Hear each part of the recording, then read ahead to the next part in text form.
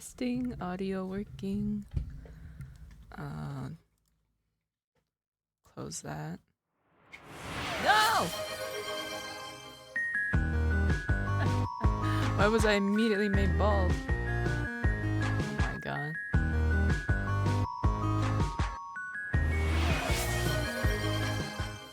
What is that sound that keeps playing? Oh, it's the Okay, maybe I should go turn that off. I forgot I was messing around with the Twitch alerts. I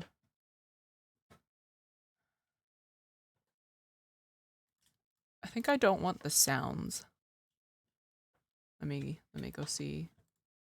Cuz I have a thing where I left the thing on where someone redeems a channel point thing, but I don't want the sound.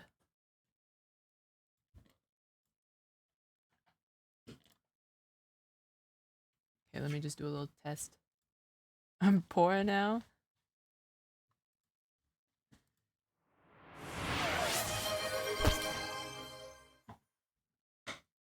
It still plays the alert sound, and I don't know how to fix that.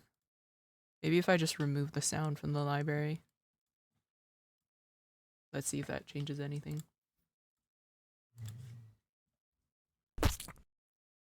Yeah, there we go.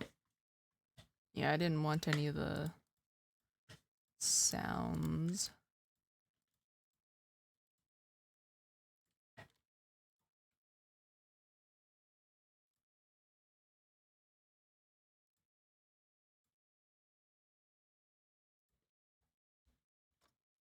Okay, well, I'll fix that later. Can I help you? No. She's so angry. Her brother's not doing anything and she's so angry.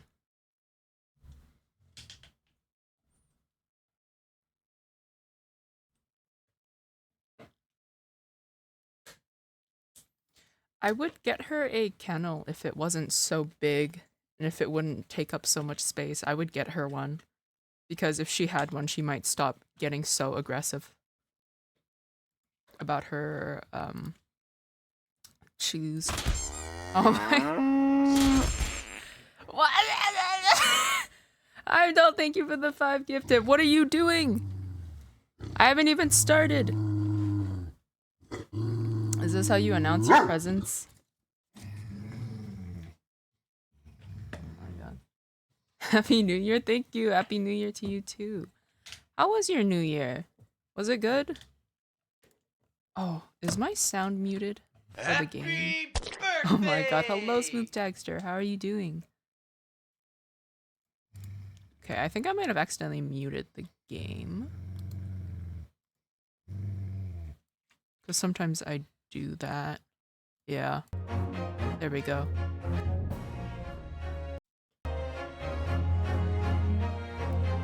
Got snowed in, but I'm home now. Oh no! How is the snow there? It hasn't snowed at all for me, and I'm kind of grateful, but also a little disappointed, because you know, just sometimes I have the urge every now and then to... I am being interrupted.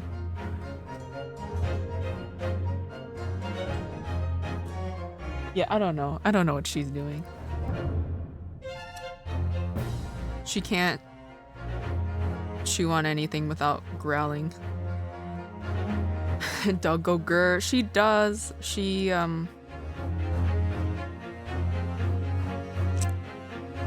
got pretty... I don't know what to call it. She resource guards. And it is kind of her brother's fault for that. Because every now and then he tries to snatch her stuff and she gets really angry, and now she's always angry at him. We had a snowstorm, so we had a meter of snow. God damn. A meter is like what? It's like a little over half of me? Like, what would that be?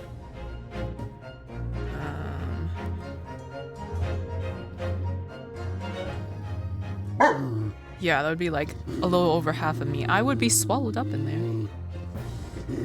I think I'm gonna try to move her. I'm gonna try to move her. Give me a second. Can I help you?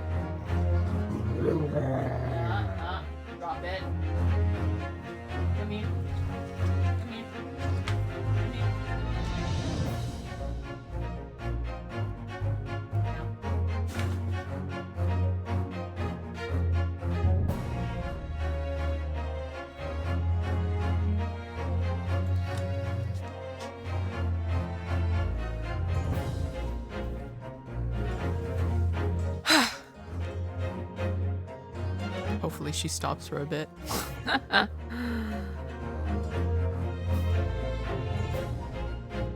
Or was I? I don't know. I've lost my train of thought. Oh no, my tracking is very messed up. Nope, she's still angry. She's still very angry. I'm just gonna leave her be. Maybe she'll stop eventually. I think we were in the middle of the... We were at the very last part of the investigation for that second last case. But yeah, as I was saying, it hasn't snowed here yet. I don't think it's ever... It snows much here anyway. I think the highest I've ever seen the snow is like... Maybe like below my knee? Below my kneecaps? Oh my goodness.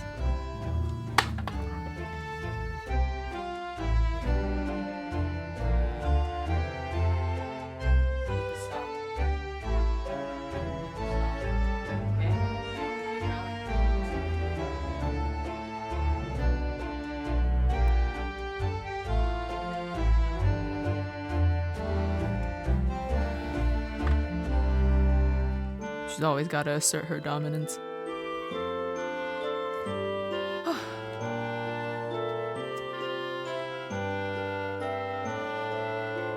Alright, I don't even remember what we were doing. What did we just finish in here?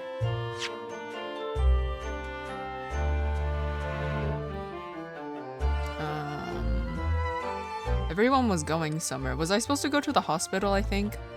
I don't remember.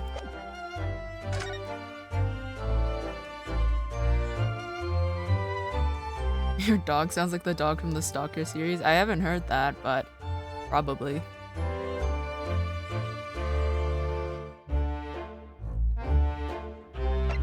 I'm assuming most dogs growling sound the same, as long as they're similar in size. We will try Mr. Vigil's hospital bed again.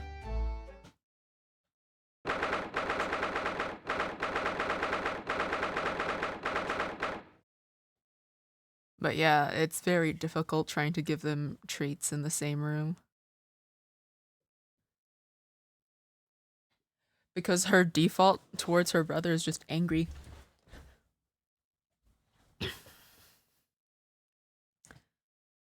Problem is Marble streams so late for me is stupidly early. I'm sorry, it's the time zones.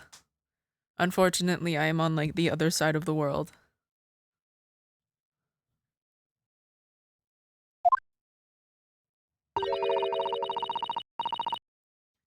This is the ward where Mr. Vigil was brought, apparently. To be frank, I'm a little worried about seeing him again. Does that mean Australia? No, I am from Canada. Maple syrup runs in my veins. Although I don't really like maple syrup. I mean, I haven't actually had it that much. It's okay, I guess.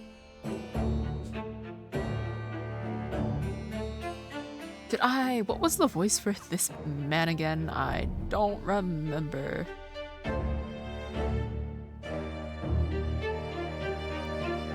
It sucks, the time zone. Of course, the time zone. I can never suck. Come back here, so I like the entertainment. Oh, thank you. Well, the thing is, next week school is starting for me, so my usual schedule is going to shift. Something I've been debating on doing is whether I want to, if I would rather stream in the afternoon rather than the evening for me. So I don't know. We'll see. I think one of the classes I'm taking is in the evening anyway.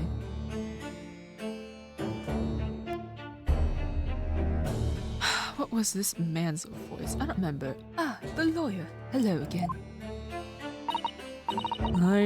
Are you feeling better now, Mr. Vigil? You have to remember, we literally re-traumatized this man. We forced him to remember things that were so traumatizing, he forgot about them. Yes, thank you. Somewhat better. I'm so sorry to have caused you to. I mean, it was because of me. If I hadn't exposed your secret and forced you to remember things you'd obviously try to forget.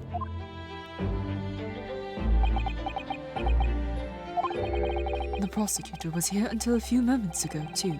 You just missed him. Oh, Kazuma beat us to it. He said much the same as you. He was very apologetic. But the truth is, I brought all this upon myself. Please, don't think like that. Keeping it from Evie, my wife, all these years, I've carried such a sense of guilt. What is this pose? Isn't that uncomfortable? I'm doing that with my face right now, and my arm feels doesn't feel natural the way it's turned.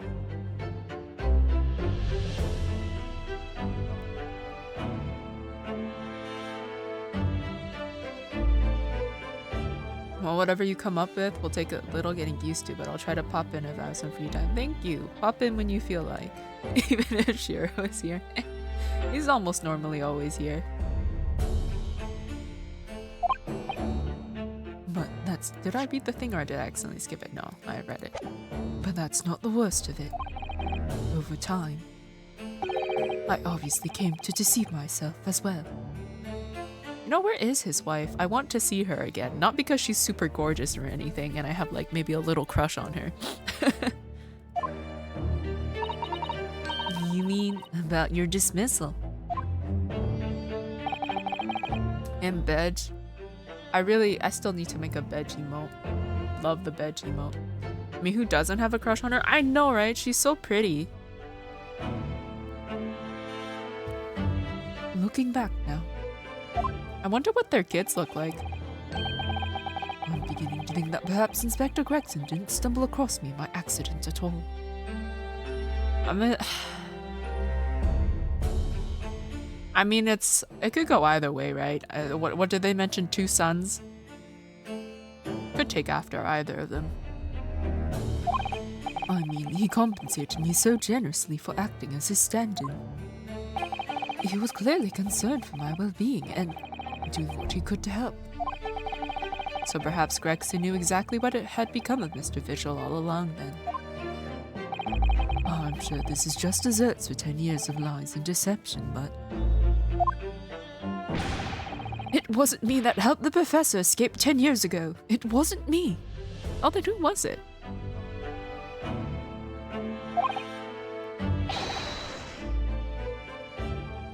I swear it's true. Oh, Mr. Vigil. I'm sure you'd rather not dredge up even more from your past at this time, but if possible, could you tell us exactly what really happened? I don't know if it's like the color of his eyes, but like they're so... What is the word I'm looking for? There's like unsaturated, pale. I don't know. There's something odd about his eyes. They look so dead. That's what it is. They look like dead fish eyes.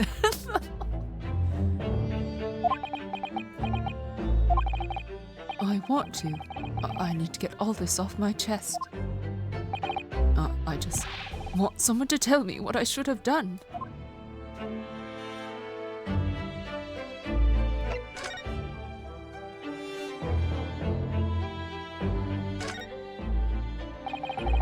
Inspector Gregson was obviously engaged in a special operation of some sort. He was investigating something that even Scotland Yard couldn't even know about. Details of the Reaper's marks, yes. It was when he had to carry out those investigations that I would take his identification and impersonate him. You'd pretend to be the inspector and carry out investigations on his behalf. Oh, no, never. A common street peddler couldn't possibly carry out a proper police investigation. Did you see the way he, like, jiggled? He looked like a doorstopper. All I would do is go to the specified location and make a little hoo-ha. Just something to leave an impression, so everyone there would think a detective called Gregson was here. So, that's what you were doing on the day prior to the incident. Yeah. Yes, he asked me to make an appearance at the park on Lime Street for the Red-Headed League event. So, as usual, I flashed the inspector's identification around and was very vocal about my presence. And then you were taken prisoner by those red-headed fraudsters. Yes. So, he would always make a point of showing Gregson's identification and generally being loud. That's what the inspector asked me to do, yes. Well, that's one way of becoming a legendary detective, I suppose. Not a good one, though. And as you know, I suffered this bruising around my neck at their hands. The following day, they kept their word and released me. Without returning the inspector's identification to you, however. We had arranged to meet in the Fresno Street room at 5 that day so I could report back to the inspector. But at the agreed time, that's when I heard the gunshot.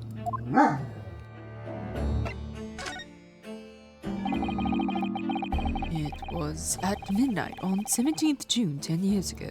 That was the time scheduled for the execution. But the professor's execution never actually took place, did it? Or rather, the execution itself must have been used to effect the plan of escape. I hardly dare to imagine what a chilling plan it was. Are you okay? Okay. She's just coughing a little bit. I think she's like almost done her chew, so she's got that like, you know, like the little small bits at the end. Oh. I'm gonna go smack her back.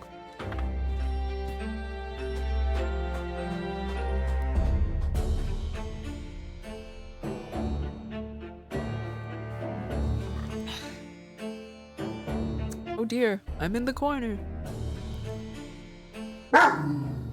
Oh, she's so angry. I should consider moving her to a different room, honestly. Barclay was renowned for being the highest security prison in the country. Everything that went in or out of the place was searched multiple times. But there was one notable exception. Or rather, one notable loophole. Something that was never questioned. I have a feeling I know what the loophole was now. I don't. I'm stupid. Oh! The coffins into which the bodies of the executed convicts were placed, correct? Yes. Once the coroner had confirmed the death of a condemned convict, the body was taken in its coffin for immediate burial in Lowgate Cemetery just behind the prison. The chief warder first had to sign the necessary papers. Oh my goodness. Okay, I'm moving her.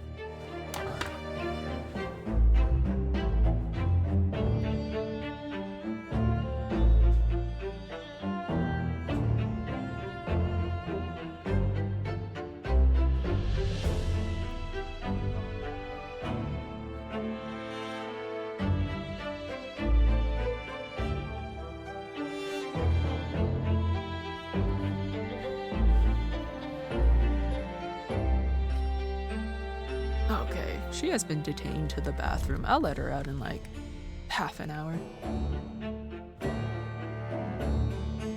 And after that, no member of staff was permitted to touch the coffin containing the body again. When executions took place, only the executioner and the coroner were permitted inside the chamber. I would wait in the adjacent room for word that the condemned convict was dead. On that occasion, once I had that confirmation, I went into the mortuary to find a lone coffin as usual. The procedure was that I would sign the paperwork having checked the coffin, and then nail it shut. But for some reason that day, the coffin was already nailed shut. No! I didn't think anything of it at the time. I assumed that my deputy must have checked the coffin and nailed it shut before I arrived. So, you mean the coffin contained? Yes, I can only imagine that Desogi, having escaped his execution somehow, was alive inside the coffin.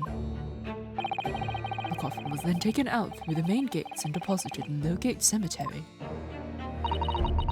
Presumably, there wouldn't have been enough air inside to breathe for long. So in the early hours following the burial, somebody dug up the coffin again to set Genshin free. But in the end, he was fatally shot in the graveyard anyway. What on earth really happened in Lowgate Cemetery that night, I wonder? I'm afraid I really don't know. All I can say with certainty are two things. Asogi couldn't possibly have escaped that way without help from somebody working in the prison. And that somebody was not me. Well, couldn't the coroner have been in on it? Because that's who pronounced him dead.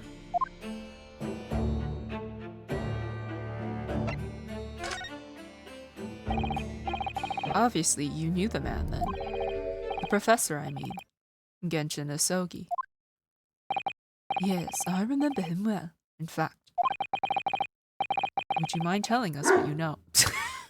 I put her in another room and she's still angry. Oh my god, there's no helping her. At this point, I'm just gonna ignore her. Would you mind telling us what you know? Well, having been condemned to death as he was, any contact I had with the man was short, obviously. After that trial, which was carried out behind closed doors, attended only by elite members of the judiciary, they called for his execution to be carried out at the earliest possible opportunity. The outcome of the trial was set from the beginning, wasn't it? It was a time of delicate diplomacy, when Britain and Japan were in the process of signing an important treaty. And that meant this potentially establishing case. Yeah, I read that right. Destabilizing? Oh. Destabilizing. Oh, that's what it was. Destabilizing case had to be dealt with swiftly and discreetly. She seems to be having a rough time. She is. The man had less than a week in total. As I was the chief warder, I oversaw a short stay in the cells until his final hour. I remember being struck deeply by his noble character and incredible resilience. What do you mean exactly? He was a killer of many men, but he was always quiet and polite. He was a gentleman and a man of intellect. In fact, I couldn't bring myself to believe what he'd done, so I asked him one day.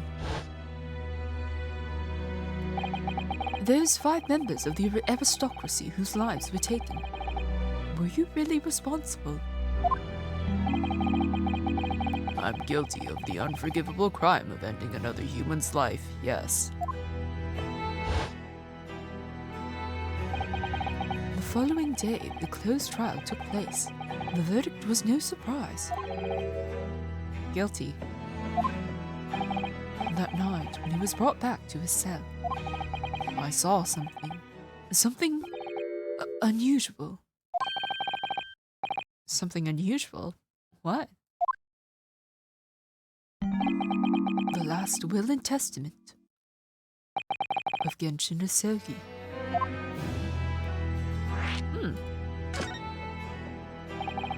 As I said, it was on the night following his trial after he'd been found guilty.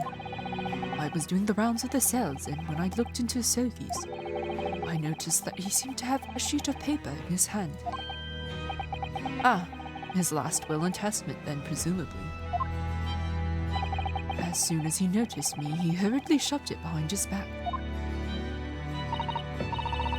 But why did you find that so unusual? Isn't it normal for a man to pen a will when he knows his death is nigh? Yes, that's true, but there were special conditions to Asogi's incarceration, you see. What sort of conditions? Well, even though he was held in a cell designed for condemned inmates, he was allowed to keep his personal effects with him, with one exception. I'm assuming the exception is like his little katana thing? Really? He was allowed his things? That is unusual, certainly. Of course, he'd been convicted of killing 5 members of the aristocracy. But at the same time, he was a guest in our country from the Empire of Japan. The powers that be were determined that his final days shouldn't be needlessly uncomfortable. And what was the exception you mentioned to the personal effects he was allowed? And that's the point. He wasn't permitted to have writing materials. So he could have everything else but writing materials. Specifically, no pens or paper. So, he was prevented from leaving any written record of what had happened to him. Yes, that was the long and short of it. I have no idea where he obtained that paper. Any writing materials would have been confiscated from him upon his incarceration. As I said, he hid the paper behind his back, and then he pleaded with me. What did you just hide behind your back? Please turn a blind eye. This is my lifeline. But you know it's against the rules. You're the only person who's seen. If you just agree to keep quiet. All right then, but what's on that paper? A last will and testament. This will is the only weapon I have left now.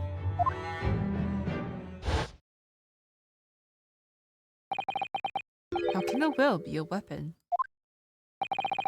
So I decided to pretend I'd seen nothing and let him keep his will.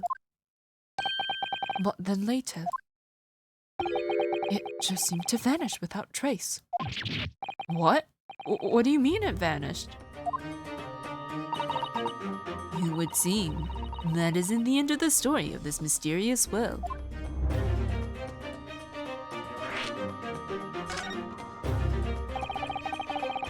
I was the only person who saw Sogi's will, But somehow it disappeared. it was after Sogi's execution. Which was actually an elaborate jailbreak. The warders gathered up Sogi's possessions that were in his cell. They were all to be sent back to his family home in Japan, you see. To poor Kazuma-sama. And you're saying that it wasn't anywhere to be found among his personal effects? The will, I mean. That's right, though I didn't search through them myself. But Governor Caden was livid. He was screaming. It can have disappeared completely. That doesn't quite make sense though, does it? In what way? Well, we'd understood that only Mr. Vigil was aware of the will's existence. In which case, how did the prison governor know to look for it? Oh yes, you're right. I really don't know how he knew. But it certainly seemed as though he knew of the will's existence from the outset. Never asked how did it go in the interview? It went okay. It went good in my opinion. I didn't get an offer though. Only he didn't refer to it as a will. What he said was, the Asogi papers. The Asogi papers? I really can't tell you anything of the subsequent events. Because, well, of what happened. Your dismissal, and the way you blocked it all from your memory. I'd forgotten all this until today. I don't suppose it's relevant to the case, though. Well, anyway, thank you very much for sharing it with us, Mr. Vigil. We're very grateful.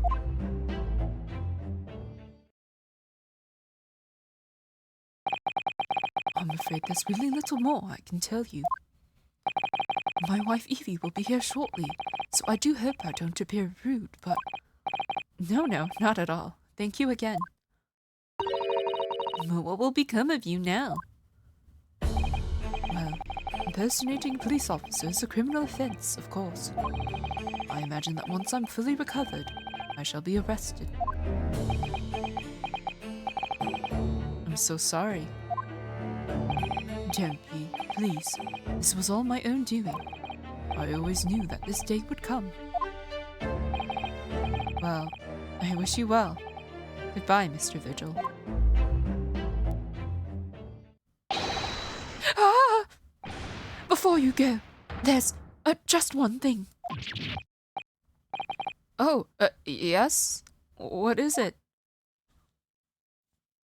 The Asogi papers. I'd be very grateful if you'd make no mention of the thing I told you about them. No mention of the things I told you about them. Presumably for some good reason. It's my understanding that their very existence is a closely guarded secret. If it became known that I'd remembered, well, it could be rather troublesome, I think. I understand. Some sort of will that Genshin Asogi penned just before his death, which the man himself claimed was his last weapon. I wonder, perhaps it had something to do with his plan to escape. If there's anyone who might know more about a document that Kazuma's father left behind. It would be Mr. Vigil's governor. And then we know precisely where we must go. Back to Barclay Prison. At least you did good, that's all that matters. Thank you. You were worried about on-the-spot coding. Yeah, I didn't get asked any coding questions whatsoever. I was just questioned about my resume. My phone, I swear, anything near the spacebar is in a war zone. Yeah. I have a tendency to hit the B button instead of spacebar on my phone. It's always the B. Okay, well, I can examine for some reason. I don't think anything will change, though. Well, at least he seems to be on the mend. You know, his disguise as Mr. Gossip was really quite masterful, wasn't it? I can't remember anything about it except for the floppy lip. I imagine not even his wife would have recognized him. Perhaps. But did he really have to take it quite so far?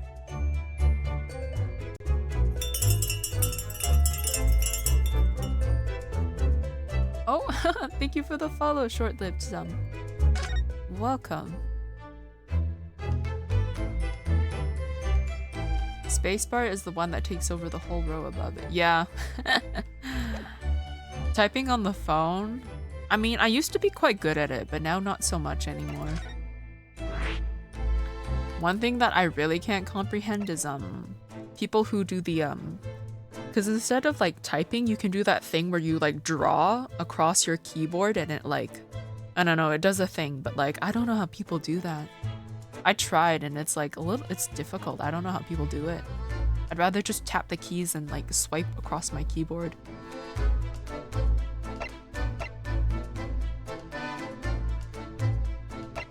Alright, we said we were going to the prison, right? Oh no, we were going back to Barclay Prison. Yeah, no, I don't think he has anything to say to me. Or was it prison governor's office?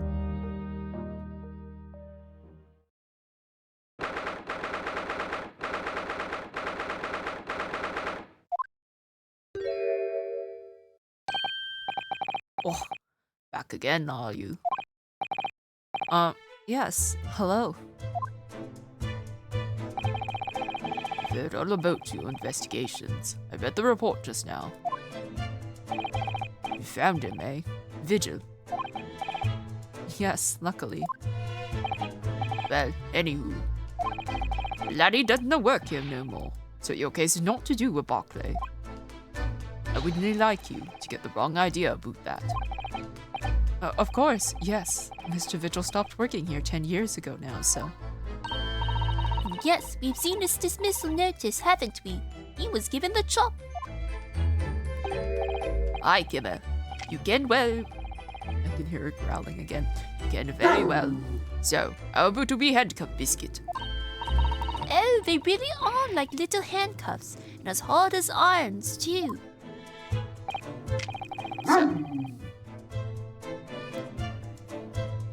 Damn, she's really upset.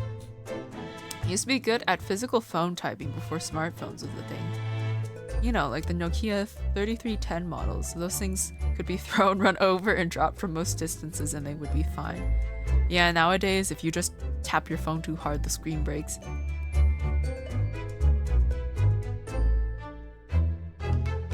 But yeah, I don't know.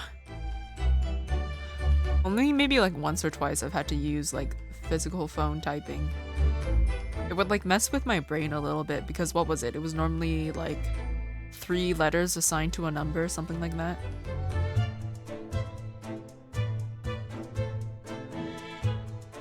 So, what's brought you down Dunia the day? Well, there's something else we'd like to ask you about, actually. Is that so? We believe there might have been a document that disappeared from Genshin Asogi's cell. I think it's been called the Asogi Papers or something. Oh, the music has stopped. Did I no say? Drexen's death is not to do with things that might have happened at Barclay. Leave the past in the past, laddie. Let's not footer boot with irrelevant details. His expressions changed completely. We're clearly onto something here. Can we ask him about it? That murderer's botched execution, and the whole miserable escape. They were Barclay's darkest hour, aye. Shocking embarrassment. Because the convict had a collaborator on the prison staff, you mean? Aye, for shame. The coroner who confirmed the death of the man after his execution, Courtney Sith. My chief warder at the time, Vigil, was in charge of the whole affair. But Mr. Vigil says he didn't know anything about it. The rascal would nay say otherwise, eh? More handcuffs? Oh, how could I say no? You can never have too much iron in your diet. When Mr. Vigil was handed his dismissal notice as a result of what had happened, he was so despairing he jumped out of your office window, didn't he? I didn't like to say, but that's just Vigil trying to get out of it. I do not think he would nay have jumped from the shock of his crimes being exposed, eh? I do. You would nay say otherwise, though, would you? Of course, I can shun all responsibility myself. I shouldn't have let him deceive me. Actually, there's barely anybody that kens what went on at the time now. With Gregson having been murdered and Dr. Sith forbidden from having any visitors. No visitors? Someone obviously doesn't want her giving anything away. Well, we're not going home empty-handed. When they dream of sending you packing, we're not, Kimmer. Here, take a handcuff or two. Oh, well, it would be rude to say no. Wouldn't want to become anemic.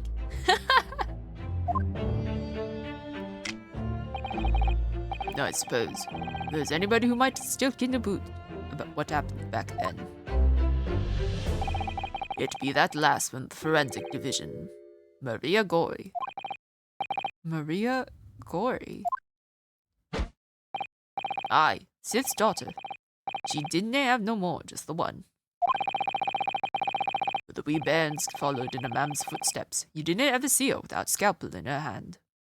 Is she into getting cuffed? Iris? She's like 10. Ah. Yeah, the girl that wanted to dissect us. Mama, what is this? Ah! Where did she spring from? And did you just call the doctor Mama? Dr. Sith's daughter, Maria Gory. You could do with talking to her. Huh. I guess she didn't take her...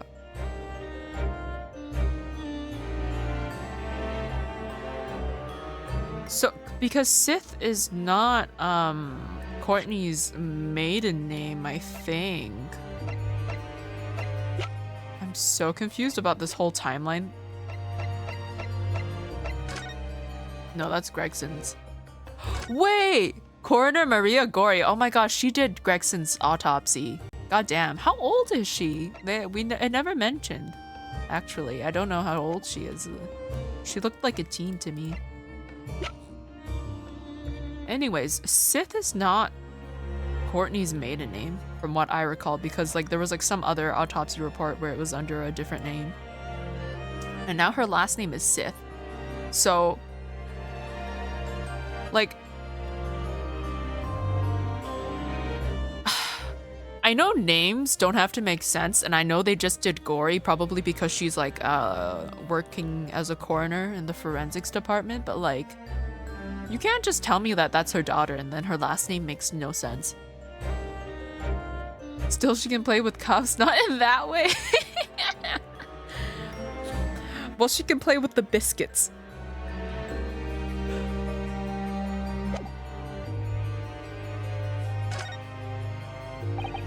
So, she's Dr. Sith's daughter, but her surname is Gory. Oh my god, thank you. We're gonna talk into this. Aye, there's some family history, I'm sure, but I didn't get in the ins and outs of it. She grew up watching her mom working with the bodies of folk who died in strange circumstances. Decided to do the same with her own life. I can understand it myself. Perhaps she was driven by a deep respect for her mother. Perhaps. Anywho, she was in charge of Gregson's autopsy, I believe. Right, the coroner responsible for this incomplete report. Someone told me once that the wee lassie always loved her mam's stories about cutting up bodies. There's even a rumor that she used to listen to the funeral march as a lullaby. Well then perhaps her mother might have told her about the autopsy from the case 10 years ago. Aye, I'd say there's a fighting chance at least. After all, that was a life-changing case for all of us. You really need to speak to Miss Corey herself about this, I think. Well, thank you very much. I'm no happy about any part of this. It took years for Londoners to finally forget the whole professor business. Can you no give up on this, laddie? Stop asking pointless questions. I'm sorry. I don't like dredging up these painful memories for everyone. You know, just stay away now. Leave me alone and didn't come back here, eh? And these soggy papers. Had you come to kin about that, laddie? There's no many folk here in the prison who've heard of those papers. Well, I can't tell him Mr. Vigil told me. I'm afraid our sources must remain confidential, sir.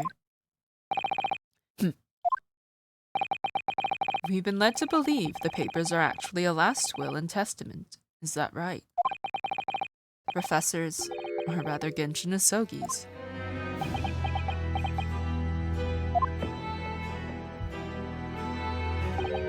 Aye, that's right. You're well informed, Jimmy. Oh, is that the end of the silent treatment? But then after the convict's execution, it mysteriously vanished from his cell, didn't it? Evers, no. You're off at half-cock there. I think you didn't quite get your facts straight. It was there in the cell, exactly where it should have been. Oh. No, we heard elsewhere. Let me just have a wee hook around in here. I'm sure I can find it. Aye, here you are. See? The last will and testament of Genshin Asogi, written with a calligraphy brush. Of course, I cannot read a word of those Japanese squiggles. But I mind it says he leaves all his worldly possessions to his son back in his homeland. Yes, that's correct. That's the gist of it. So these are the Asogi papers? Aye, of course they are. Papers written by Asogi, no doubt about it. There's no mystery here, laddie. That's your lot. After all, the that slayster of an execution. We sent the man's possessions back to his clan in Japan, and that was the end of it. I think we ought to make a record of this, Mr. Naruhodo, just in case.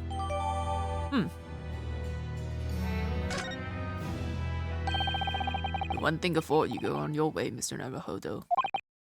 Oh. Yes? Those papers are not to do with Gregson's death. I'd prefer it if you didn't make no mention of them outside this office. Or rather, I wouldn't just prefer it. I consider it an order from the highest levels of government.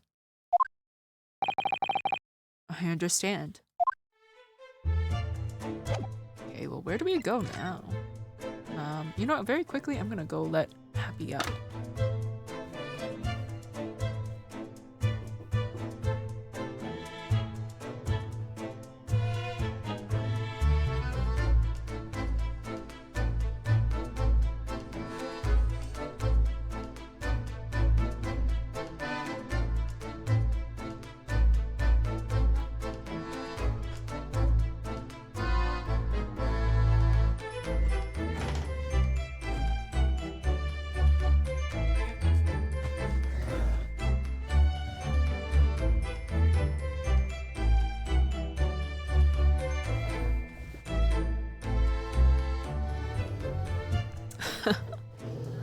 Yes, it is always good to be happy. But right now, Happy isn't very happy. She's very still angry. Have we been to the... Have we been to the prison? I don't think Van Zeeks has anything to say to us.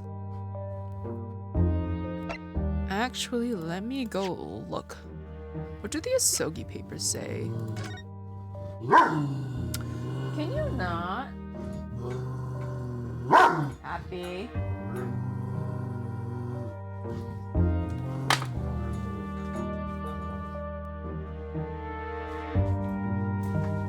No, I'm taking this away. No, I'm taking it away. You've been growling, I'm taking this away. She's an angry dog. Only when it comes to food and stuff.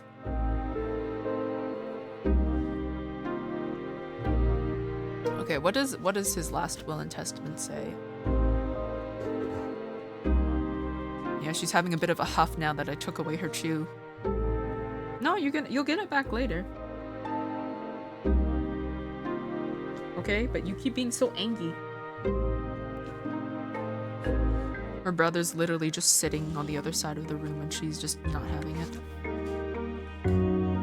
Okay, his last will and testament. I, Genshin Asogi, hereby request that upon my death, any and all material possessions and wealth belonging to me in London be delivered to my son Kazuma Asogi in the Empire of Japan. It is with deep sadness that I accept my fate in this foreign land in the knowledge that I will never see my homeland or family again. But I regret nothing about my chosen path. I mean, I'd be angry if someone took my food or messed with it. Yeah. I've caught him once or twice snatching her food, and that's why they have to be fed separately. But she keeps thinking that he'll do it. And that's why she's constantly growling while trying to, like, chew on her things. Anyways, there's nothing... I don't know if this is really what he wrote. Like, I feel like this might be a fake copy.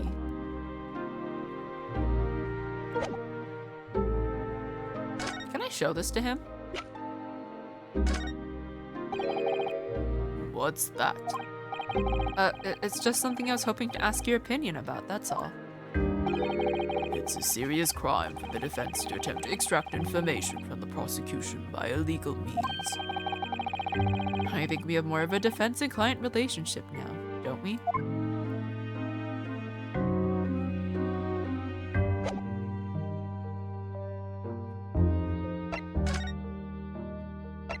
Hey, where do we go now? Is there anything at Fresno Street? No. What about the hotel?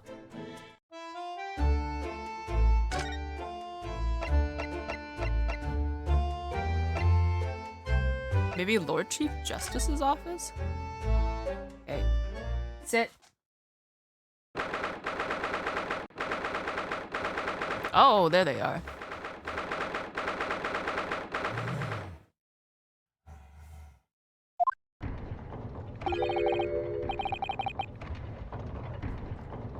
No arguments, Prosecutor Asogi. You will continue with the trial exactly as I instructed. Is that clear? Oh my fucking god. Do I have to take that away from you?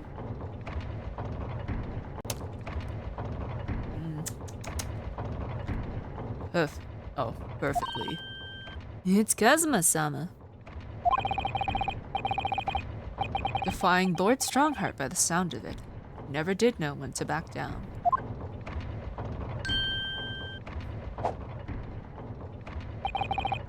On your way now, Asogi. My lord.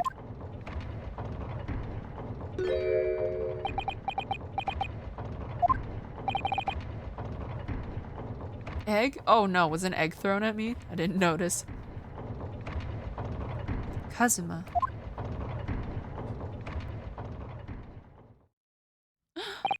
He wouldn't even talk to me. He left without saying a word. Ow! Well, I definitely saw that. Eat chankla? Do you imagine if they made a chankla out of chocolate or something? Yes. What are you doing here? Oh, well, I was just hoping to ask you a few questions if you wouldn't mind. I wanted Van Zeek's trial concluded today. But Prosecutor Asogi's unwelcome inquiries are going to make it take longer than necessary. Unwelcome inquiries? As a result, I'm losing even more precious time. Currently 2 hours, 55 minutes, and 41 seconds. 42, 43. And then we must resolve everything before 3 hours have passed, Mr. Naruhodo.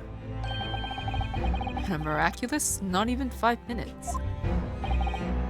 Anyway, I can't let the man's obvious bad mood put me off. I need information. Oh, are we? Okay, we're at an ad starting soon. Is yeah, ads are starting soon. Chancla is basically a slipper. Is it what language is it? I think it's just slipper in another language. Isn't it?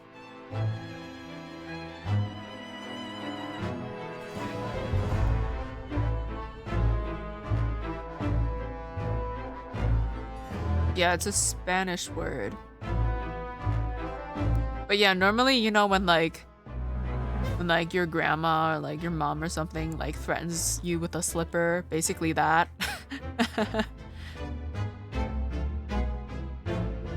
I know in different cultures it's different things.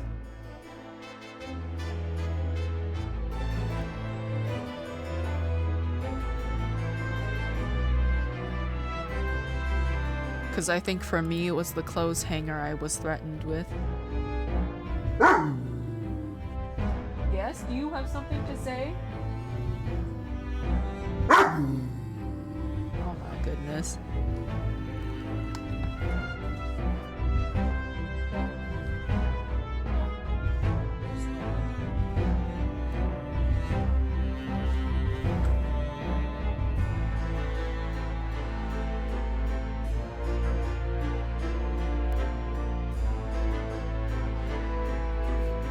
What can we ask him about?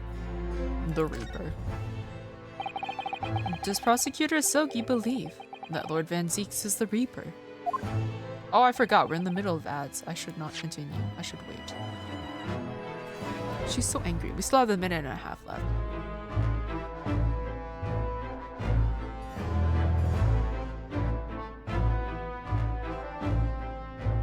You know what? Why don't I just go Google how much a kennel goes for?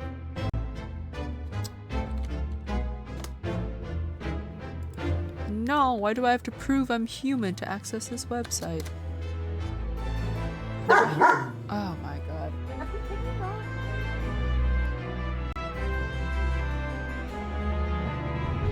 Never had the slipper threat, but I've seen a few Spanish, Italian, Mexican with either slipper or like a big cooking spoon and kennel. Yeah. Excuse me. You're not. Give this away. We're not having it back anymore.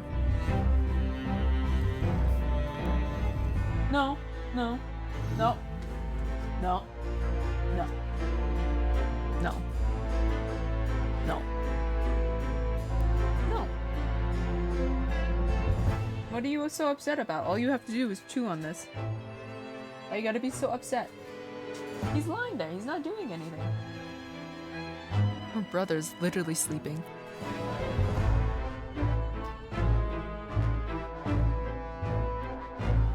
My theory is that if she's in an enclosed space, she won't feel so threatened about having her food taken. I could be wrong though. There is always the slight possibility that if I ever do get her a kennel, that she's just still gonna be really angry.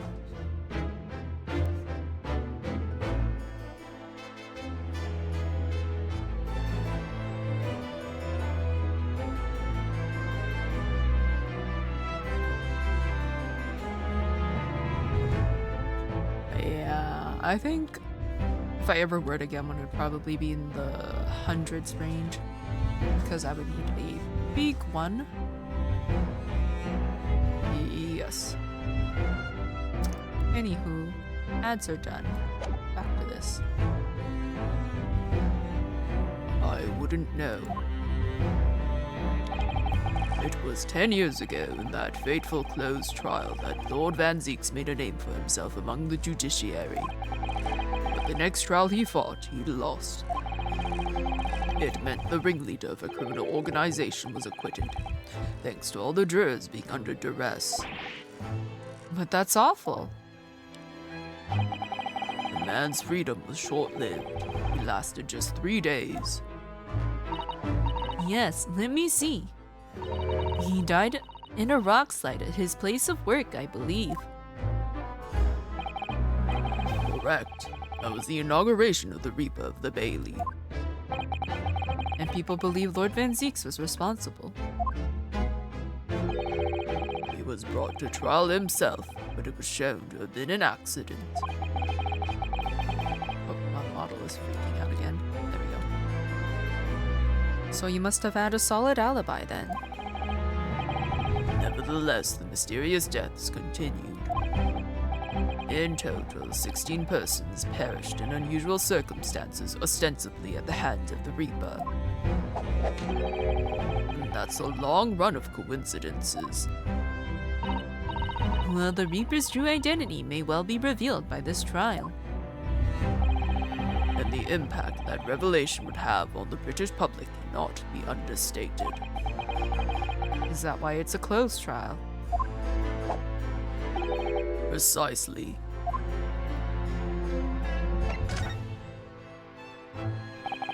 This country hasn't seen a closed trial for 10 years.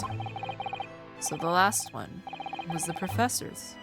The trial against Nasoki. Correct. Actually, we heard that originally. You were going to prosecute that trial yourself, Lord Strongheart.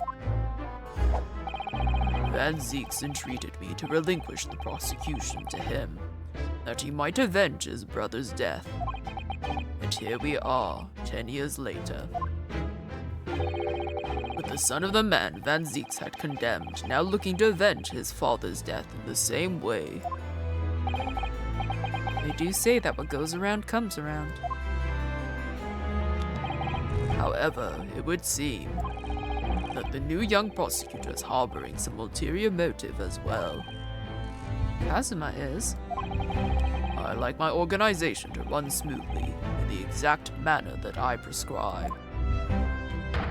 As with the giant clock in here, I won't tolerate a single cog being out of step with the others. Ah. So that's what all these gears are about in here. If the young man refuses to mesh with the other parts of my great machine, I will be forced to take steps. What do you mean? not something with which you need to concern yourself. In any case, all your questions will be answered tomorrow.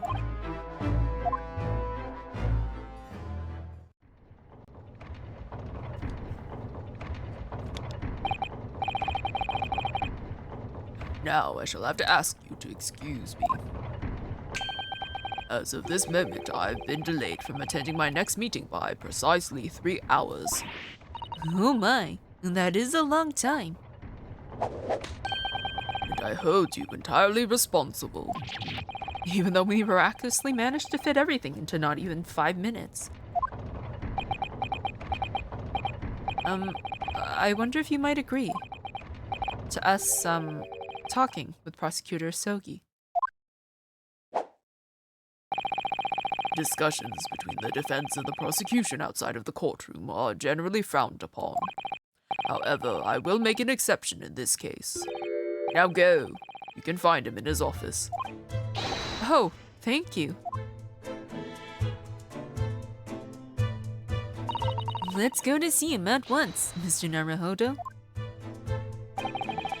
Kazuma's my best friend in the world, but I'm really not at all sure I know how to talk to him at the moment.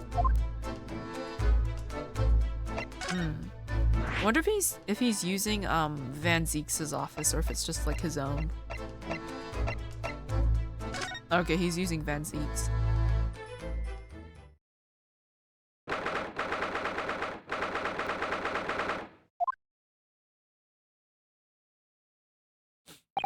I think it's really cute that he has a mini replica of the crime scene in the middle of the room. So, this is the office of Prosecutor Soki now, is it? Kazuma-sama is doing so well for himself. Even though he's always forced to kneel on the floor, Japanese style, in that dark corner. It's his habit to sit Seiza style whenever he's working.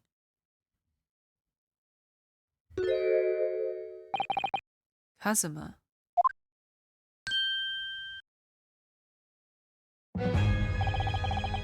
I thought it wouldn't be long before you paid me a visit, Ryunosuke. I was right about what I said, wasn't I? Sorry? That you have all the makings of a great defense lawyer. Well, I always believed that you'd fulfill your dream of advocating in the British courts. I just never imagined for 1 second that it would be as a prosecutor. Seeing you stand in a foreign courtroom. So gallantly realizing your dream, Kazuma. I'm truly happy for you. I'm off to sleep, need to get some good rest, lots to do tomorrow. You have a great trial and have fun, see you keep being awesome. Thank you, have a good sleep, I'm doll. See you next time. Maybe later for Mass Effect. And I am truly thankful to you, Judicial Assistant Mikatoba.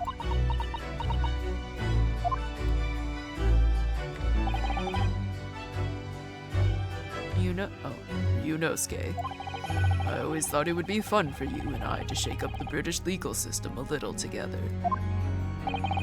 This isn't quite how I envisaged it, but I suppose it's just another twist of fate. I've learned a lot of things during my time in London. About how Susato-san's father was himself a visiting student here once along with Judge Jigoku. And about what happened with your father. Then you'll have no difficulty understanding why I had no choice, why I had to find a way to get to Britain as a visiting student myself. I want to hear it from you, Kazuma. As you wish, Ryunosuke Naruhodo.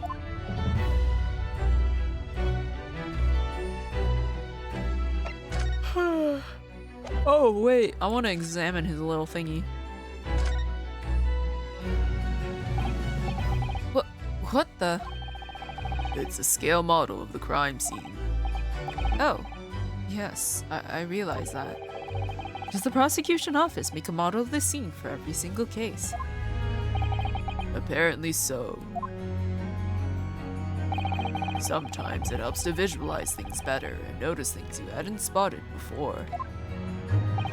Actually, the miniature notice board is my work. Be honest, you enjoyed making that. That's cute. I don't think there's really anything else to look at. I don't know if you would say anything. Casks floor to ceiling, just like the last time we were here. Hallowed barrels, I suppose. They're arranged according to vintage, flavor, and region. Every week, they're all taken out and put back in order. What? Every week? Lord Van Zieks can't seem to settle on the perfect way of arranging them, you see. Vintage, flavor, and region don't neatly coincide, and that's the trouble. Gosh, being his apprentice must be a real challenge. Actually, no. Oh? He considers the task too important to entrust to anybody else, so he does it entirely on his own. So he's a barrel of laughs here and in court then.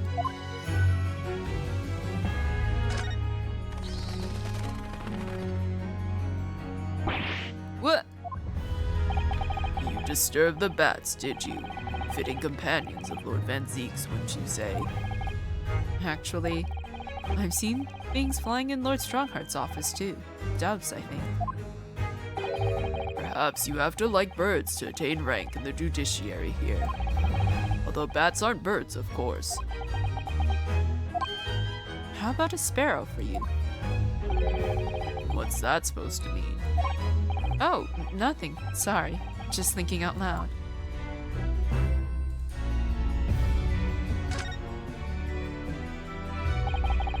Do you know who the man in the portrait is? Why would I? What? But you're Lord Van Zieks' apprentice. Yes, apprentice, not friend. During the time I was suffering from amnesia, I didn't even notice that picture. Oh, really? I mean, it's not the smallest picture. I wouldn't have the first idea what the man decorates his office with.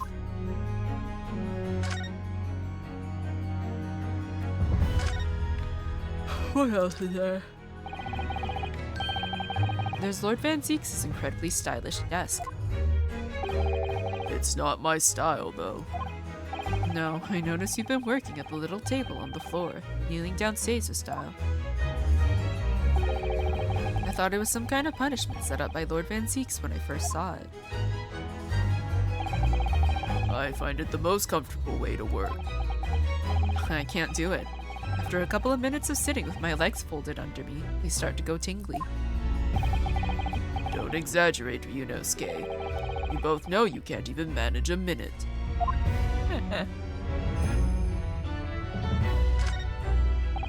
Lord Van Zieks' fine collection of hallowed chalices and bottles, all neatly lined up.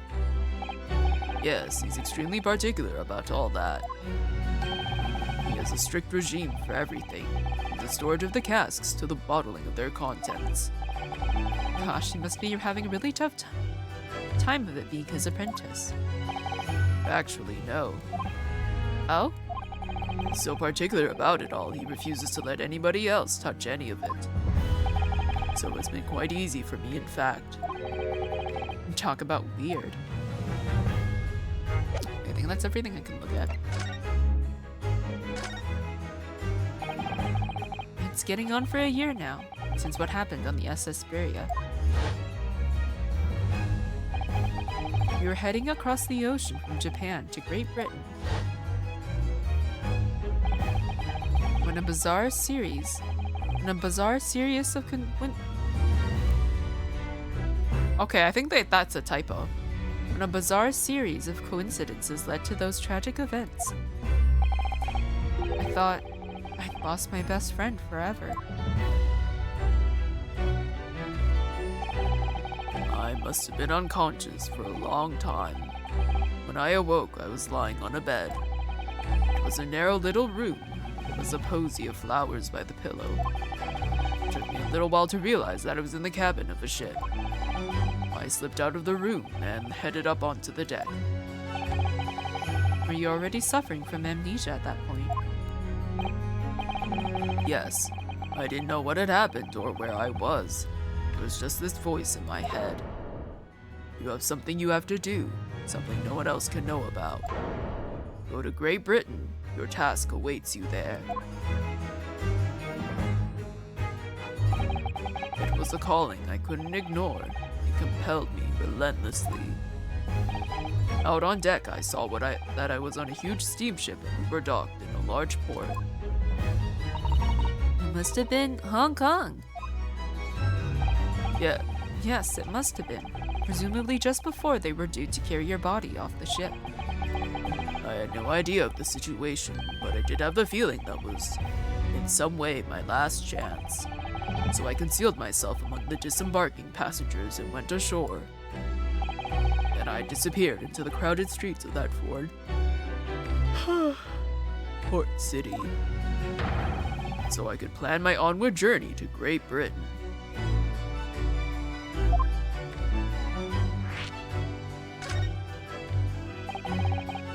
Just under a year ago, with all my past memories lost to me, I was left behind in Hong Kong. Everything was foreign to me. The sights, the sounds, the smells. My head reeled. I was truly at a loss. I realize now that I'd escaped as a dead man, with nothing but the clothes on my back. No money, of course. Oh, how terrifying for you. Luckily, though, I had 2 feathers in my cap. One being your knowledge of One being your knowledge of English, I suppose. That's right. And on the back of that, I was able to pick up some work as a deckhand on a cargo ship.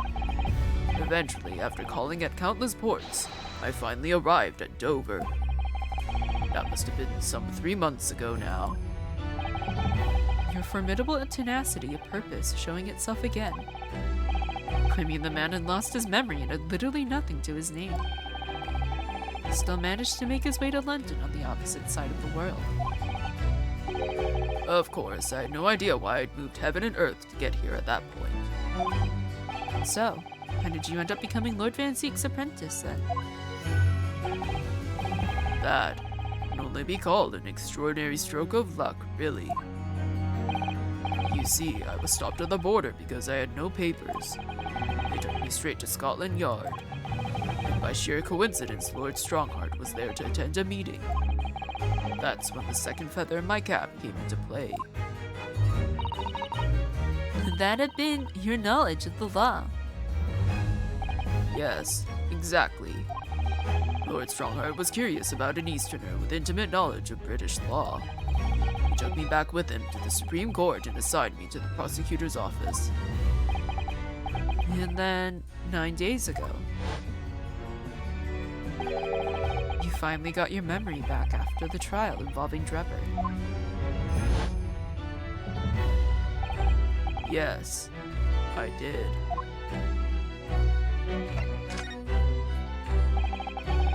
Ever since I first met you at Yume, you talked about your dream. Mark my words, Ryunosuke. I'll be chosen as a visiting student to make my way to Great Britain someday.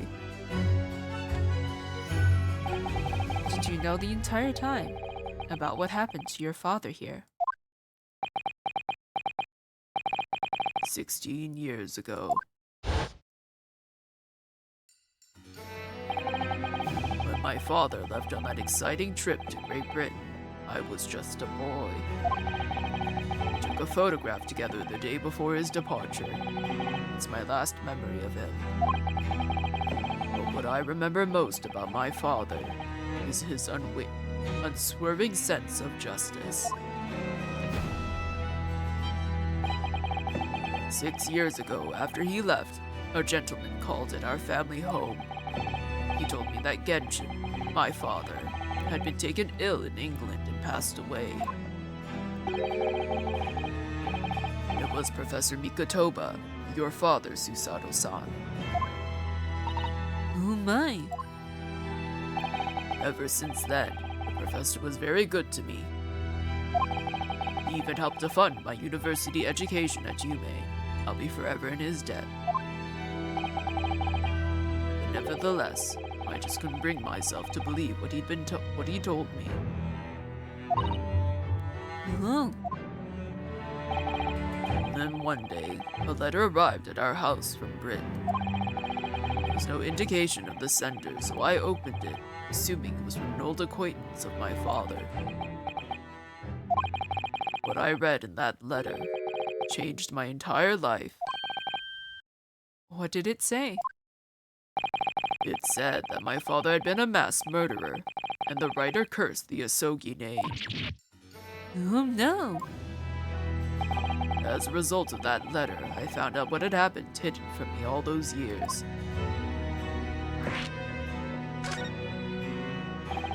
Presumably, the letter was sent from a relative of one of the victims. If whoever it was had been a member of the judiciary, it could have been present at the closed trial. The letter revealed that my father had been sentenced to death, executed for being a killer. I'm so sorry you had to find out that way. I imagine the British government did its very best to silence whoever sent that letter. But someone who knew the truth and couldn't bear the resentment was always going to be a problem. But still, it could have been written by anyone. Why would you believe such a thing?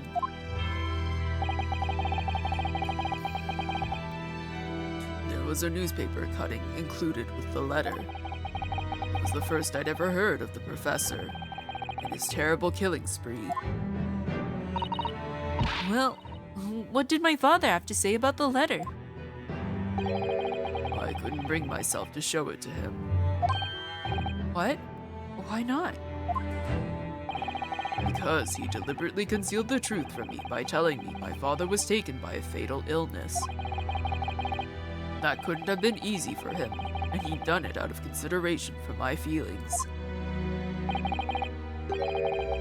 So instead, I showed the letter to Judge Jigoku. Ah, to the other visiting student. He faltered for the briefest of moments, but then he just laughed the letter off. In that moment, I saw it on his face. He was undeniably shocked, shaken momentarily before recovering his poise. A year later, my bereaved mother succumbed to the strain of grief, and she too passed away. That's when I made up my mind that one day, without fail, I would cross the seas to Britain and seek the truth for myself. The truth about my father, Genshin Asogi. And I wouldn't let anyone stand in my way. Oh, Kazuma-sama. Okay, real quick, because I feel like this might be the end of the investigation. I could be wrong. I just want to check if I can look at stuff in here. Because the last time I tried to look at stuff, he wasn't here and I got... Yeah. Ah, there we go. This grandfather clock is fitted with a terrifying blade that keeps dropping down. It's mounted on the guillotine, French execution device. Might have heard of it. And yes, before you ask, it can drop. heads off, you mean? Havers, no, carrots and parsnips and so forth. Oh, If you place a large carrot on the bottom there in the morn, by evening it'll have been cut clean in two. well, the blade must have an almost indescribable edge on it then. An axe, a hunting rifle, and 4 pairs of handcuffs.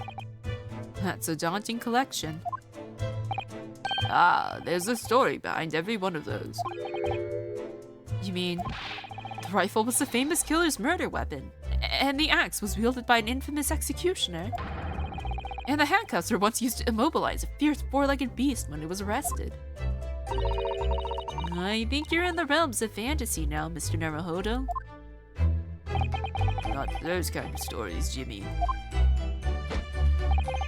That axe was the one I used to chop down the cherry tree at my house. Mrs. Gaydon was named best pleased. The cuffs on the left are the ones I caught my first burglar with back when I was a bobby. The stories were a little different to those you imagined, I think, weren't they? Yes, to my relief, And in some small way, my disappointment. Alright, are these all the previous chiefs? I suppose these are all former governors of Barclay Prison, are they? Either that or former inmates who the governor has sent to the gallows. Oh dear. They all have such severe expressions, I really couldn't deny their possibility. Especially the one on the extreme right. His expression goes beyond severe into a whole new territory. That one's me. I'm terribly sorry, sir. Is it a prerequisite of the job, perhaps? Having a severe expression, I mean. Of course it's not. Although, it is taken into consideration. A lot. Okay, I'm interested in this bird. I never have expected to find a parrot in a prison. It must be the governor's pet. Given where we are, it's hard not to see the poor creature as a prisoner. Let me out! Don't kill me! Ah! Has the bird learnt to mimic the plaintive cries of the inmates in the cells? Oh, no. He's one of 3 siblings, you see. And he still croos out the names of his 2 brothers like that all the time. Right. Let me out! Didn't kill me? I hear you, laddie. You want your dinner, eh? Didn't I do it? The bird's name is Didn't Do It? Oh my god. That's a very large cabinet full of papers, isn't it? It's labeled Inmate Register. Look. All the files are in alphabetical order. That's 50 years worth of records of Barclay's inmates. Whether or not they left alive after serving their term.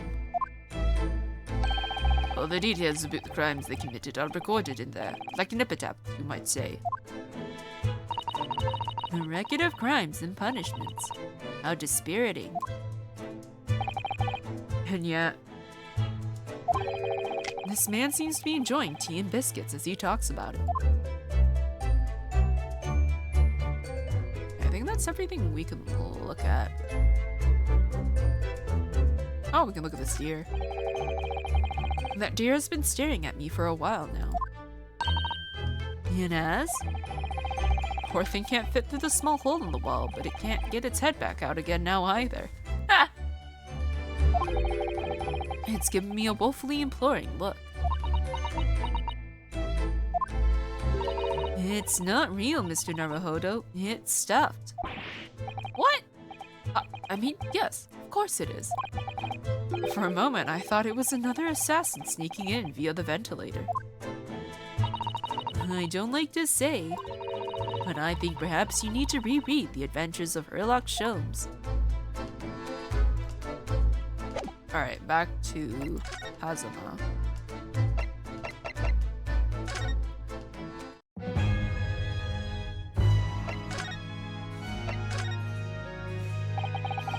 What we learned today in court turned things completely on their head. It was an impressive piece of lawyering, Ryunosuke Naruhodo. Lord Van Zeeks isn't the Reaper, you know.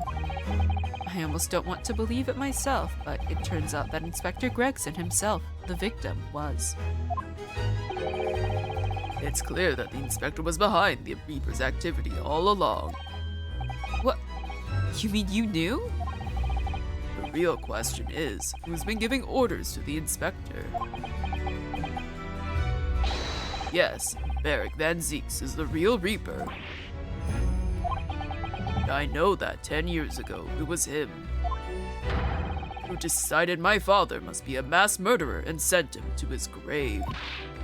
No, he was merely seeing that justice was done as the law dictates. He's not to blame. Ultimately, it's people who condemn people. The law is just a tool they use to do it. And when a man condemns another, he must take responsibility for his actions. Of course he must. But I know for certain that my father would never have taken another man's life. Kazuma. On the contrary, my father's life was taken by the Reaper.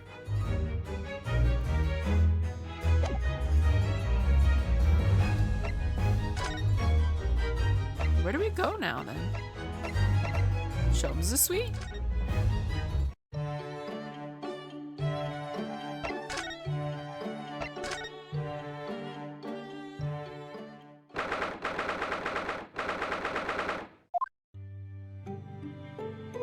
Or maybe we have to show Kazuma something. Yosogi papers, maybe?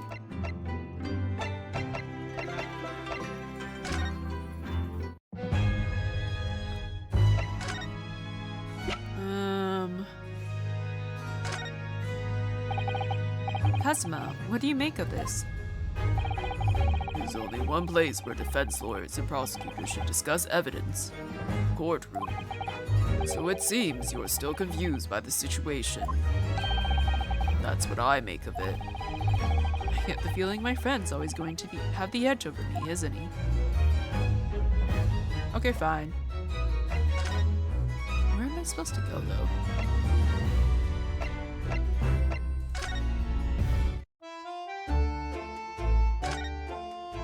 I've gone pretty much everywhere.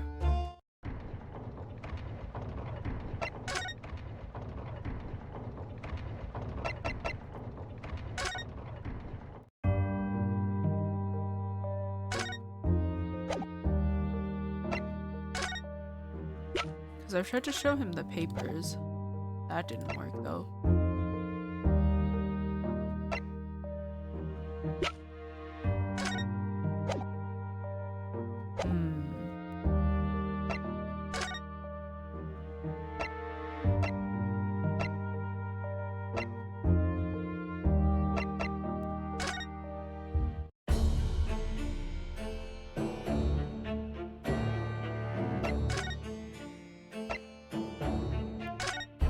Am I missing something? I can't be bothered. What does the walkthrough say? Let's see. Great Ace Attorney Resolve walkthrough. This headache is killing me a little bit.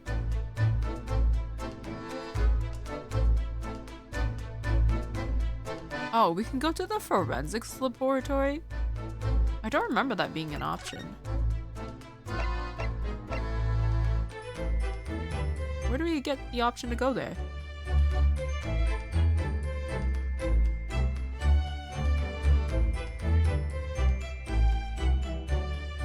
Oh, okay.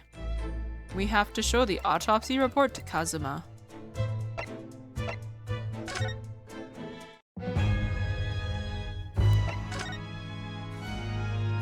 Where was it? This.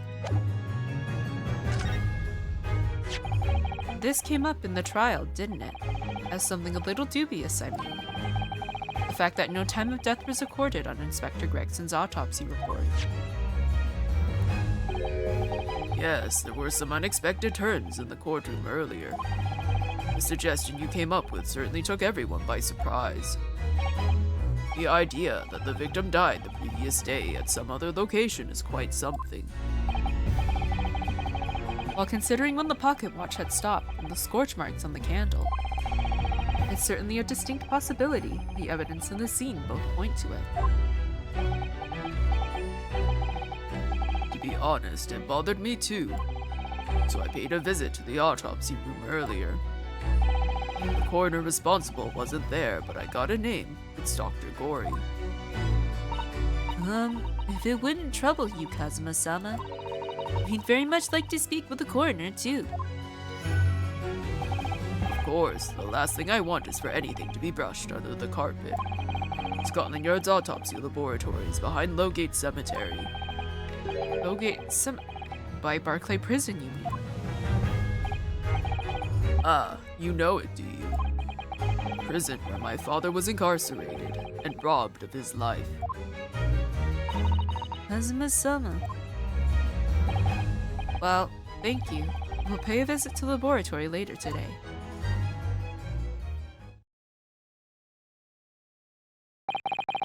Ryunosuke, I want to thank you What for?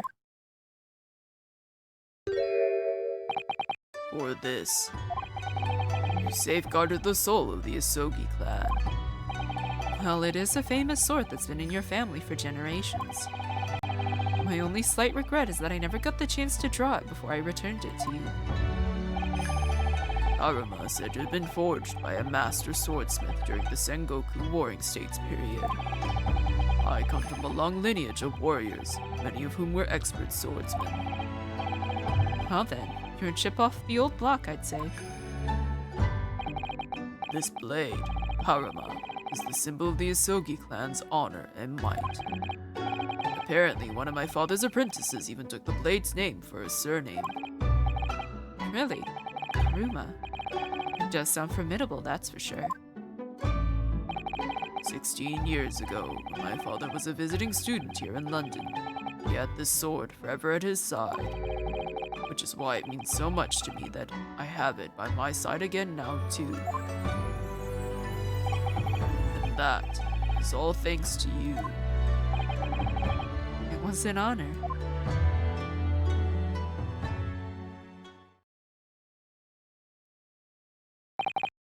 Now, I have preparations to make for tomorrow.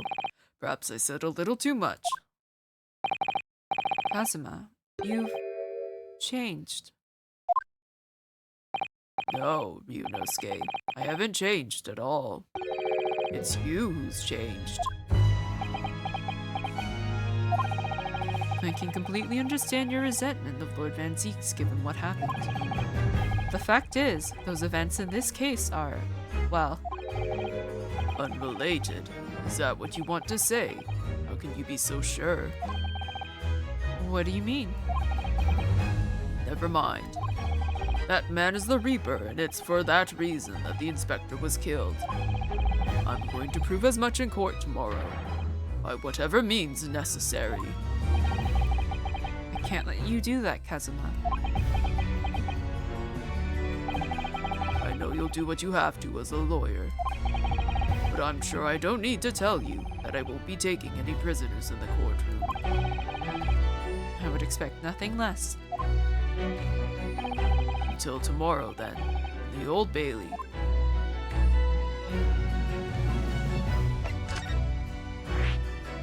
Alright, to the forensics. Oh, it's changed a little bit. Just got all the little dolls out now. Kind of cute, kind of creepy.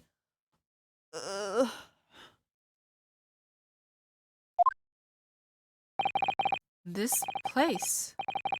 Really is creepy, isn't it? Well, being a dead room, it's probably full of the spirits of the just dissected. But actually, there's a rather pleasing scent of roses in the air. Well, being a dead room. The coroner probably needs a bulb scent like that to mask the odor of death. Iris, do you think we could change the subject?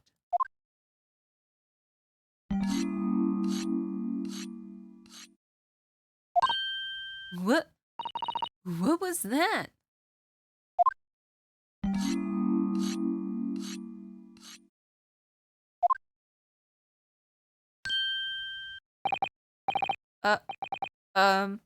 Dr. Gory?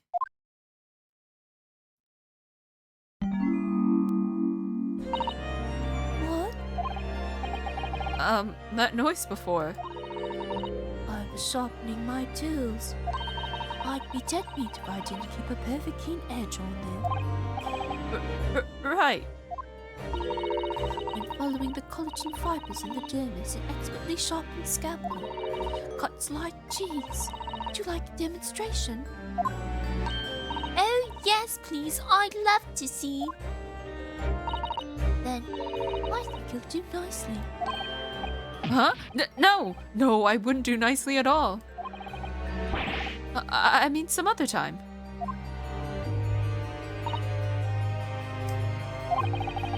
that a tut? Well, we came here to ask questions, so. Is she in my person's record yet? People record? Oh, that's what she looks like. Oh, she's 19. Huh.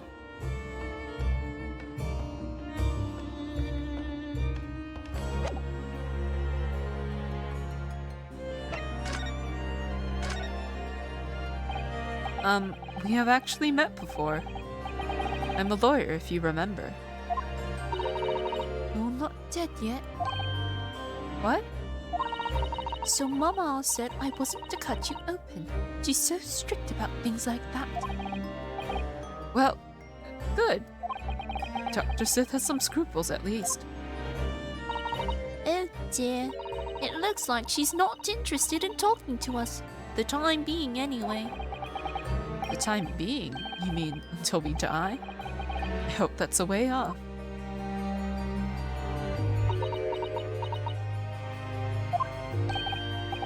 Sorry, but I wasn't planning on dying anytime soon. Surely there's some less drastic way of making her listen. Okay, maybe we gotta show her something. Let's just show her the autopsy report. Dr. Gory, we actually came here to ask you about this. He was very good. Good? Sorry? His skin didn't snag my blade once, and very little mess. His joints dislocated easily, and his muscle tissue was a pleasure to work with.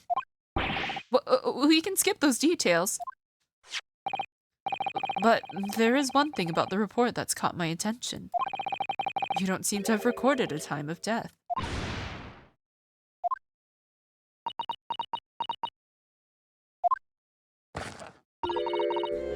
That's not my fault. Oh, that made me jump. Then please, tell us what happened.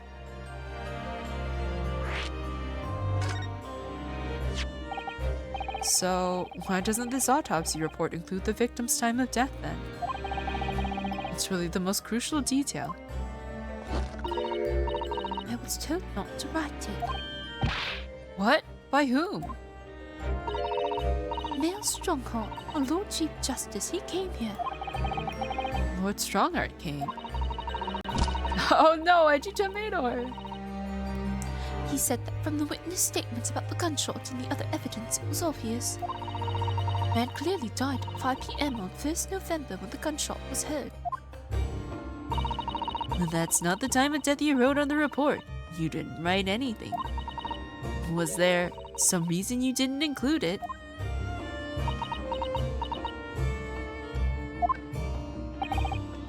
Dr. Gory, if you're hiding something under Lord Strongheart's instructions, then sooner or later you're going to go the same way as your mother. Give it here, then. Hmm? What's she scribbling so furiously? There. You've written... What? What's she written? Tell us. Indeterminate. What? The details of the autopsy report have been updated. Huh. Accurate estimation of time of death is not possible.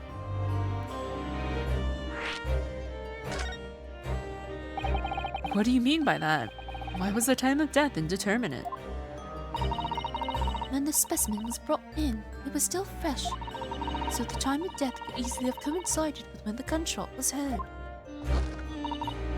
But there was one small discrepancy.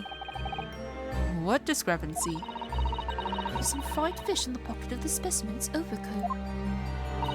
And that fish had started to rot. What? If the victim liked fried fish, he presumably liked to eat it before it went off. Well, yes. What are you really trying to say? It's possible that someone tried to manipulate the apparent time of death. Manipulate that? Is that even possible to do? Theoretically, if you were to chill the body in ice, you could delay the onset of putrefaction. And if the overcoat wasn't on the body at the time, And only the fish would have started to rot. with today's science, it's not yet possible to determine if the body was chilled or not. Today's science is advanced enough to let you freeze a corpse, it seems. But surely, to chill a corpse like that would require an enormous electrical refrigerator. I don't imagine many households in London are equipped with such a device. No, definitely not, but maybe in a factory or some other special places. I don't recall seeing any factories or such like on Fresno Street, though. I wonder if the inspector's body had been chilled somehow. What might the actual time of death have been? I couldn't say for sure. But at most, it must have been a day earlier. No! In other words, it would corroborate your previous deduction, Mr. Naruhodo. That Inspector Gregson was killed a day before his body was discovered at a different location. Did you inform Lord Strongheart of this possibility? He simply said that there were no electrical refrigerators of that size in the vicinity.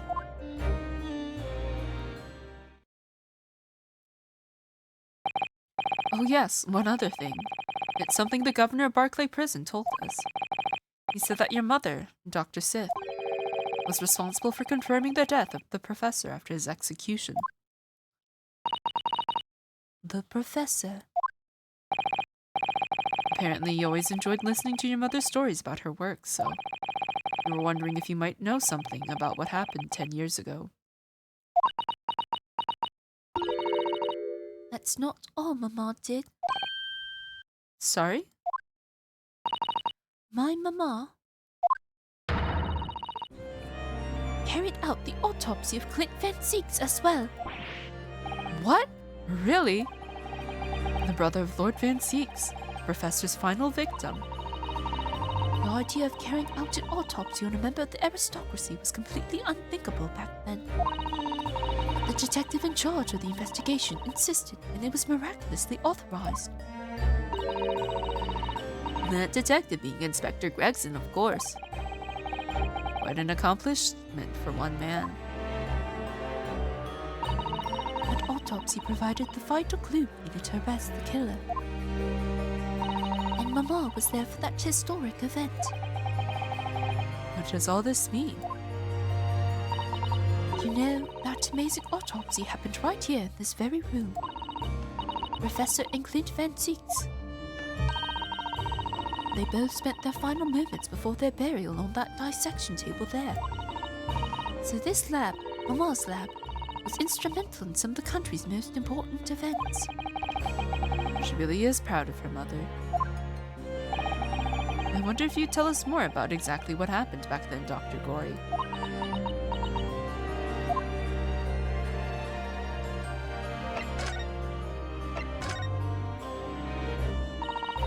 The professor's execution was Mama's first big case. She had to be in attendance at Barclay's prison execution chamber and signed the certificate to confirm the convict's death. Mama's the best coroner in the world, you know. I was so proud of her. But the execution didn't actually take place. No, and worse, Mama actually helped with the jailbreak. I didn't want to know. Oh dear. You found out recently, you mean? I believed in her and Mama, but now I wonder if I'm starting down the same path as her. You mean because you omitted the time of death on this autopsy report? Well, that's because Lord Strongheart forbade you from including it. Just like Mama, I'm sure she was coerced by somebody. Yes, it's my feeling as well. There's no doubt there were powerful forces at play 10 years ago. Execution could have been staged without a lot of people at the prison knowing about it. Obviously, the prison governor must have been in on it as well. The big man with the little handcuffs, according to what he told us. He was tricked by the chief warder. He says he knew nothing about it. Of course he said that. I'd say the same thing. Just who was behind that jailbreak all those years ago?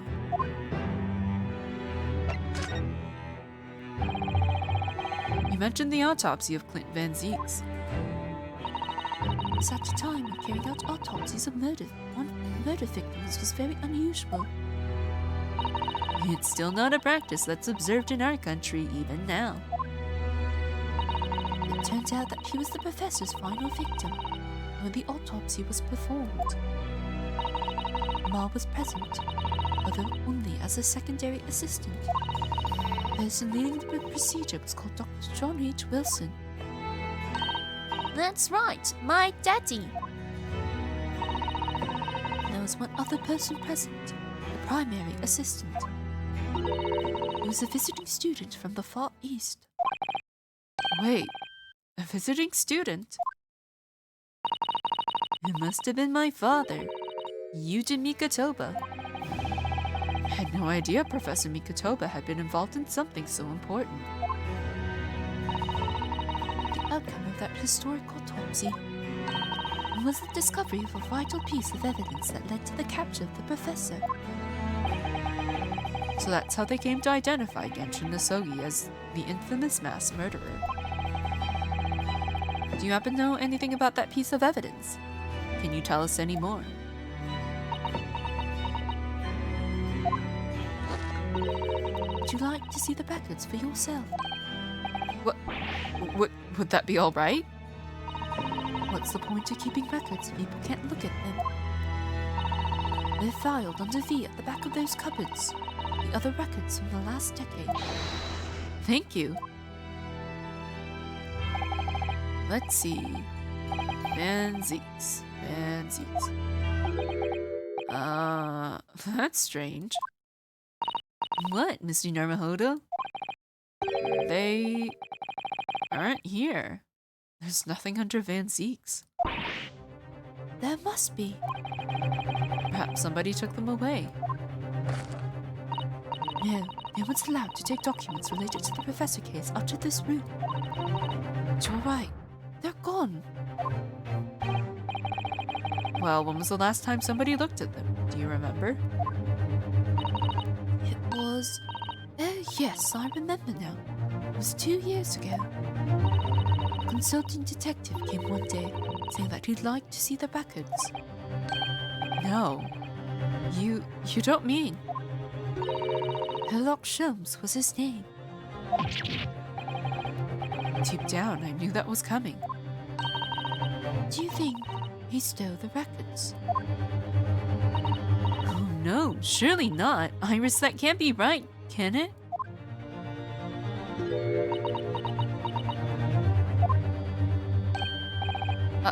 Iris?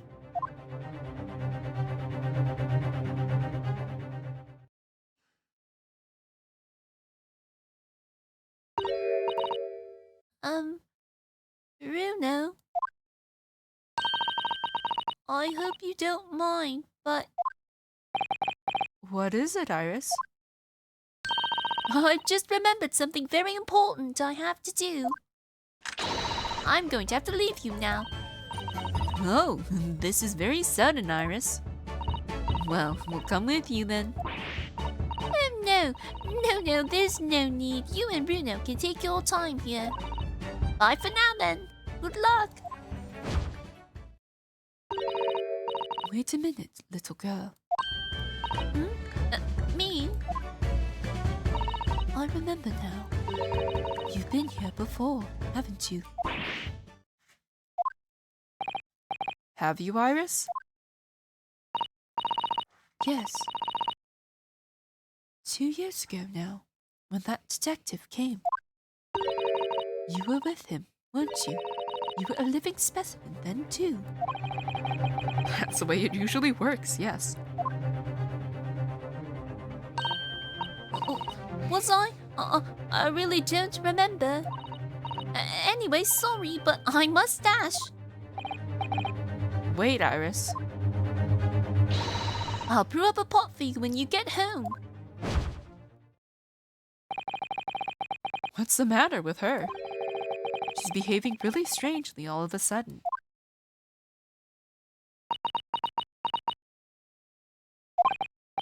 Well, in that case, we won't keep you any longer either. It's been quite a while since I had any visitors. This was really fun. But next time you come, I prefer it if you are ready for dissection. I can't make any promises, sorry. It's a bit strange that the records of Clint Van Zeeks' autopsy have disappeared. But I think we've asked all we came to ask now. Okay, I wanted to look around in the room, specifically at the dolls. Let's have a closer look at this. Then again, let's not. At least not while she's armed.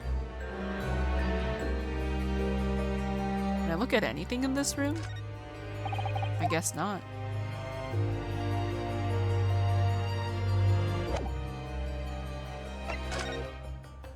Okay, ads start in around 30 seconds. We will go to, what is it, Sholmes' suite?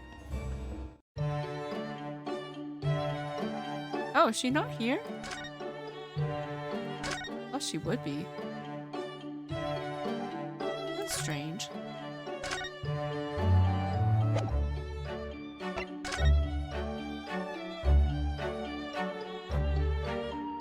On it. I'm gonna give Happy back her chew and hopefully she doesn't start barking again. Okay, maybe the legal consultancy? No? Where am I supposed to be going? Oh, I have to go to the Fresno Street. Okay. No. Not me. I'm gonna take this away from you.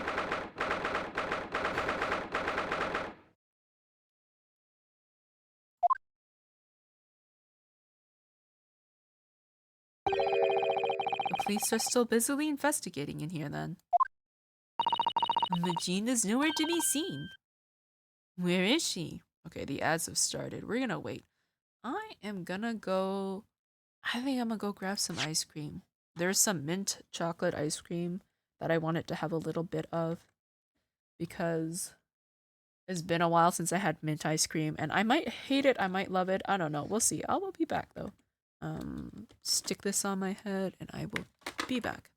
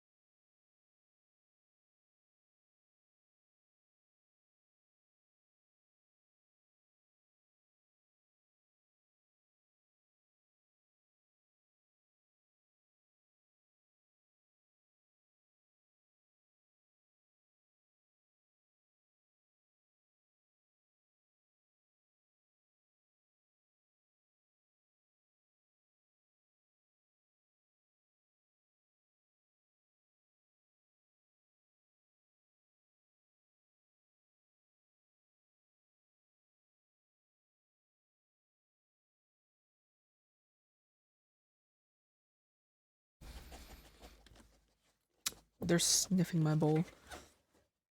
I have mint chocolate ice cream and I added brownies.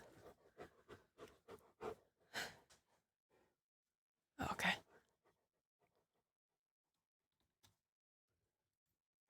Let's see. We were in here. We came here. Gina's nowhere to be seen.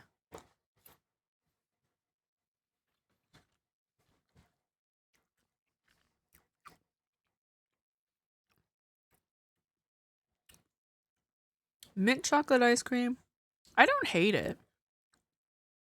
I don't love it either. It's alright for me.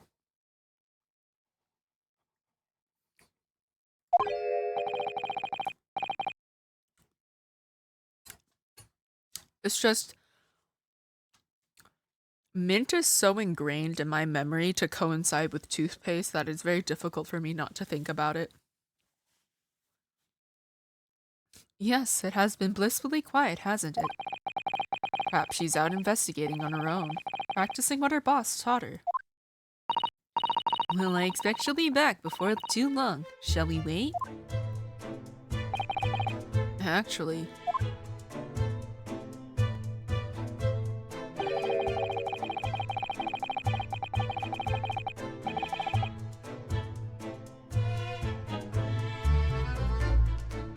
There's something different about this room since the last time we were here, isn't there? I mean, there's that chest. We could always use the time to investigate more thoroughly. Okay, well, first of all, what is this? This little trunk wasn't here before, was it? Oh, it appears to be made of metal. It must be very heavy.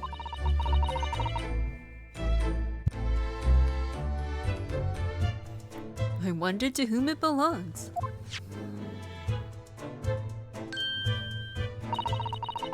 There are some initials on the outside. Look. TG. Oh, Tobias Gregson.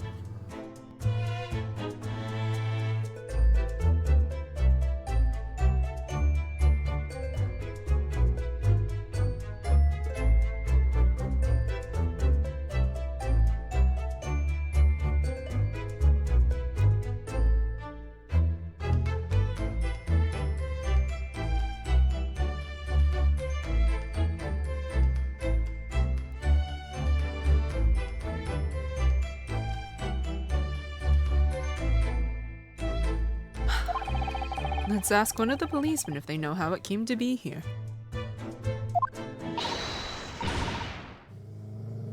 Who's that?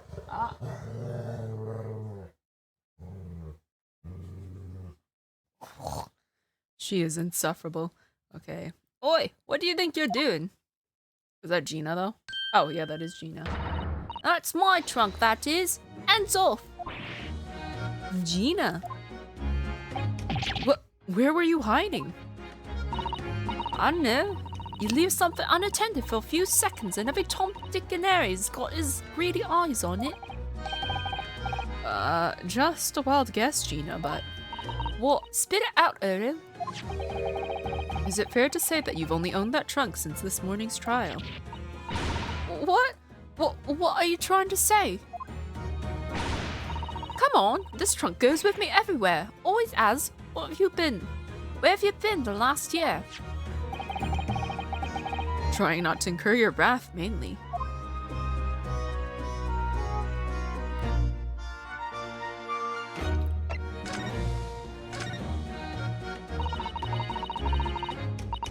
You should hear them talking at the yard now. They should be ashamed of themselves. They're saying that it was the boss who killed all them bludgers. Ah, you mean the whole Reaper thing? Yeah. Apparently, the boss was investigating stuff that no one else in the yard knew nothing about. Stuff to do with all them criminals what got off scot-free. Yes, the ones prosecuted by Lord Van Seeks, who used bribery and corruption to evade a conviction. Well then obviously it was that bloomin' Reaper giving the orders, weren't it? But why would people be suspecting Inspector Gregson of being involved in the killings? There was a notebook in his office. Oh no. This doesn't sound good. It add details about all the crimes that have been pegged as the Reaper's work. What? No. Oh my god. Can you leave it alone? Okay, I'm just gonna take it away from her.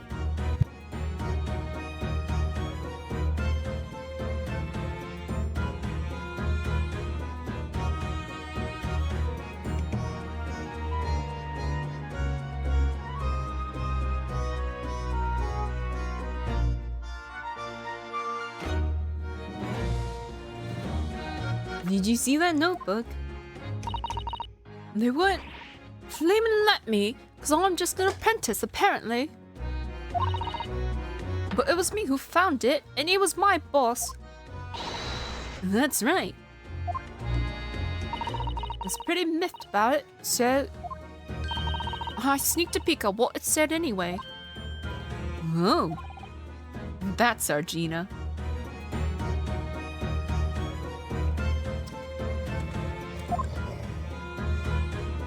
Okay, she's finally moving.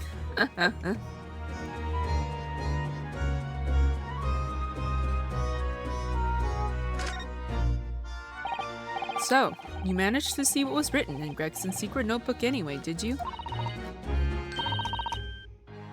Oh, and she's coming back. You know, the more I eat of this mint ice cream, the more I like it. You know what? I see what people are talking about now.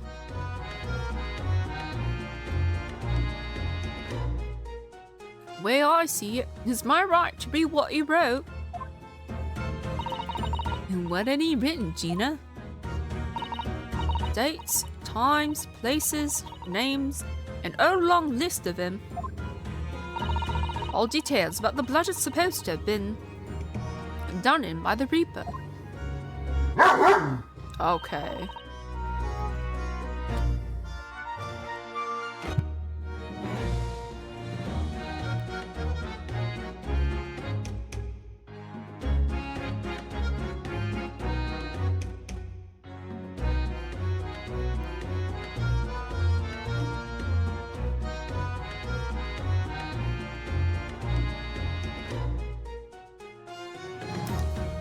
She's not getting her treat back for the rest of the night.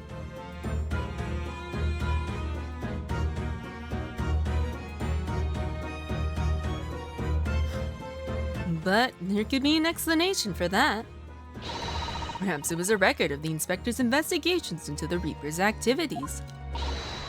Exactly! That's what I said. That's the first thing you'd think, right? As it happens, it was full of names I recognized anyway. Well, the Reaper's targets were almost exclusively known leaders of London's criminal underworld.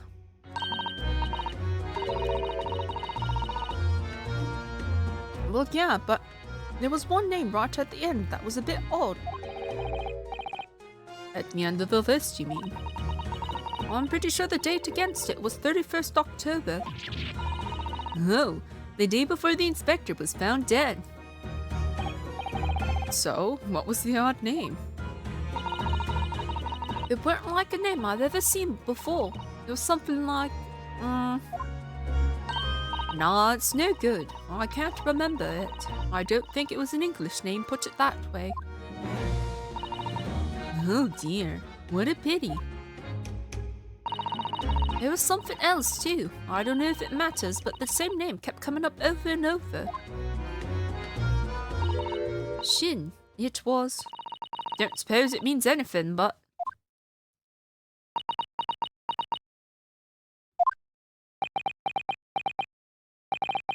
Did you say Shin?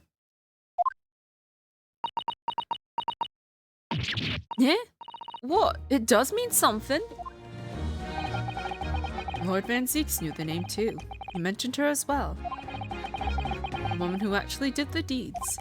And now we find out her name appeared in Gregson's secret notebook.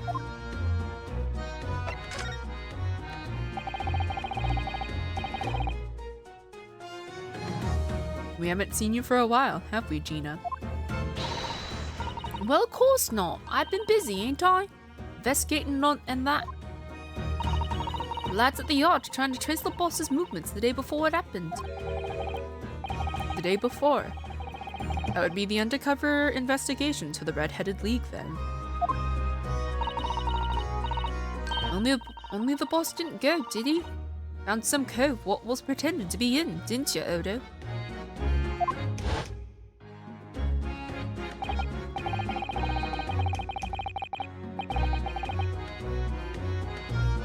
Yes. It was Mr. Vigil who actually went to the park on Lime Street that day, posing as Gregson.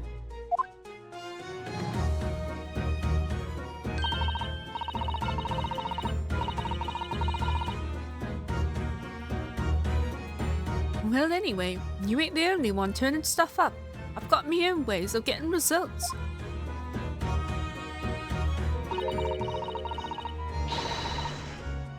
I love Toby! Me and me partner here get together. There's nothing we can't track down. Little Toby, he's such a faithful friend. So, have you tracked anything down yet? What do you think, eh? Of course we have. Can't tell you though. Police business, innit? Ugh. Anyway, the point is, if you lot ever need any help, you know who to turn to, right? Me and the Hellhound, yeah. Right. Because you look so hellish, honest.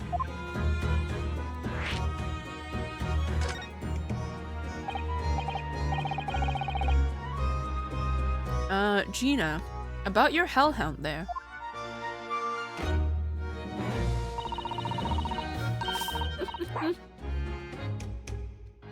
Chief Inspector Toby, you mean? He's the pride of the force, he is. In Japanese, police dog means something quite different and not altogether nice to those involved in crime. Hello, Zero. Thank you for the cheese cannon. Oh, thank you for the raid. Welcome. What were you playing? Oh, you're playing Star Ocean. How was it? Making any progress in there? I think you were also playing Lethal Company earlier, if I remember. But how was that? Did you have a good stream?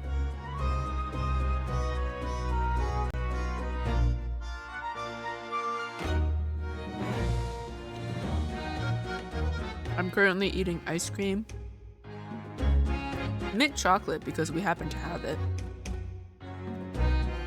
But yeah, I haven't started the last case yet. I'm so close.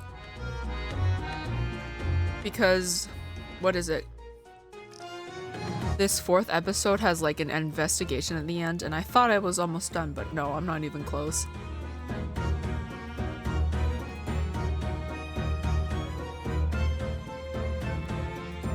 So I have to get through this to get to the last episode. It was fun, had a great time. I'm glad to hear it. This case is wild and I love it. Dude, I'm still reeling over Gregson. How could he?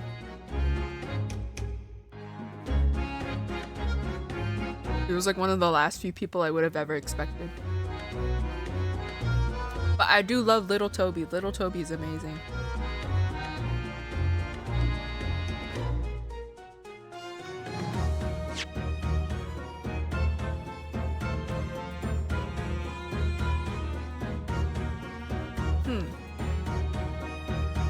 I wonder what police dog means in Japanese then.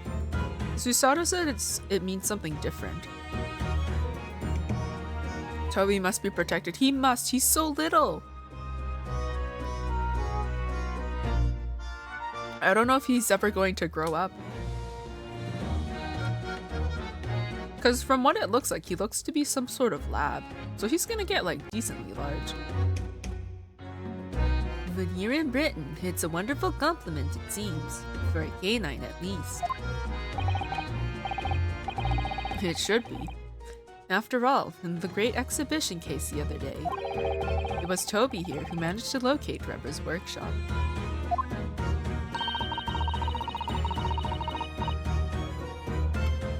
Oh nice, 7 stream streak. Maybe they should start making little badges or whatever for reaching a certain number. I think that'd be a cool idea.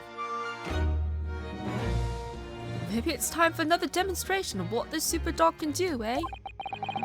Do we have something the chief inspector could catch the scent of, I wonder? The wig? I don't really know. His pocket watch?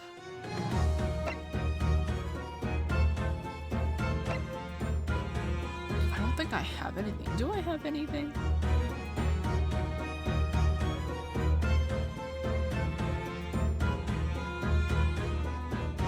Oh, okay. Apparently I can show anything of Gregson's things. Take that!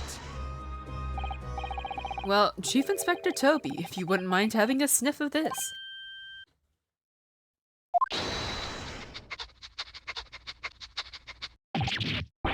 He might be a little too keen, don't you think? Ah, he's so cute! Did you hear the sniff snuffs? Ah! The Chief Inspector made short work of Gina there. Ah, look where he's gone to. Oh my, that trunk clearly still has a very strong scent. Of Inspector Gregson. In other words, it must have belonged to him.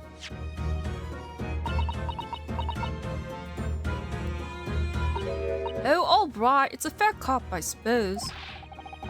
And you nearly got away with it too. You always talk so proudly of Chief Inspector Toby's nose and what it can achieve. Did it not cross your mind that he might identify something that was right next to us? Yeah, that was a bit of a bloomer, weren't it? That's enough now then, Gina. Eh? I think it's time you told us the truth about that trunk.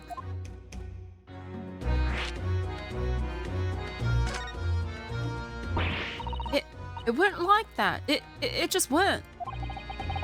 What are you talking about? I know what's going through that head of yours, but that ain't what happened. Alright then, what did happen? Well, like I said before, we were trying to trace the boss's movements. So I let Toby here have a whiff of the boss's overcoat. As soon as I'd done that, he went off like a shot. Straight to that sandwich. To a sandwich? Not to a bag of chips. Mr. Narahodo, I believe Gina means the witness. Oh, that guy! Oh, I forgot about that sandwich. Yeah, he had it in between the wooden boards of his, the boss's trunk. You mean when they heard the sound like a gunshot and all piled in here? Exactly! He nabbed it from the scene. Goodness. Me and the Chief Inspector gave that sandwich a good grilling, and you know what he said? I thought it might fetch a good price, and the chap wouldn't be needing it anymore, so... but that's all I did. Nothing more, nothing less. Would you Adam and Eve the cheek of it, eh? Stealing the dead boss's stuff to flog. So Miss Venus wasn't the only one to meddle with the scene of the crime then. How could they? I don't think you can eat that one. No, not unless you're into cannibalism.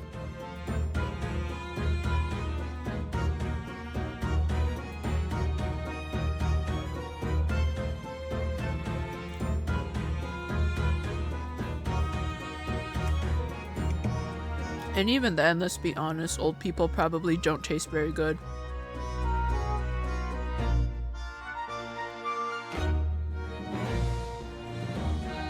So anyway, that's how it happened. And it's a pretty decent trunk, so I figured I might as well make use of it. Is there something wrong with that, eh? Well, maybe you and Mr. Sandwich should try to find the answer to that question together.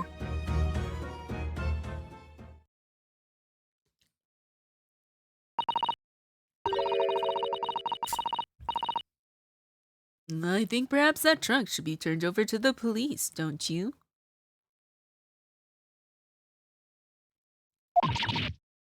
What are you on about? I am the police. Gina, if you wouldn't mind, could we maybe examine it? Yeah, alright then. Do what you want with it. Thank you. We shall make a detailed record of our examination of the evidence.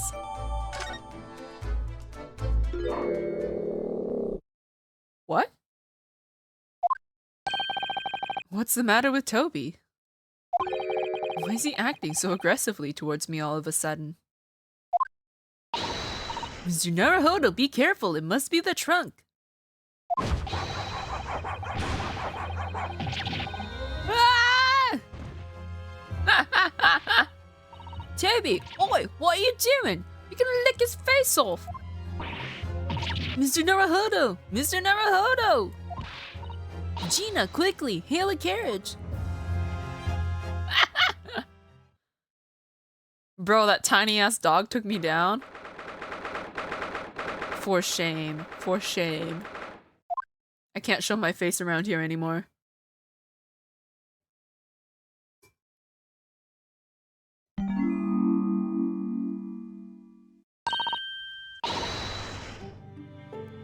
Oh, Mr. Naruhodo, are you alright?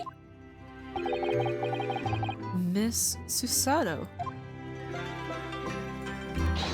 Ah, conscious again at last. A blessed relief, my dear fellow. Emotional damage. Truly, my ego has been severely wounded. After all, to drop dead after a moderate licking by a small terrier. Most unseemly. Oh, he's a terrier.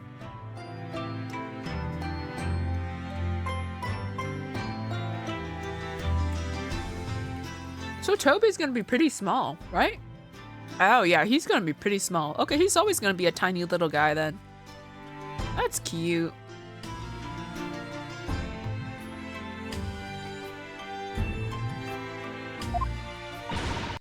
What is or isn't seemly is irrelevant here, Mr. Sholmes.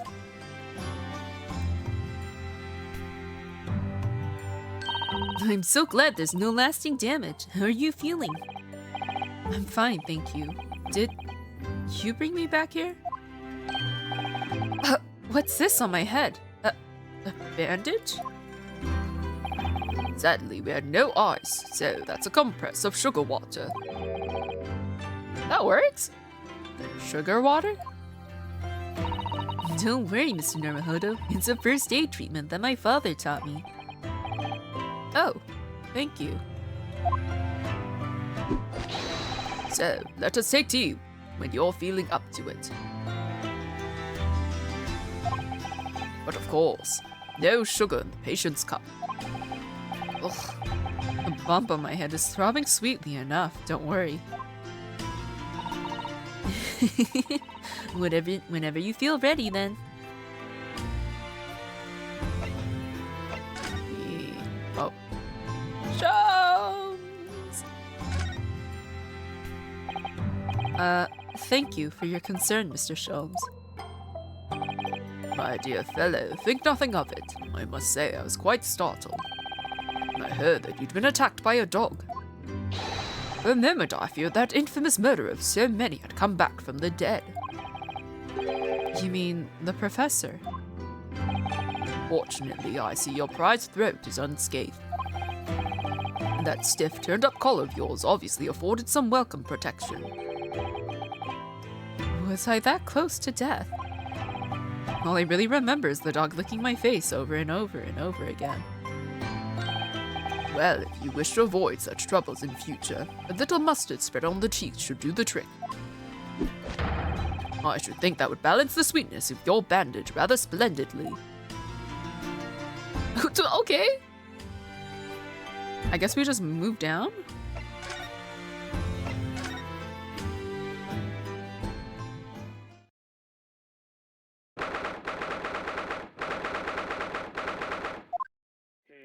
Mit dem Schwarzbiergebot, brodend wie ein Feuerberg, den Schlund es mir verbrannt, ach Hopfen deine Wut. Her mit befahl, Professor Mikotoma? Diamant, den Zahnenzweie, es war What on earth is going on in here? Am I having a bad dream? Herr dem Scheithold. Ah, no, it's an old German folk song.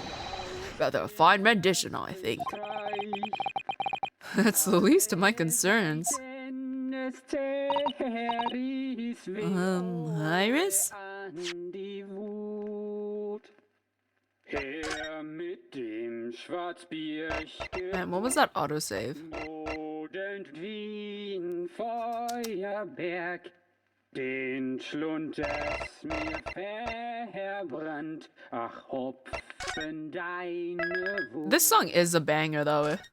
Herr mit dem Knacker ich befahl, hat wie ein Diamant den Zahnenzweie. Es I might have über deine Wut.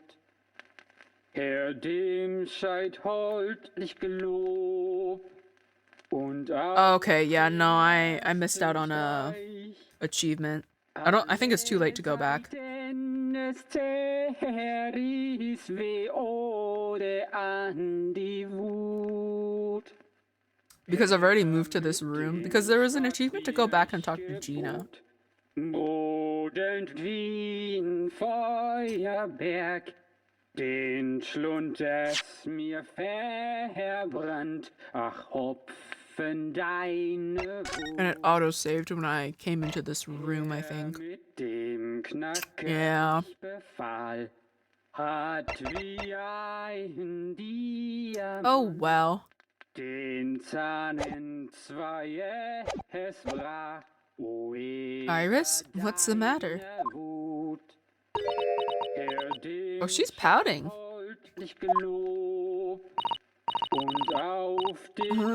Who's that sprawling? I mean, that relaxed gentleman over there.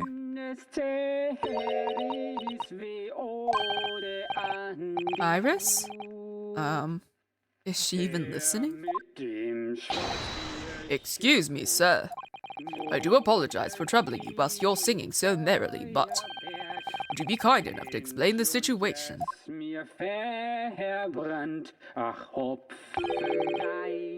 Well, that worked.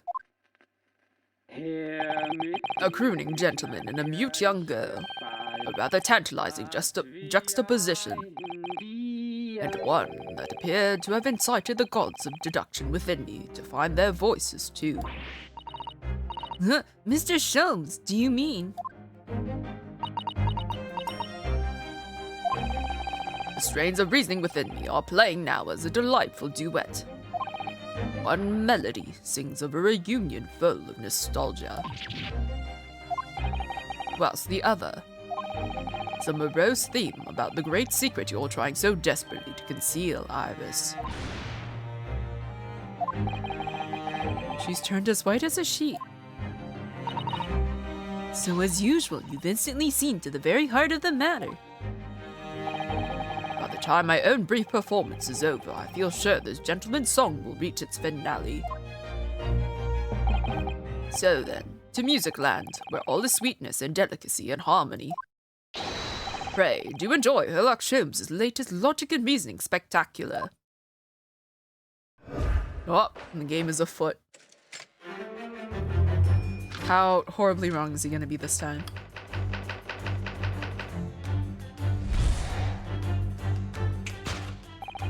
Firstly, we consider the gentleman's nationality. Clearly, is a German with no grasp of the English language.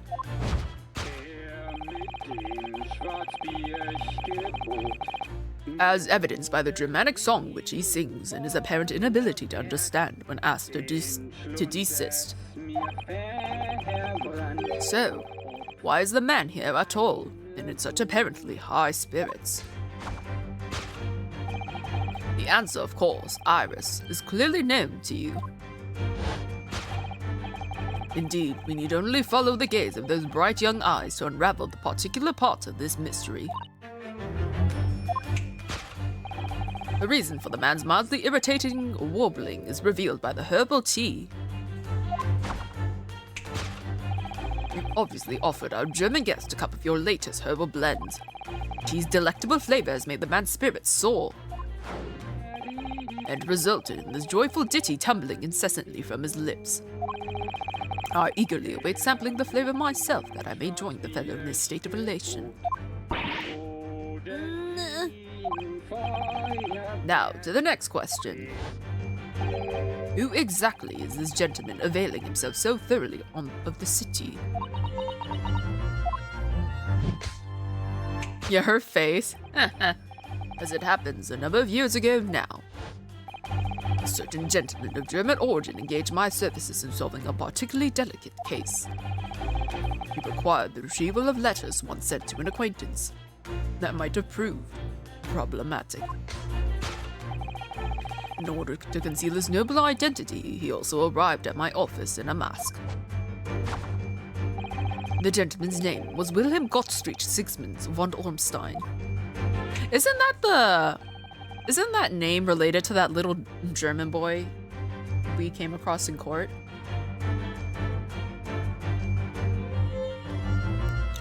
Oh shit! That was the Prince of Germany, huh?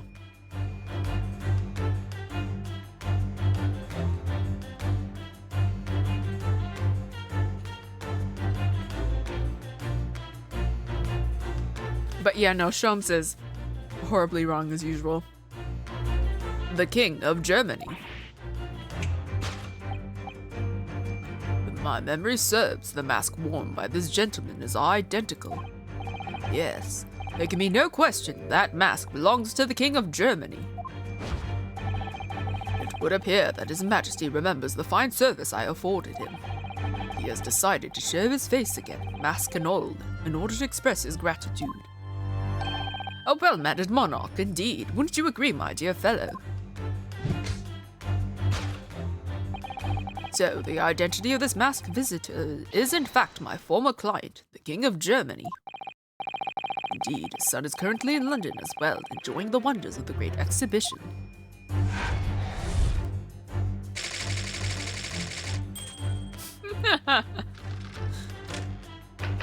Is the second one what he's doing here? Oh, why Iris is silent. Which leaves us with one remaining imponderable. Yes, you, young Iris. But your apparently inexplicable silence is unable to hide the truth. Yes, the reason for your muteness is concealed inside that knapsack. £5 note, I believe. I must say, as your compatriot, I'm deeply saddened. It would appear that you've allowed yourself to be bribed into silence by His Royal Highness, earning yourself some spending money in exchange for keeping quiet about the King's secret. And now, the final piece of the puzzle. What is this secret you strive to hide with your silence, Iris? Ah, yes, we need only follow that brief involuntary twitch of your eyes to find the answer. You were attempting to abscond with that coffee cup. My favorite coffee cup, in fact. Or should I say the handle of my favorite coffee cup? It appears that His Spirited Highness broke it in the midst of his hijinks. Which leads us to the sad truth. My favorite coffee cup has been broken by the King of Germany, and Iris, you try to conceal it from me. I shall have a bill sent via governmental channels to the German royal family for its replacement.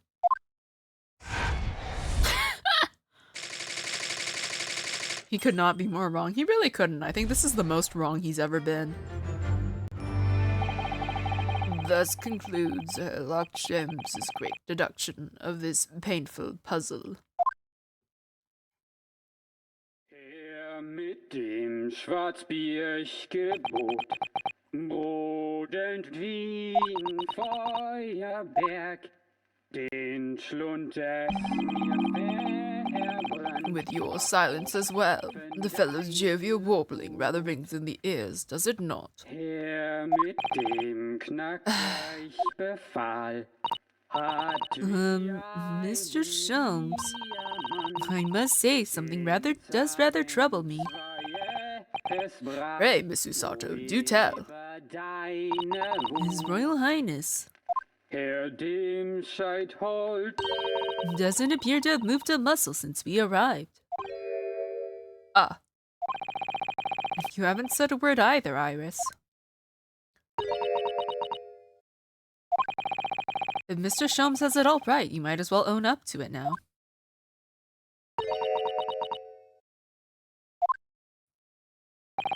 Your reasoning isn't entirely without substance, I must admit. And one other thing, Mr. Sholmes. Yet another grievance, Mr. Naruhodo. Surely not. Well, I actually read the story of that case recently, one you were just describing. And according to that, at least, it wasn't the king of Germany. It was the king of Bohemia. Oh, right, Bohemia.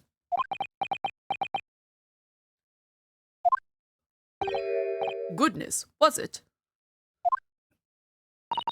Yes, that's quite true. Master Gotz, the prince, testified to that in court.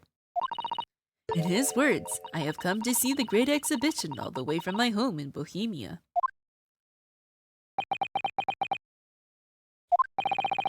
I would ask you to keep that minor error to yourselves. It could easily become quite a scandal.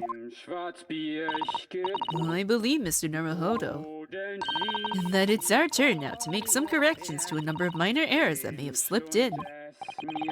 Yes, even Mr. Sholmes is willing to admit he might be slightly wide off the mark this time.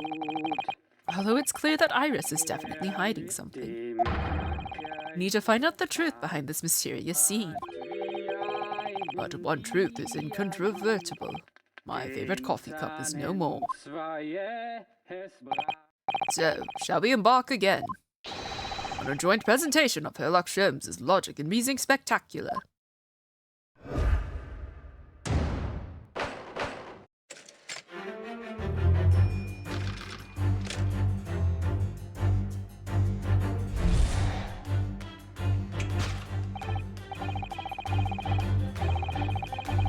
Okay, he's German because of the song.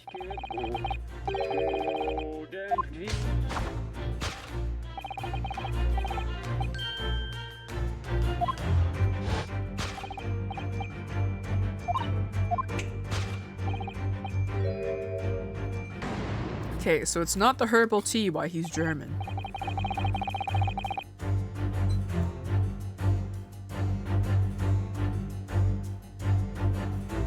So what? It's a mix of herbs that gives you the urge to sing? Goodness, I should like to try some. I mean, maybe weed could do that for you. And I'd like to hear your singing, but this man... Just how long does he intend to keep up with that tune, do you suppose?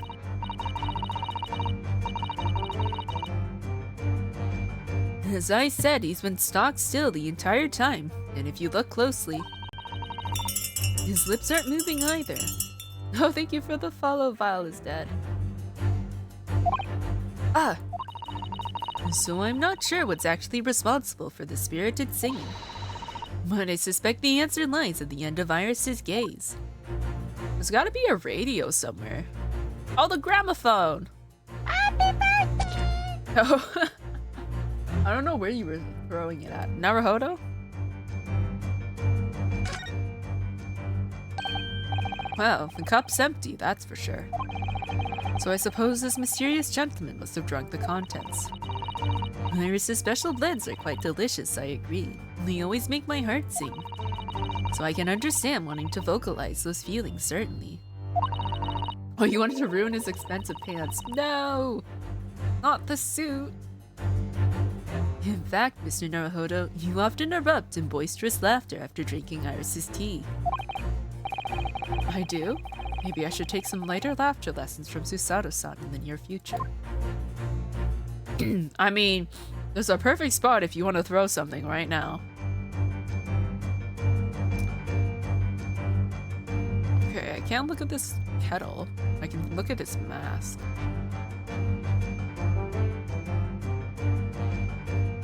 Oh, that's his pocket watch chain? I guess I can only look at the herbal tea, the mask.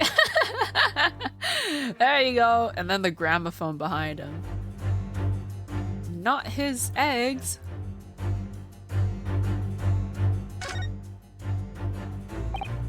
We know this mask.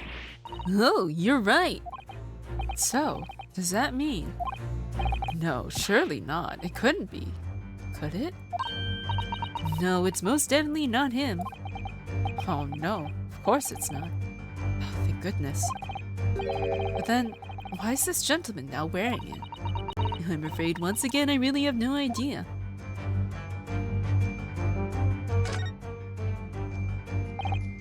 Wait, this is a gramophone, still rarely seen in our own country. Der mit dem Schwarzbiergebot. Modern wie I always wanted one for the aesthetics. These things always like look very cool. den Schlund The sound certainly appears to be coming from the horn. But machine singing? That can't be right. Science and technology are changing the world rapidly, Mr. Naruhodo. What's right is changing too. Ugh, it's too much for my brain. Well, at least we found our answer.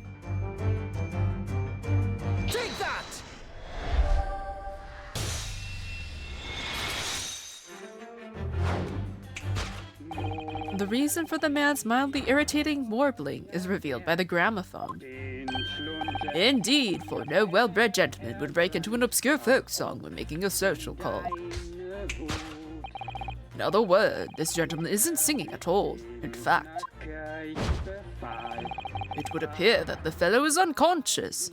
Diamant, den Zahn entzwei. Ah, the music seems to have stopped now. I ask you, Mr. Naruhodo, Yes? why would I have purchased a recording of that gibberish? How should I know? Well, never mind. On with the deduction. Who exactly is this gentleman availing himself so thoroughly of the city?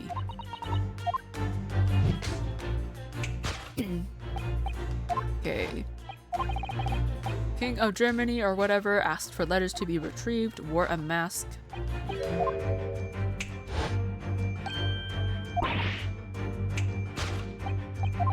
Okay, anyways, about the mask. Mask belongs to the King of Germany. Although we've already established that it was actually the King of Bohemia. It seems Mr. Sholmes intends to persist with his Germany theory for some reason. Come to think of it, the young prince was wearing a mask as well, wasn't he?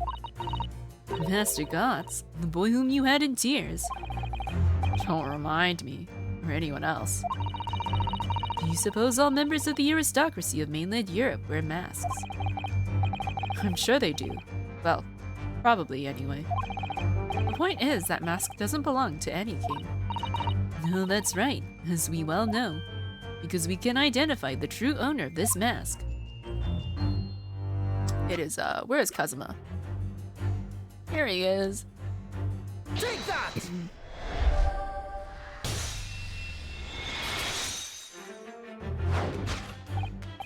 Yes, there can be no question that mask belongs to Kazuma Asogi.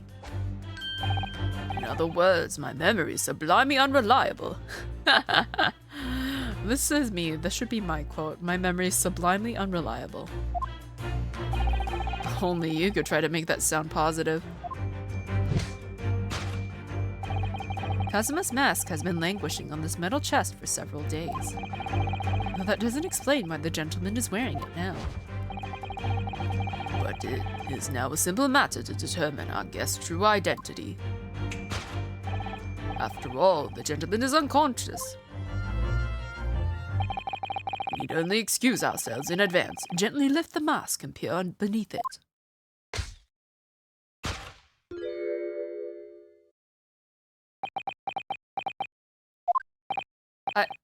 I don't believe it.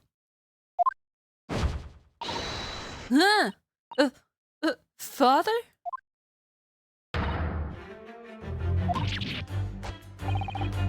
I'm afraid, Miss Usato, you must be No, I think not, Mr. Sholmes. Sholmes here trying to gaslight her into, like, not recognizing her own father. Then it would appear our logic and reasoning has once again revealed the truth. This mysterious visitor Is my unconscious father, Yujin Mikatoba. Logic and reasoning. We're just looking and saying.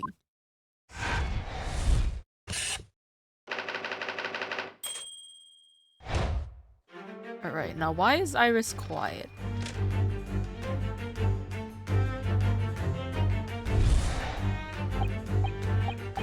Okay. What is she hiding? The reason she's quiet is because of her knapsack. So that's a 5-pound note poking out from Iris's knapsack, is it? Oh dear, I can't be sure. Most money that we encounter is in coin form. I know, I'm not even sure if we've seen any banknotes here in Britain at all, have we? But anyway, Father would never have paid money for Iris's silence. He certainly seems like the silent type himself, though, judging by his present state. There must be some other reason for Iris's silence, I suppose. Perhaps what Iris is trying so hard not to give away with her eyes is something entirely different. Okay, well, we can look at her knapsack. Now I think about it, Iris always wears that little bag on her back, doesn't she? Yes, that's right, though it's easy to forget about it because you can't see it from the front. There are 2 little felt dolls attached to it as well. Are there? I had no idea. I don't remember ever seeing them before. Is it possible there's always a 5-pound note poking out from her bag, but I just haven't noticed before too? I couldn't say with absolute certainty, but I think it's unlikely.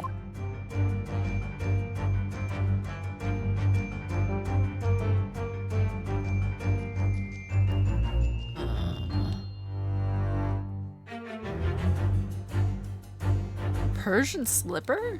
The metal chest. I feel like if anything, she's looking at the chest.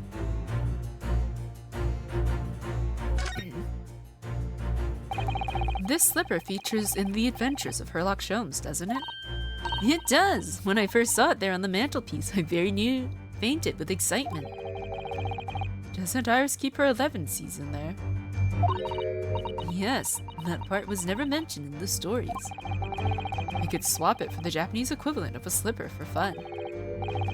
In other words, for a wooden, get a sandal. And then it wouldn't be possible to hide anything inside. Which matters because...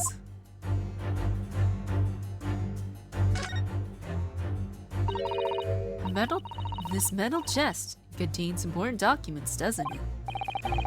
Yes, details of all the cases Mr. Sholmes has worked on over the years. Written up by Iris's father, if I'm remembering correctly. Iris insists that the chest is kept locked at all times. She's never once shown me inside. Well, its contents are invaluable to her, I suppose. And entirely irreplaceable. Then look at it now. The catch is unlocked for once. Ah, so it is. That's hard to ignore. Very.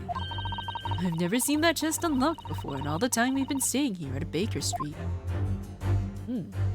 Also, hello Andromeda, how are you doing? Welcome.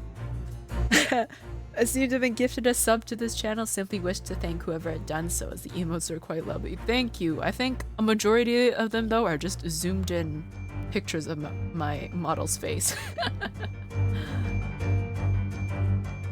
Okay, I'm pretty sure she's looking at this. I'm doing quite well, how are you? I'm doing good. I think the headache I had earlier has gone away, so that's a very big plus. Yes, the reason for your muteness is concealed inside that metal chest. An excellent observation, for upon closer inspection there is something different about the chest's appearance.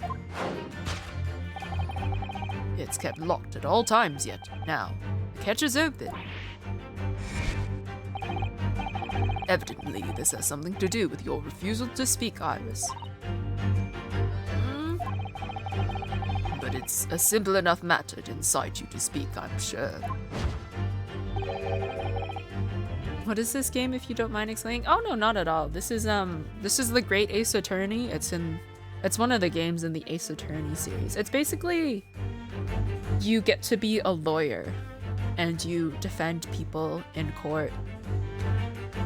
So the game mostly consists of investigating, so like investigating the crime scenes, finding evidence, talking to people, and the other part of it is going to court and like defending your client. Interesting. I like it a lot. A lot of people seem to like this game. I started out with Phoenix Wright.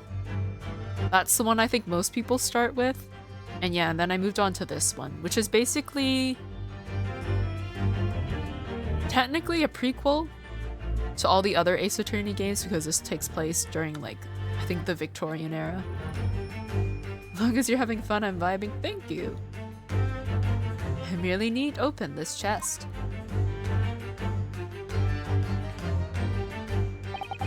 Here we go. No! Holy don't!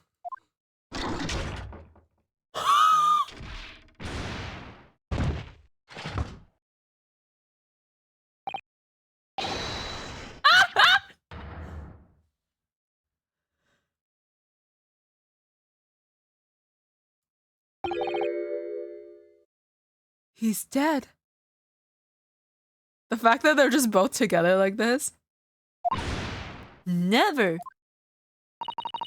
Oh, Holy, I told you not to open it.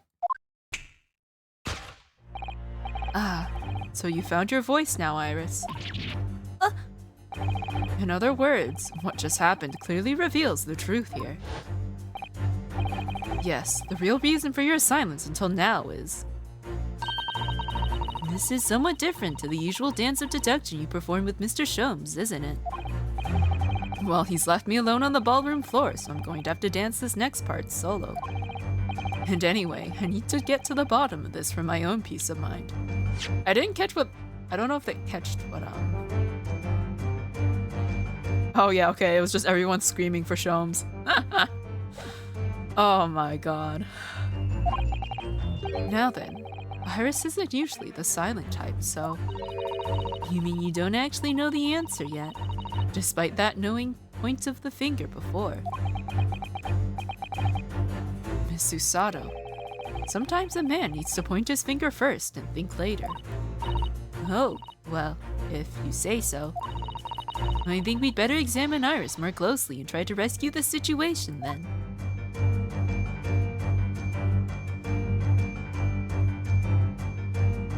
Who doesn't forget exactly?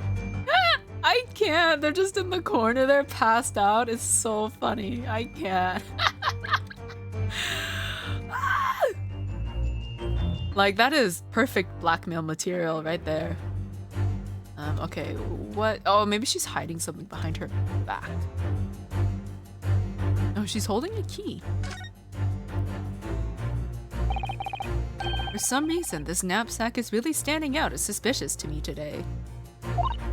Oh, is it? It's quite sizable enough for a sizable secret, that's what I say. Perhaps it is, but we certainly can't open it up to look inside without Iris's permission. No, you're right. Who knows, what might pop out and punch us? Also, very cute, the little dolls. I think that's supposed to be her and Sholmes, right? In like doll form. The only other thing is the key she's holding. That's a key she's holding. Look. I'm sure that wasn't in her hands before, was it? No, you're quite right. It's appeared. As if by magic. That's strange. A big old iron key. Where did it materialize from? Take that!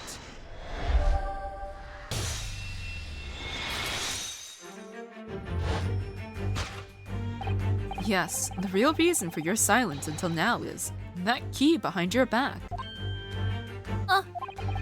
when Mr. Sholmes was thrown into the air before. Do we get a recap? Just before you called out to try to stop him, you slipped something out of your mouth. Oh, she was hiding that in her mouth. And that something is the key now in your hands. No doubt the key to the chest.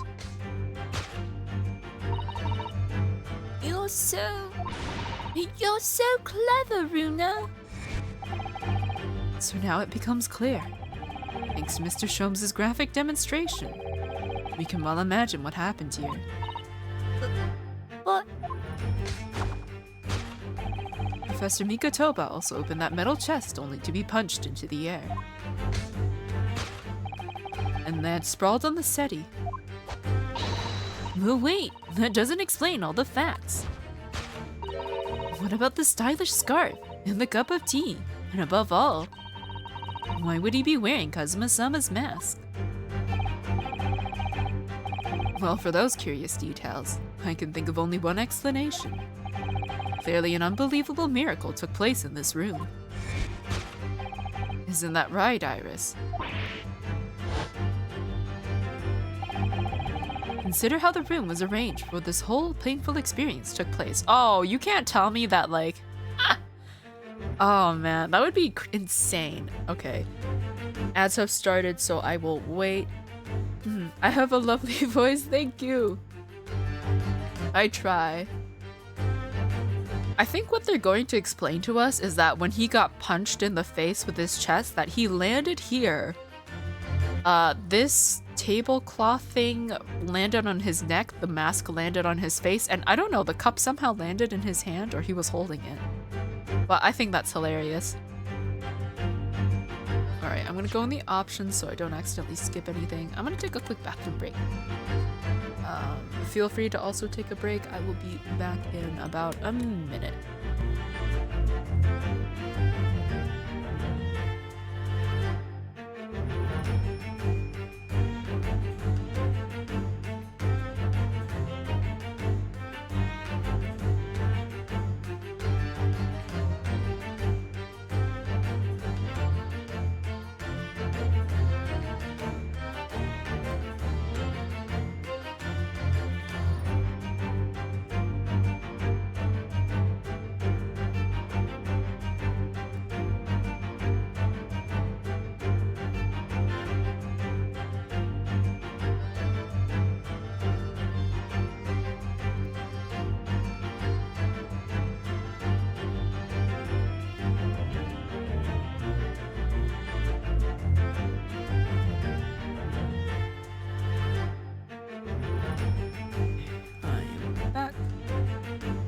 Oh dear, I need to recenter myself. There we go.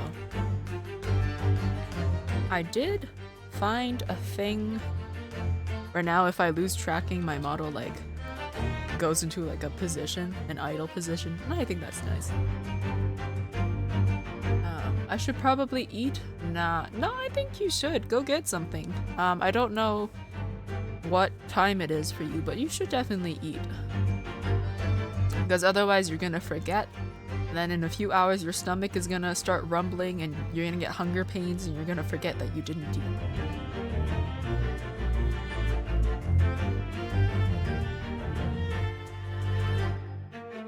But yeah, if it's for breakfast or lunch, you know, you can just have something light. Unless you mean dinner. In which case you should most definitely eat. It's like 2 a.m? Oh, okay. I mean, that's never stopped me before, but you know. It's up to you. Alright, we still have about 20 seconds of ads, supposedly.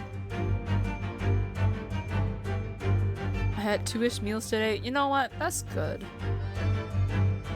Anything more than one is a plus in my book. But yeah, I have a tendency to snack in the early hours of the morning. Okay, I hope we get to see this happen because I need to see an animation of this take place. Consider how the room was arranged before this whole painful experience took place. and Professor Mikotoba opened the chest, completely unaware of what awaited him inside. The mask was flung into the air, just as he was, only to land neatly on his face when it fell back down. And the teacup's journey through the air ended when it caught on the unconscious professor's finger.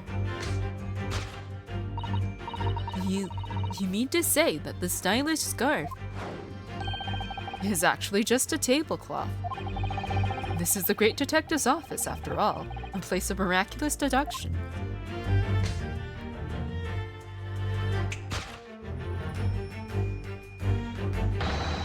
Would you expect anything less?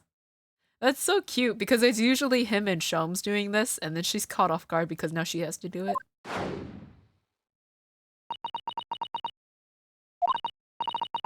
Yes, you're right. It happened exactly as you said. Brilliant, Bruno. Thus concludes Ryunosuke Naruhodo's great deduction of this punchy puzzle.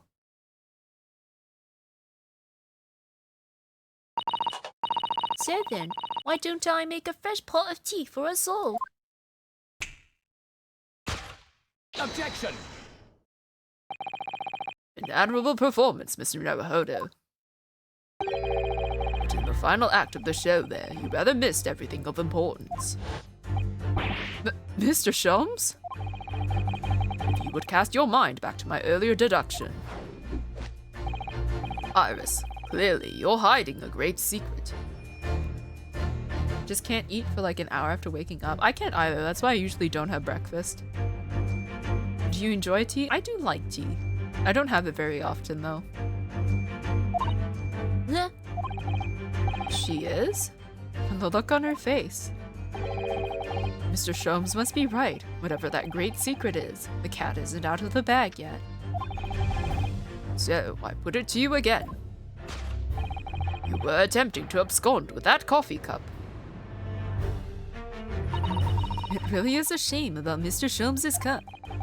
It must have been smashed when Professor Mikotoba opened the chest. Oh dear. So many things seem to have been broken here. Now that the deduction has taken a different direction, Iris doesn't seem to be trying to hide the broken cup anymore.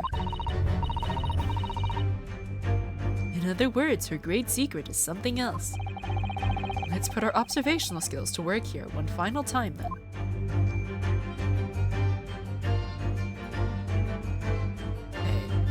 I drink like a kettle or two worth a day. You know what? That's quite normal compared to the amount I've seen some people drink. And it could be worse. You could be drinking that same amount in coffee instead. Mr. Sholmes' favorite cup. Or what's left of it. Just the handle. It was obviously hurled into the air along with Professor Mikotoba. If only it had been this cup that caught on his finger before it hit the floor. Yes, but anyway, whatever Iris is trying to hide, it's clearly not this handle. Also, part of me is debating if I want to do it on stream where I try to like load and go back to that section, because there is one achievement I missed out on. But I'm not sure if I want to. I'm sure it's just like a very small interaction, but I do want to see it. I don't know how far back my closest save is though. He's still passed out there. Is it her? Oh, whatever's in her backpack. How much have you seen someone drink? Well, I don't know about tea, but like coffee, I know there was someone who drank like, I think like 3-4 times the daily recommended amount of like caffeine. It was a lot. I don't know how she still functioned. Surely this time, at last, the knapsack is going to be the answer.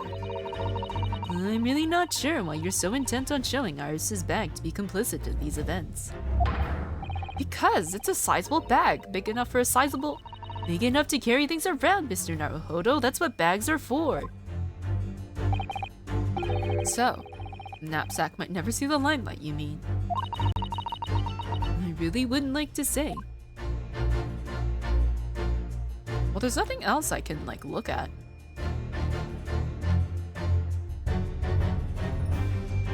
has to be her knapsack.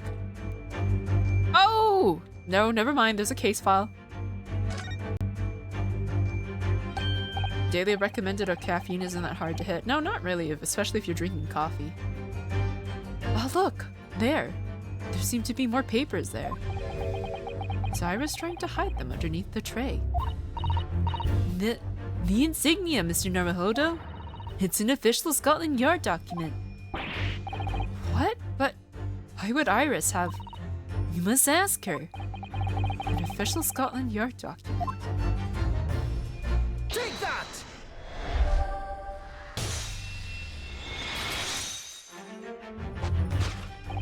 You were attempting to abscond with that case file. Iris, as you know very well, nothing escapes the attention of a great detective. Oh no.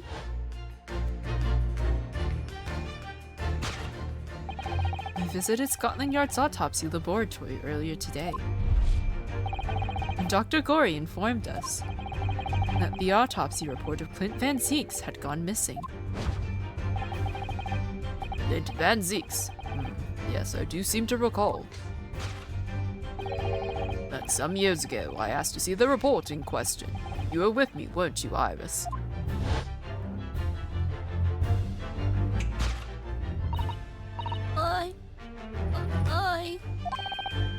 You mean it was you, Iris? So those papers you have there are... Oh, I'm sorry. Forgive me.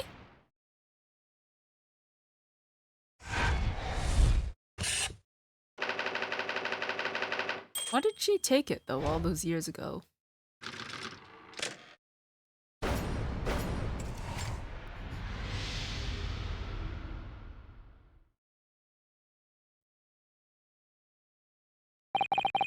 In truth, I would like to have thought I could have predicted the booby-trapped chest.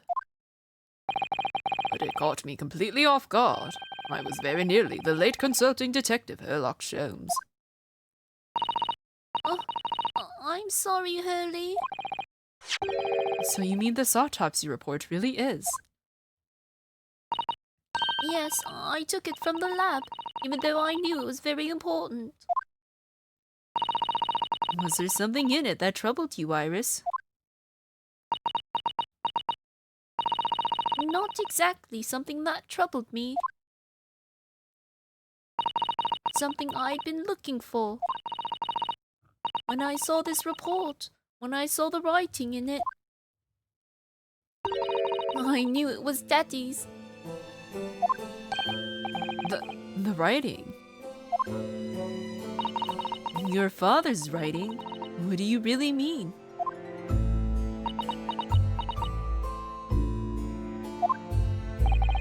Iris? Must be something that's hard for her to talk about. Forgive me for interrupting, my dear fellows. Mr. Sholmes, what is it? I feel as though the poor unconscious gentleman on the settee has been somewhat forgotten. Father! Perhaps we should find our guest somewhere more peaceful to rest. Mr. Naruhodo. Yes? Would you be so kind as to lend him your bed? We must do our very best to make him comfortable, I feel. Oh, yes, of course. I'll help you carry him up. And so will I. No, I can manage alone, thank you. You have tea to enjoy. We wouldn't want Iris's brood to stew. Because there's no better way to make the professor comfortable than dragging him upstairs like a trunk. I can picture it though, Sholmes dragging him like that. I wonder. Perhaps that was deliberate. Maybe Mr. Sholmes is making himself scarce to give Iris the chance to talk more freely. We must use this opportunity to talk with Iris. And find out what's going on. Wait, do I actually have a chance to go back to Gina? No way. Okay, I'm gonna go real quick. I thought. I'ma snatch that achievement. Is she still here? Okay, yeah, there she is.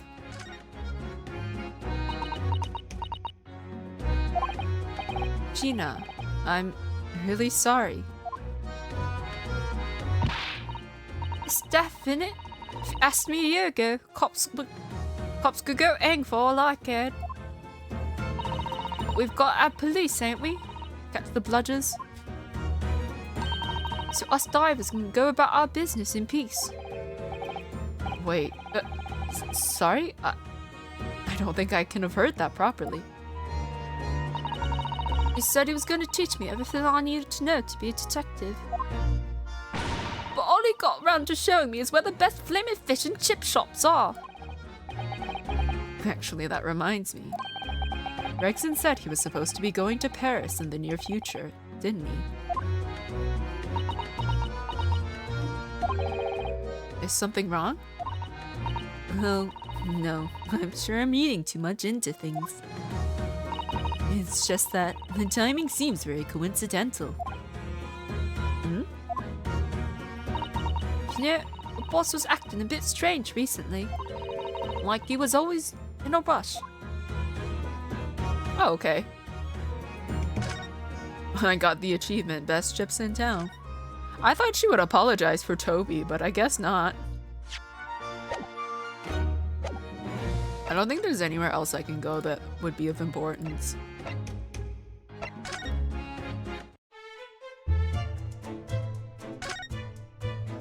Is he here? No. Maybe I can go look in the forensics laboratory. Aw, man, she's still here. Okay, I'm gonna save here just in case, because I can still move around. We're gonna go talk to Iris. And I'm pretty sure that's the last part we need before we move on to the last case.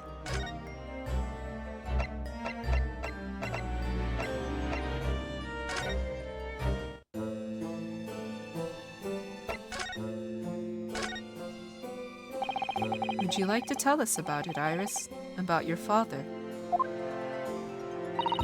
I'm sure I told you before, didn't I? That Daddy used to be Hurley's partner. Have a good night / day, all. Have a great time. Oh, thank you, Zero. Have a good sleep. Yes, and that notes about all the cases they solved together are kept inside that metal chest. That's right. Hurley told me, you see. He said that Daddy's somewhere far away now, so we can't meet. No! That's one way of describing it. Then, when I secretly unlocked the chest and read through the papers inside, I started to build up a picture in my head of what Daddy must be like. Well, that's only natural. You're just like any other girl of your age. I read that Daddy was a professor of medical science, so I studied and took my degree, too. Well, that's only natural, I suppose. In that respect, you're not quite like any other girl of your age, though. But there was one thing that I could never find out. Daddy's name.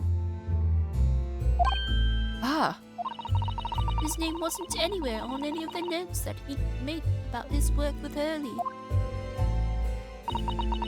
Then one day...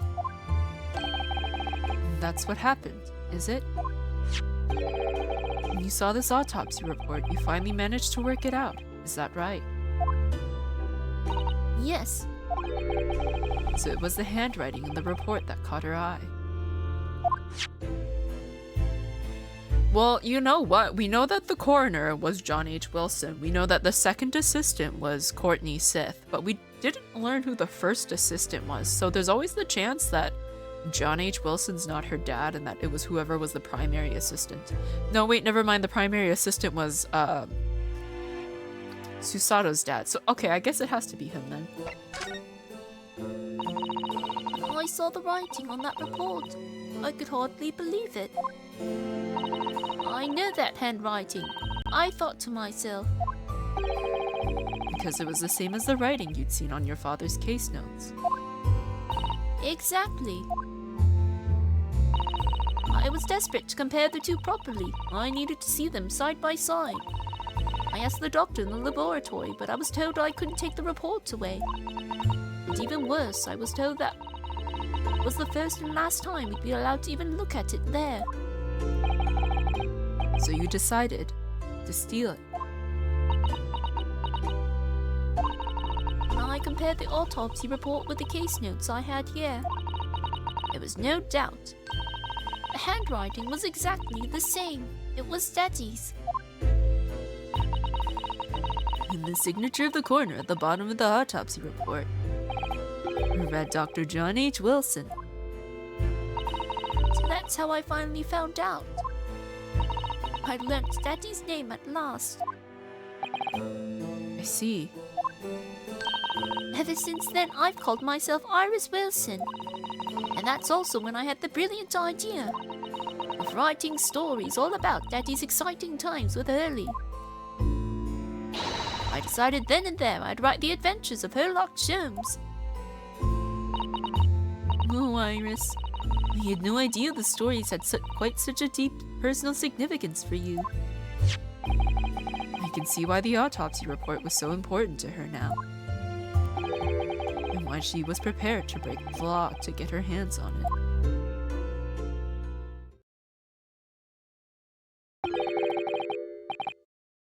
I must apologize, Iris.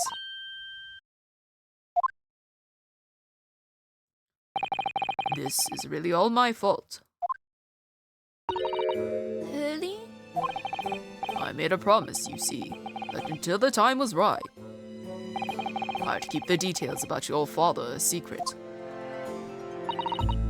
I know. I've been very naughty.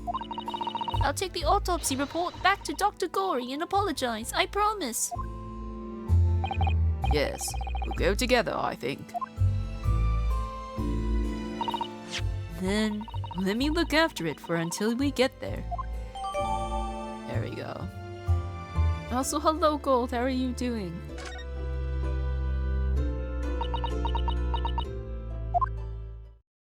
I must go and water my herbs, I think.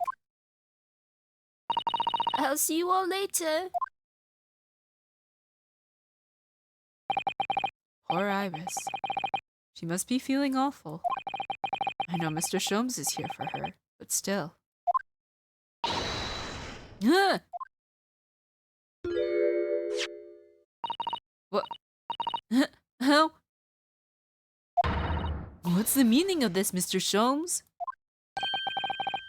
Mr. Sholmes? Oh, dear me. So, you've noticed, I see. But that would mean...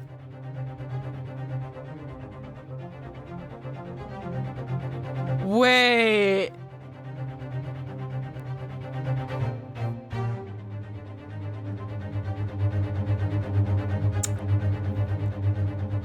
It's not possible.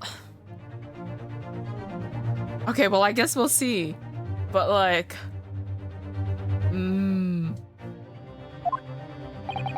What on earth's the matter, Miss Usato? You've turned as white as a sheet.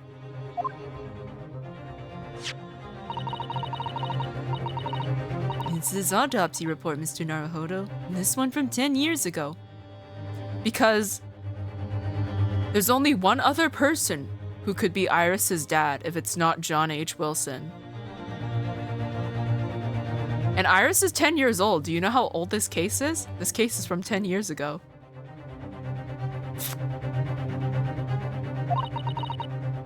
The writing isn't Dr. Wilson's at all. Huh? What do you mean? How could you possibly know that? Because I know this writing very well. This writing is my father's. What? Professor Mikatoba's? Indeed, it's true. And now you know. My dear fellows, No, I don't know anything. What on earth does all of this mean, Mr. Sholmes? Because the idea that's slowly forming in my mind, it's just too extraordinary to believe. Please, you have to explain. If Iris and Susato are actually half-siblings, my brain is going to fucking explode.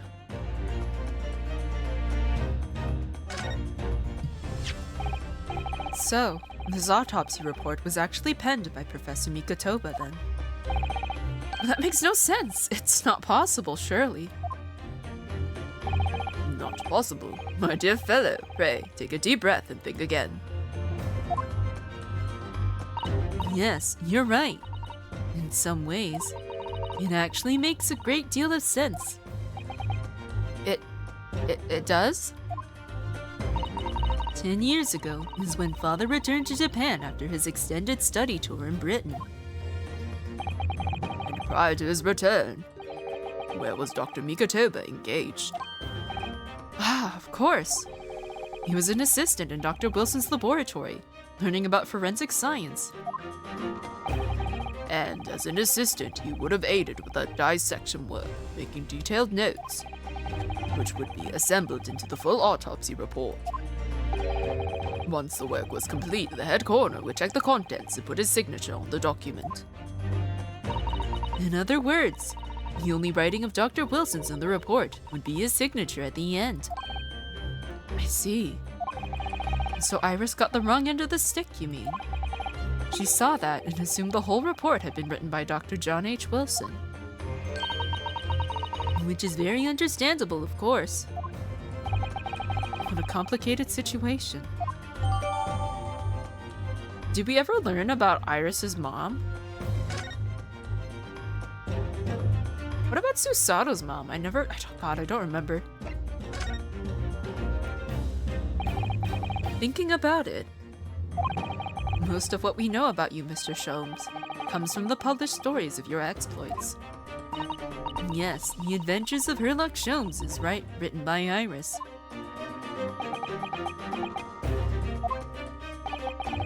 And we really have no way of knowing what's fact and what's fiction. Most troubling for you, my dear fellow, I'm sure. So what about the supposed partner of yours? Did he really exist or not? Ah, you've come straight to the point, I see. And please come straight to the answer. I believe Iris explained it in one of her installments. He was a trusted comrade and the only person I could truly have called a friend. And did this partner of yours truly make a record of all your cases? Are his notes really stored inside that metal chest? Absolutely, my dear madam. Absolutely. So, where's your partner now? We rarely meet. You see, he lives on the other side of the world.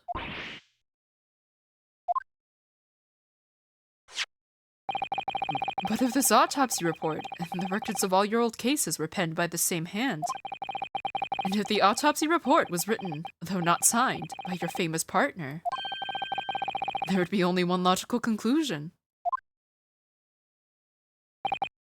Pray, impress me. Your partner would have to be Yujin Mikotoba. In other words, Miss Susato's father. On my word, Mr. Naruhodo. Yes? You are coming along wonderfully. You have hit upon the method at last. You finally grasp the art of deduction. You mean to say? Allow me to introduce you to my great friend and partner, Mikotoba. Ah! I can't believe they dropped this bomb on me. You're Iris's dad? What were you doing in Japan, boo-boo? You know, I always thought it was strange how he had that mustache and that hat, even though he was like Japanese. Because this is very much like a Watson-esque look, you know, right?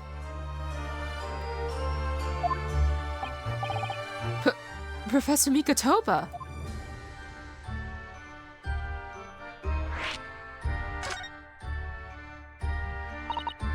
Does this mean that you're the real Dr. Wilson?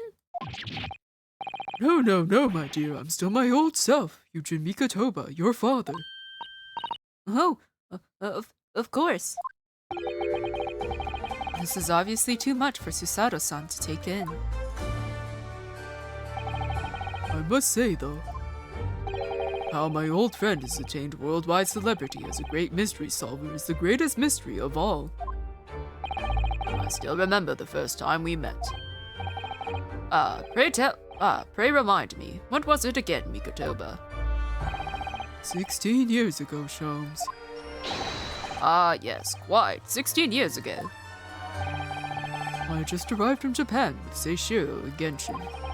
I was in search of lodgings close to the hospital, some comfortable rooms at a reasonable price. But rents are devilishly high in that particular area. That's right. So I decided I need someone to share lodgings and the expense. And was fortunate enough to be introduced to Sholmes, who found himself in a similar situation. I was a callow fellow back then, a mere shadow of the great detective you see before you now. I was working at the hospital's chemical laboratory at the time, indulging my curiosities for little gain. And the situation of our cohabitation led to us pursuing cases together, you see.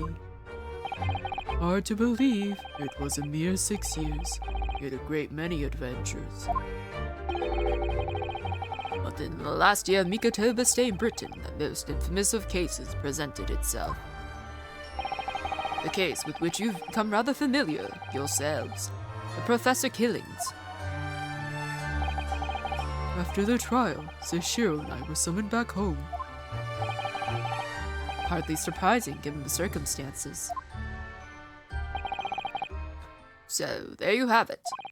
And as you know, all the details are recorded by my trusty chronicler remain in that metal chest. This is just amazing. Professor Mikotoba really is Mr. Sholmes' famous partner.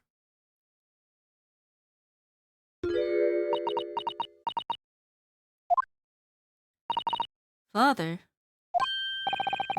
Goodness, my dear, what a cutting look! As your daughter, I'm very proud to learn that you are the great detective's great partner. But nevertheless, there's another mystery that I really must ask you to explain now. And that is? You know very well what it is. The unresolved matter of Iris's father. Ah, of course, I'd almost forgotten about that one.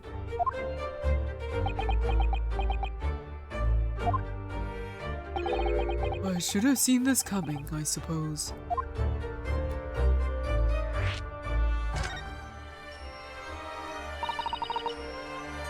Iris told us that all the notes about the great detective's adventures that are in that metal chest were written by her father.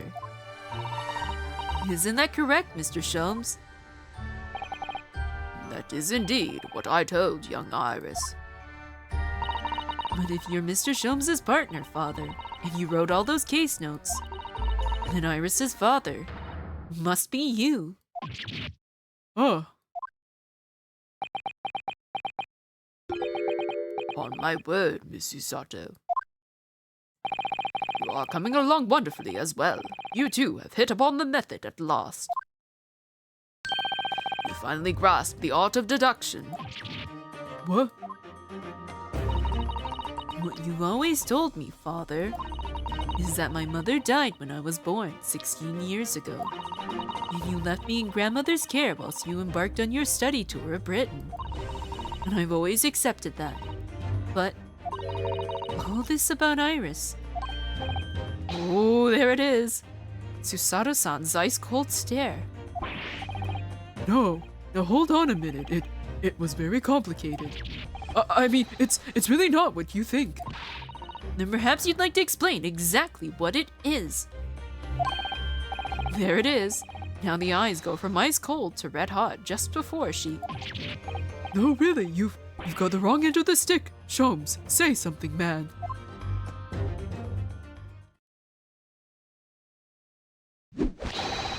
That's quite enough, my fiery fellows. Mr. Sholmes? When did he get all dressed up? Whilst I don't like to interrupt this exciting exploration of the past, Mikotoba and I have an urgent matter that requires a short excursion. But it's very late, Mr. Sholmes. Where must you go? Why, my dear madam, is that not obvious? My partner and I must pursue our natural enemies. So, get your coat, Mikotoba. The game is afoot. But Sholmes, I really must give Susato a full explanation, I think. Later, my dear fellow, later. Our carriage awaits downstairs already. You haven't changed one iota, have you? I mean, really, I visit our home after 10 long years.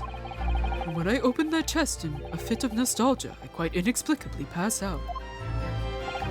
And as if that wasn't enough, when I eventually regain consciousness, I'm plunged straight into all of this. Father, please.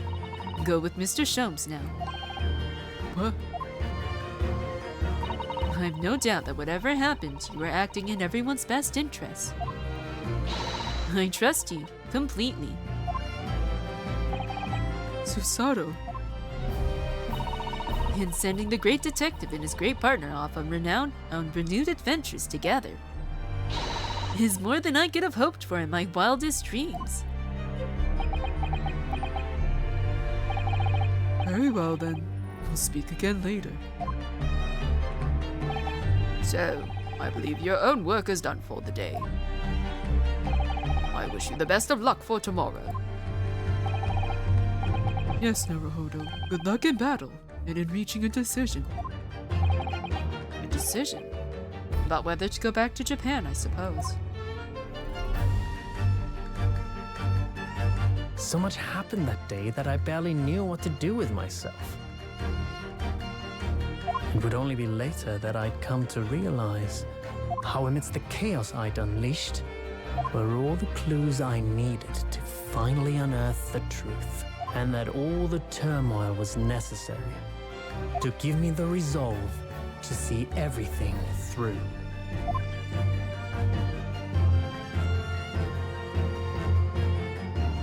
I think we finally reached the end of this one. We can start the next one. Ah! So there's only two explanations. It's either Susato's father is also Iris's dad, or he's not, and then her dad is someone else. It can only be one of the two.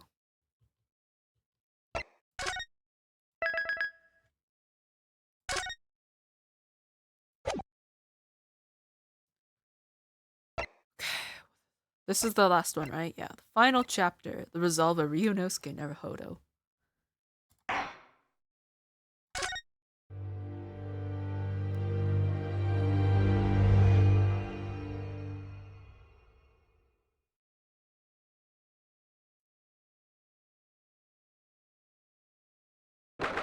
Oh, okay.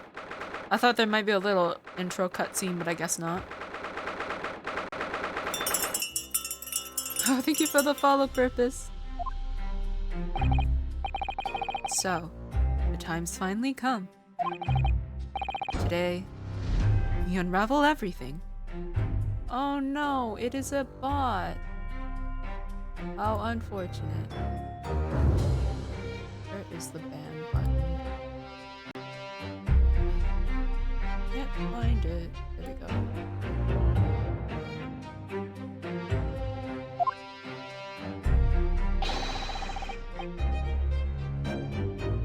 I'll be counting on your support more than ever today, Miss Susato. Oh, she doesn't look very happy.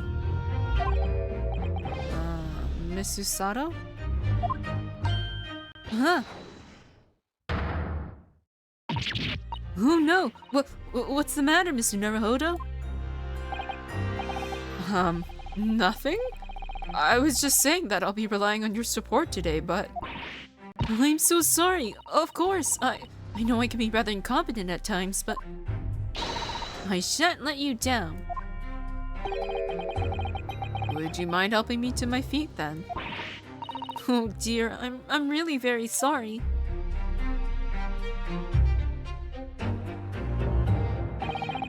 Susato-san isn't her usual self at all. That's hardly surprising, I suppose. She's just found out that her father is the partner of a world-famous detective. Not to mention... Good morning, sir.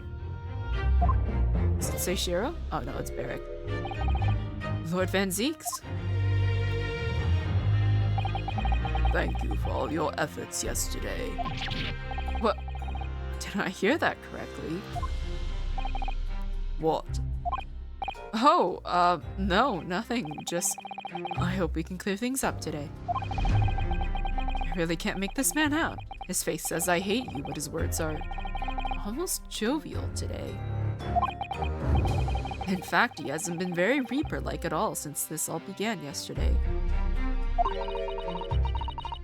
Lord Van Zeeks isn't the Reaper, Mr. Naruhodo. Good point. The Reaper. I suppose in hindsight, I shouldn't have allowed that misconception to go unchallenged. Huh? It was my tacit acceptance of that pseudonym. My failure to stop the Reaper becoming something more than a mere legend that led to all this. You're not to blame for that, Lord Van Zeeks. It's only because serious crime in the capital dropped off so sharply when the public started calling you that. That's why you didn't say anything, isn't it? To be frank, I'm not sure that was the sole reason. What do you mean?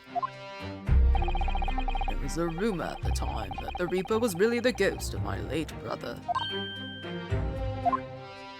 And that, having been slain by that evil killer, its restless spirit returned as some sort of demigod, to wield a deadly blade of justice where I, by dint of the law, could not. Yes, we've heard that story too. And I lost him.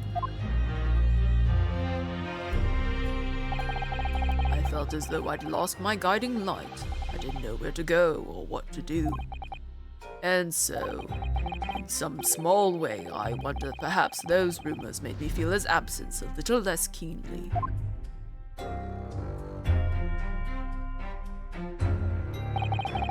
Even if I knew it was just an illusion, just some nonsense conjured up by an over-imaginative public. He was obviously extremely important to you, Lord Clint Van Zeeks. Well, what's important now is uncovering the truth. That's all that matters. I know that you didn't take anyone's life. And I intend to prove that beyond a shadow of a doubt in court today. I never thought I'd say this, but I can see it in your eyes, that burning desire to cut through all the lies and deception. I can't deny it any longer. You are a lawyer of absolute integrity. Thank you. Now, tell me, why do I detect the scent of expensive tea leaves in the air? Oh, Iris, when did you get here? Oh, I brought you one of my special blends. Hurley loves it. He says it helps him to clear his head. I thank you. Oh. that's surely the first and last time I'll ever see a sight like this. You seem different today, Iris. Oh? sort of subdued, I suppose. I am not. What happened yesterday is obviously still playing on her mind a lot. She's clearly very troubled about having stolen that autopsy report from Dr. Sith's laboratory. All right then. Good luck to you both. I have to make a move now. Oh, you're not staying? I thought you'd want to watch today's proceedings. Well, I'd like to cheer you on, obviously. But I've got lots to get ready. Get ready? For what? Oh, yes. Would you take this? Aww, for me? Isn't that one of the little felt dolls that's usually dangling from your knapsack? Yes, it's a lucky charm. A little Hurley that I made once. A Hurley? Looks more like a Hairly to me. If for some reason you completely run out of options in the trial today, then just pull this little Hurley's ears as hard as you possibly can. What? Pull his ears? That's right. It's a way to bring good luck. I think you might need it.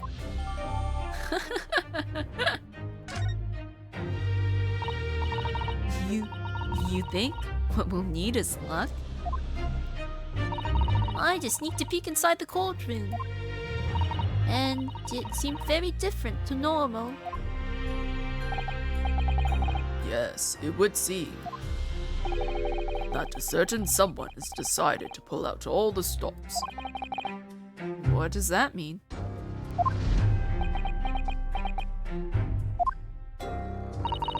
What about Mr. Sholmes, Iris?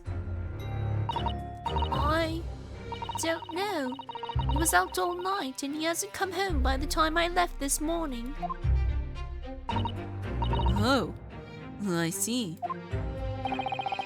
Was Professor Mikotoba out all night too, do you think, Miss Susato?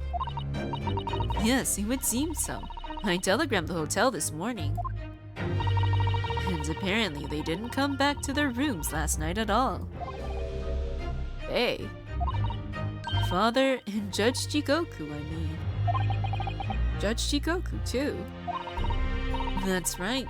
Nobody appears to have seen either of them since yesterday. Counsel for the defense and the defendant.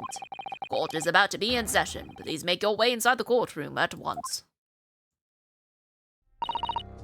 Good luck then, Runo. Good luck, Susie. Yes. Thanks, Iris. And you, Mr. Reaper. I hope it goes well. Once again, I thank you for the delicious tea. It was very soothing. Oh, I'm so glad. You must go inside now, Lord Van Zeeks.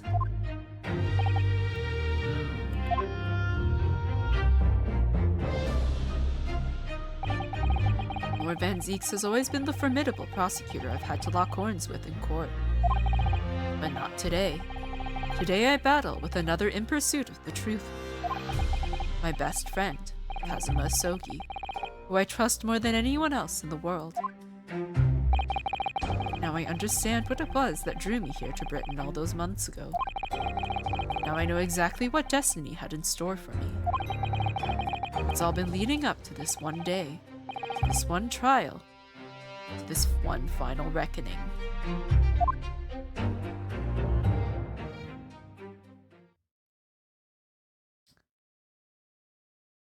I'm going to assume that this episode is going to be all trial, and then it's going to be the aftermath.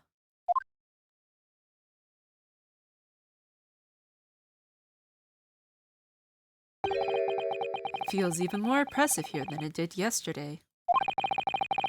There are cold stares piercing me like knives from all sides today.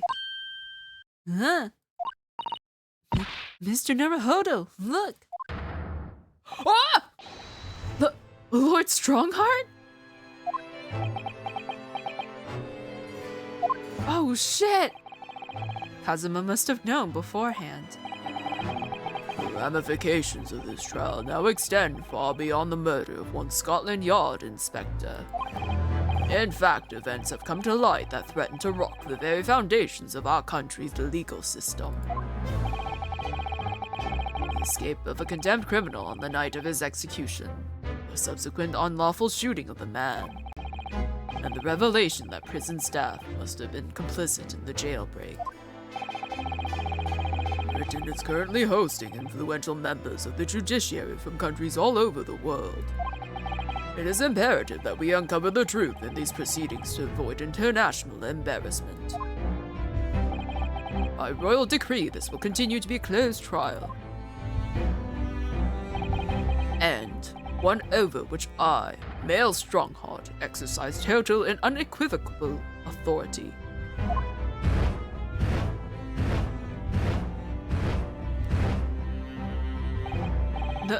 The 6 jurors' flames just... As was the case in yesterday's proceedings, those here present in the public gallery are distinguished members of our judiciary, assembled to bear witness to a fair judicial process. In other words, a collection of your acolytes, Lord Strongheart.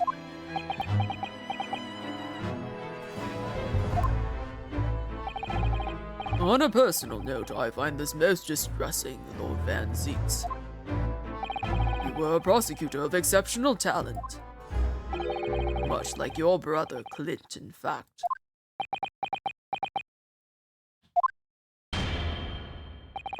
In the name of Her Majesty the Queen, I hereby declare this court to be in session. For the trial of Beric Van Zieks, who officially stands accused of murder. I was hoping birds would fly behind him.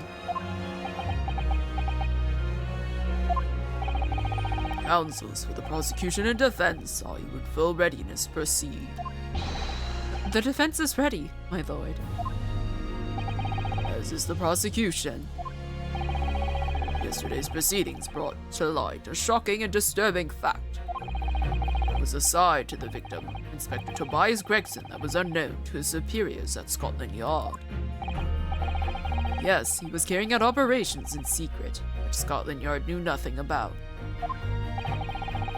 And in those clandestine operations, he had an accomplice. Mr. Daily Vigil, who would be given the inspector's identification.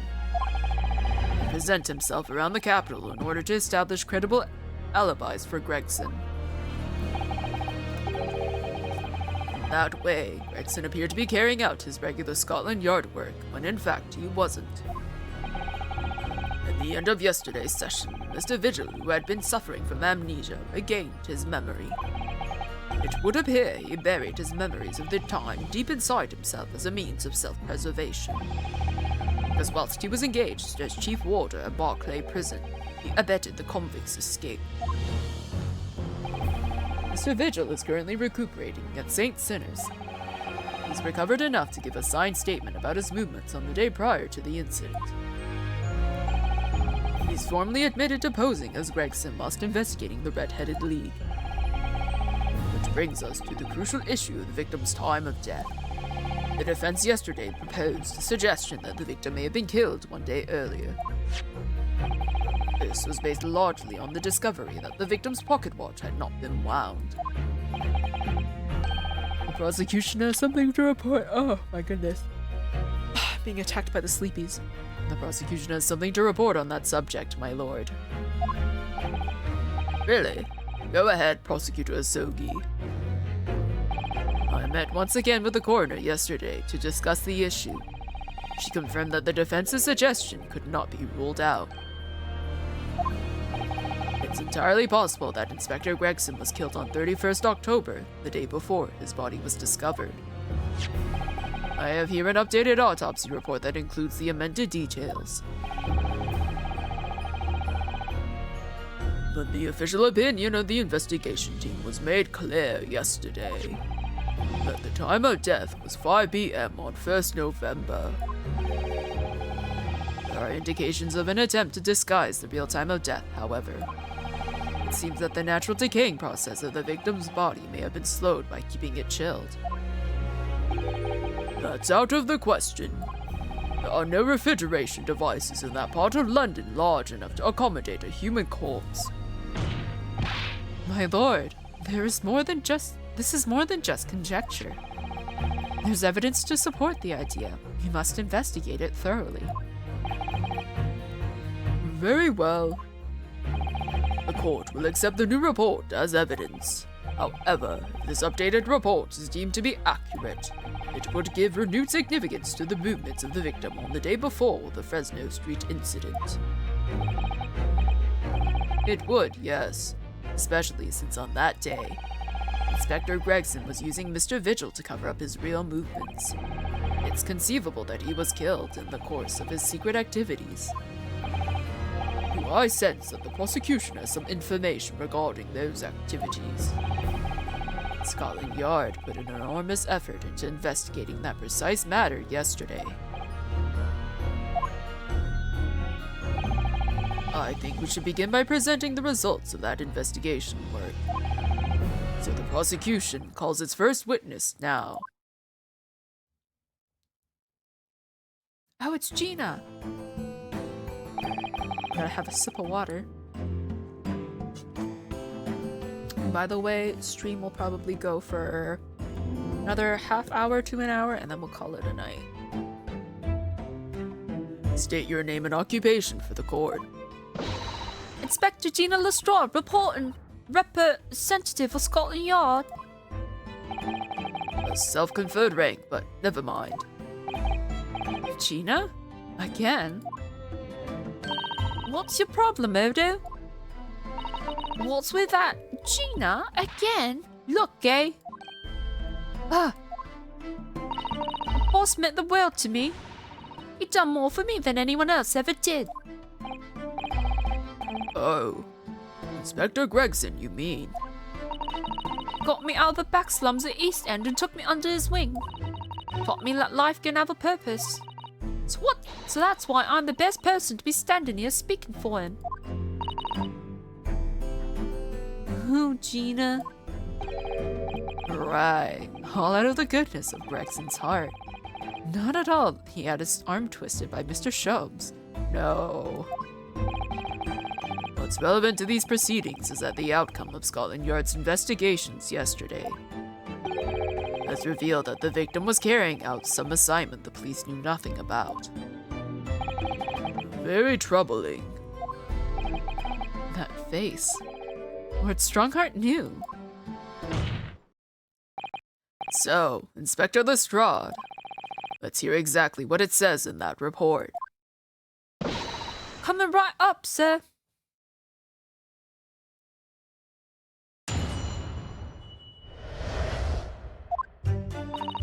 Our yard detectives supposed to follow orders and investigate what they're told. A little search of the boss's office turned up a notebook that had a load of secret meetings in it. According to that, the boss was looking into some smuggled goods dealings that day. Looks like it was a big job and all, but the coppers weren't on to it yet.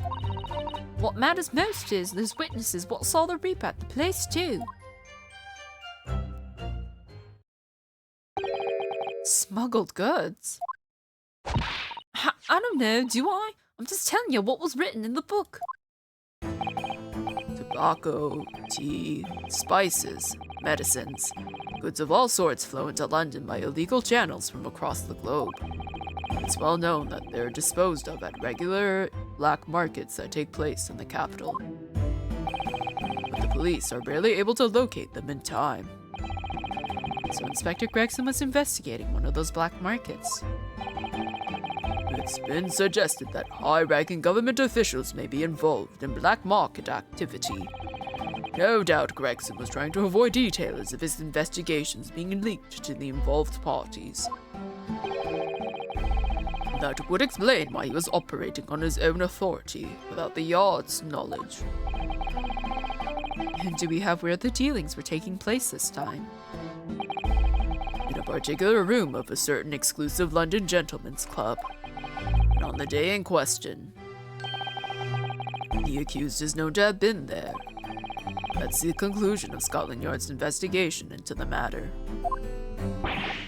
That can't be. We haven't heard anything about any of this. Members of the club have testified to it. There's no question. The accused, Barrick Van Zeeks, was present. That would be very significant testimony then. Oh my, but, Lord Van Ziek's made no mention of this at all. In short, Lord Van Zieks had ample opportunity to murder the victim.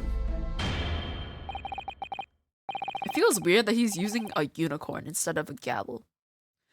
Very well then, counsel for the defense, begin your cross-examination. Okay, we're gonna have to press Gina about everything. Hold it! So, you follow orders, do you, Gina? Nah, not me. I'm above all that, see? Oh, Boss always adds special orders for me. Grab us some fish and chips or go and give Toby his grub. That kind of thing. So, errands more than orders then. This detective is still an apprentice after all. Yeah, well, this apprentice ain't one to sit around and wait to be told what to do, even by the boss. That's why I've been doing my own investigations into what happened. Didn't find much at first. okay, the notebook. So you went through Inspector Gregson's things. Yup, as part of the independent Lestrade investigation. Oh, Well, the ads have started, so we will wait. oh, okay. Let me go into the options so I don't accidentally skip dialogue. Oh, okay. This last episode is still fairly long. Seems that there's 3 parts to the trial and an investigation, so it's gonna be a while.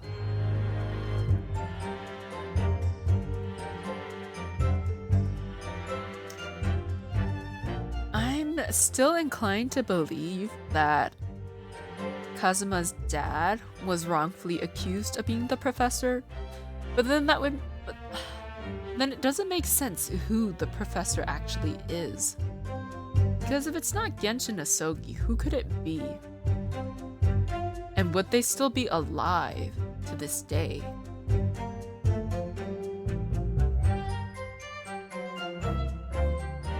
It's very possible that whoever was the professor is the Reaper now, maybe. I don't know. There's just so many things. We also still have no idea who Iris's dad is. I can only assume she takes after her mother. Did it ever mention Iris's mom? She probably died when she was a child or something, I don't know.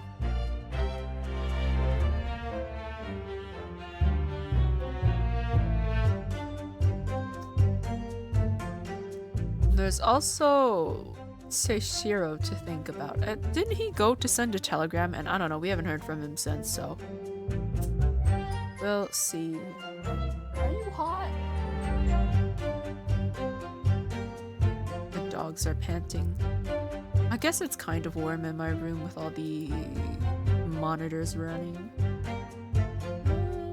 I'm just gonna open the door so that not all of the air is trapped in here.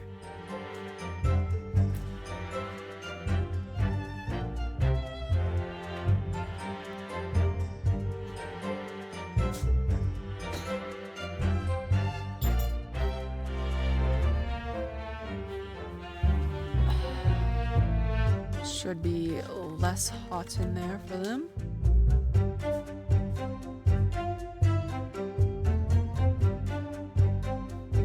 Is it raining right now? Oh dear, it is raining. That's going to make things difficult for when they have to go pee.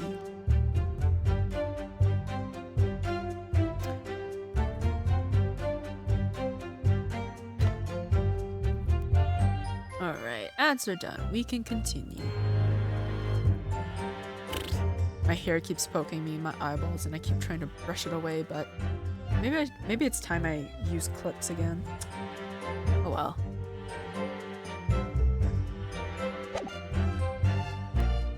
Alright, where were we? We were here. I'm sure your superiors would be delighted that you're taking the initiative. So I snuck into his office when no one else was about. Because if anyone at the yard had seen me going in there, they'd have turfed me straight out onto the street.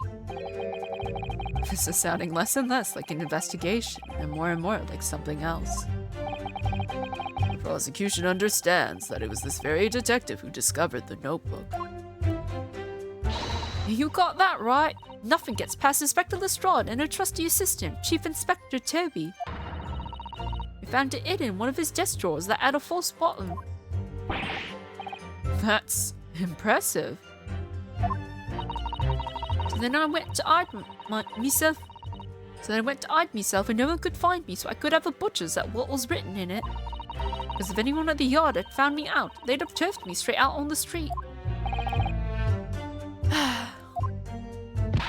I've given it in now, though, ain't I? And if it weren't for me, I would never have been it would never have been found. Hi, can I help you? Hold it! Do you have any idea where those dealings were taking place? Yup. It was all there in the boss's notes. Let's see if I can remember. As I already said, the illegal dealings were due to take place at a gentleman's club. Yes, I remember, but I was hoping to find out the name of the club. That won't be necessary. What? It's conceivable that the club might be used again by the smugglers in the future. Therefore, the prosecution has been asked not to reveal the name of these proceedings. I don't know what all the fuss is about. It's right here. All I've got to do is read it out. And I could too. I've got this reading game buttoned up now. Can't I show you what I can do? Go on. What's the arm? The judge hasn't signaled his objection yet. I could try to find out. What should I do? Let's insist. This is a closed court. The proceedings are confidential. There shouldn't be any possibility of the information being leaked. As I explained, there is some possibility of politicians being involved in this affair. The prosecution is rightfully exercising caution, I imagine. No, my lord. The prosecution has no objection. Fuck you. Kazuma? There's no question that Inspector Gregson was looking into these black market dealings. However, it's not yet been established that he was on that particular trail on the day in question. If the defense requires to know the club's name, the prosecution has no intention of being obstructive. Right then. I get to show off me reading skills. Apparently, the smuggled goods deal was gonna happen at a gentleman's club called the Grouse. Oh, okay. Also, I don't think I ever looked at it. Because I can examine, can't I? Oh, no, it's not in here. Okay, let's look at this trunk, actually. Oh, shit. Look at this dark stain here. Do you think... Yes, I'm afraid so. I think it's blood. Ugh, I knew you were going to say that. So that presumably means... This was present at the scene when Inspector Gregson was killed. It's the most logical conclusion, yes. I think Gina's been carrying this around with her. If you didn't know any better, I suppose it does look like a grease stain from all the fish and chips. Maybe when I finish this game, I should commemorate with fish and chips because, oh my god, every time it's come up, I've been wanting to eat it. Okay, there's like a slash mark here. Have you seen this huge gash across the side of the trunk here? It's gone right through the leather and into the metal behind. Gosh, for a metal chest like this to have been so badly damaged. Whatever made the gash must have struck the side of the trunk with considerable force. I wonder how it happened. I think all that's left to do now is try to open this thing. Let's have a look inside.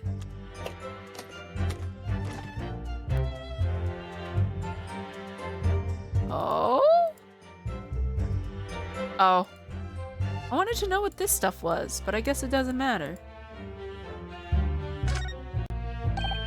Look, there's something inside. Ooh, let's see. It appears to be a passport, authorizing him to travel overseas.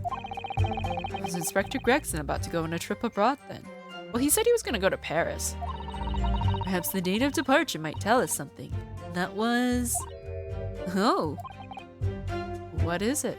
It was for travel on 31st October, just one day before the incident. What? Really? Gregson went to France the day before his body was discovered. Nah, you cannot tell me he got killed in France and then they transported his body over here. Could you imagine? Like on a ship, they just keep his chilled body there and like... Nah, I don't know. I mean, that sounds so far-fetched, but then again, we're in an Ace Attorney game, so it wouldn't surprise me. I don't know. I don't know.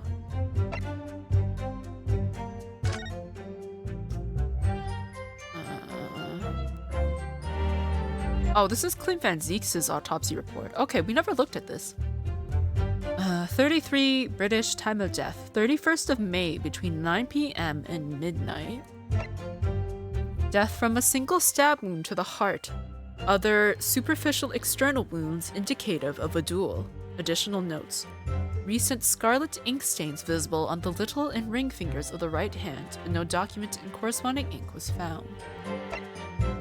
Autopsy findings. Vital evidence recovered from the victim's stomach during autopsy. Credit to Inspector Gregson for petitioning so doggedly for the autopsy procedure. No internal trauma noted anywhere in the body. Okay, what was this evidence in the stomach, though? I do want to examine this. It's so cute! Look at it!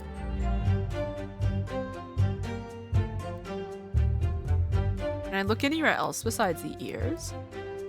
It's just a little guy! Look how cute this is. I want one. Do you think they sell these? I would totally buy them. I'd buy a whole set. I think there's like a Steam wallpaper you can get where like it's all of them as like their little animal counterparts. What a charming little rabbity version of Mr. Sholmes. Do you suppose this is how Iris sees him? Are you alright, Mr. Naruhodo? Your eyes are veritably boring to the poor doll's ears. Oh, sorry. I was just wondering. What do you suppose would happen if I were to tug its ears with all my might right now? I'm sure that we'll find out. When the time is right. To become a proper gentleman, you must really learn stoic patience. But I want to know. This is a felt doll, right? I had like a brief period of time where I was like really into needle felting. Like I never did any of it, but like I would like watch a whole bunch of videos on needle felting. I don't know if I would ever try it. Maybe I will one day, but like I feel like it's not my kind of thing. Especially since it involves needles and I'm most likely going to accidentally stab myself many times. Okay, this is the passport. Tobias Gregson, his passport number, date of departure within 1 week from 31st of October. Destination Port of Dunkirk, France, purpose of travel, police business, notes. Permission for the applicant and one additional person to travel.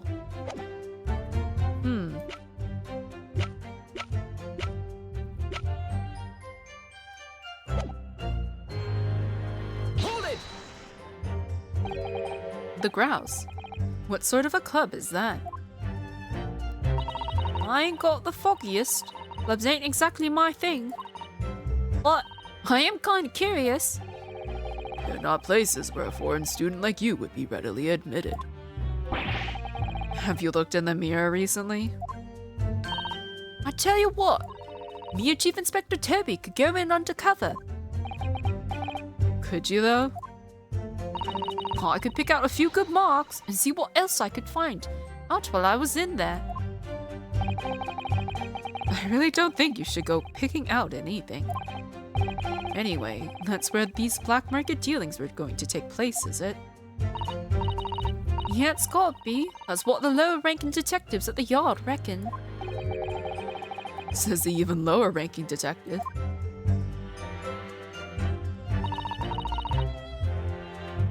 It was a big job, the coppers weren't on to it. Hold it! So how had Inspector Gregson come to find out about it in that case? That's the question, ain't it? I'm just an apprentice, so...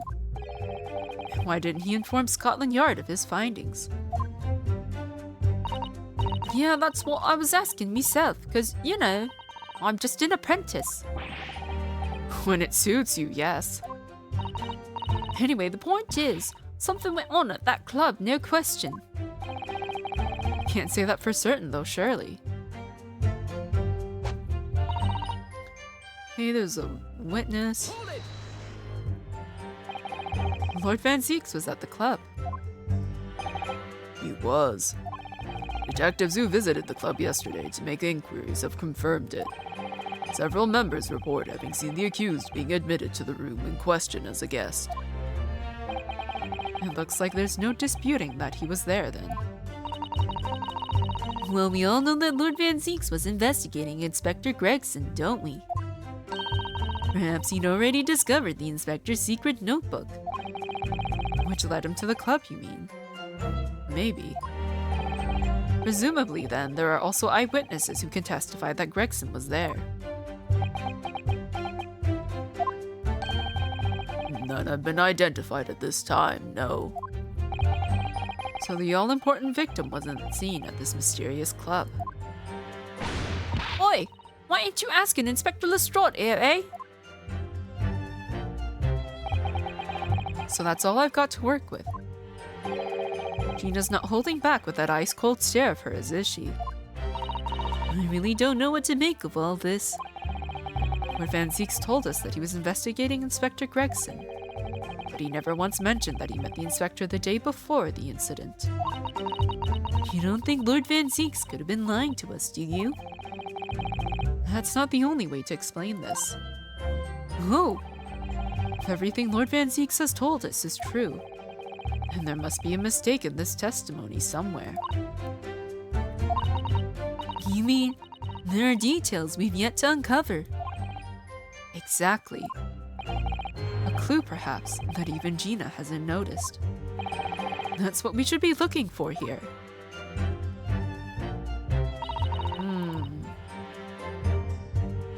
Okay, well, we've pressed her on everything. Notebook with the secret meetings. We can't even look at it.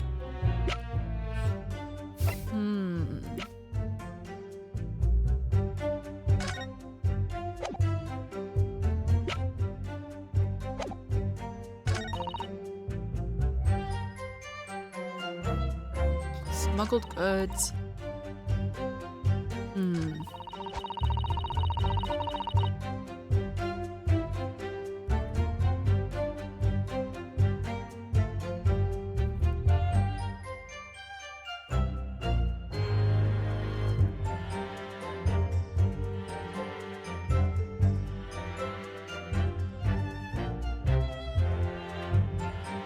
Oh. I'm lost, so I had to go look at the walkthrough. There was a thingy I need to examine. There we go. I had to look at this. Oh, looks like this is some sort of steamship ticket. The SS Grouse, first class cabin 001. Oh! The Grouse isn't just a club. It's a ship. Yokohama departure 11th September, London arrival 1st November. Ah, that's the boat that Professor Mikotoba and Judge Chigoku came on from Japan, isn't it? Yes, I think it called at Dunkirk on the north coast of France for a night before finally arriving in Dover. I think it's been almost a year since we arrived in Dover on the SS Beria. It seems a shame not to keep your ticket as a memento of your trip, don't you think? Yes, I agree. I have mine safely in my diary. I keep mine in my wallet, so I have it with me at all times. Oh, Well, how strange. Where could it have gone? You like this on purpose, Mr. Namahodo? Did I imagine it? Or was that comment accompanied by a little sigh?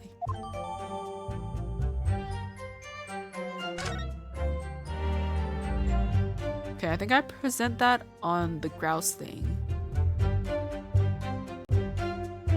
Yeah.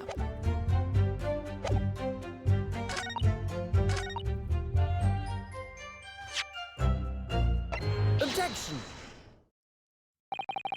I've read about these clubs that exist here in Britain. As I understand it, they're places where well-to-do gentlemen socialize with friends and colleagues. Don't imagine for a second that a foreign student like you would be admitted. Seriously, is your mirror correct or something? Do we know for sure that the contraband dealings were definitely happening at a club called the Grouse? Police are currently looking for evidence, but haven't found anything definitive yet. And I'm sorry to say that they probably won't. What do you mean by that? I mean that the place Inspector Gregson was secretly going to visit on 31st October may not have been a gentleman's club at all. You're showing a very irreverent attitude towards our country's police force there, Counsel. If it wasn't a gentleman's club, then what was it? A steamship. You think it's a ship? I have the evidence to prove it. Here. Let me see that. This dark-suited young man is not in the least bit untrustworthy. The other side, my lord. Be more specific next time. Ah, this would appear to be a ticket for passage upon a steamship, yes. The SS Grouse. Objection! So there's a steamship named the Grouse that happens to share a name with the club. But I'm afraid to say, there's a flaw in your logic there. How? Look at that ticket. Notice the date of arrival in port. The ship arrived at the port of Dover on 1st November. Ah! The day on which the sound like a gunshot was heard on Fresno Street. In other words, on the day in question here, 31st October, when the victim was on his clandestine mission. That ship hadn't yet docked on British shores. That would certainly make an undercover investigation somewhat challenging. Objection! The fact that the steamship hadn't yet reached Britain substantiates the defense's assertion that the victim was investigating the SS Grouse on the day in question. Then show your evidence for that assertion. Very well. In that case, counsel for the defense, present your evidence to the court now. Evidence that substantiates your claim that the victim was investigating the SS Grouse on 31st October. Well, we have that passport. Take that! What's that? A passport for travel issued to the victim. Hi, thank you. Dated 31st October. What are you suggesting? I'm suggesting that just one day before the inspector's body was discovered, there's a distinct possibility he wasn't even in the country.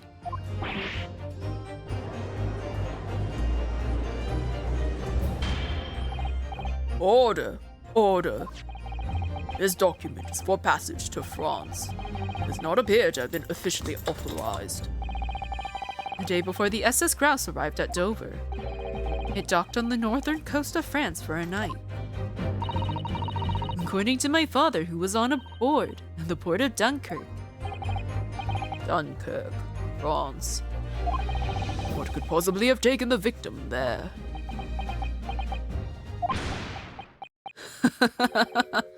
I'm impressed, Ryunosuke Naruhodo.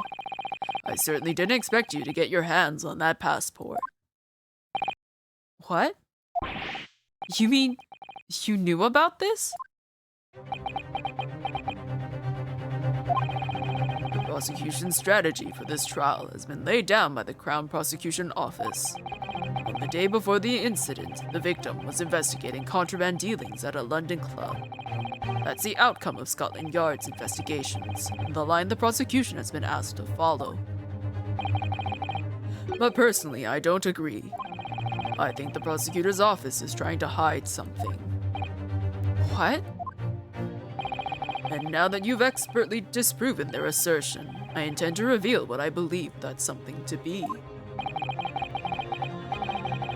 What are you playing at, Prosecutor Asogi? Courtroom is a forum for the truth, my lord.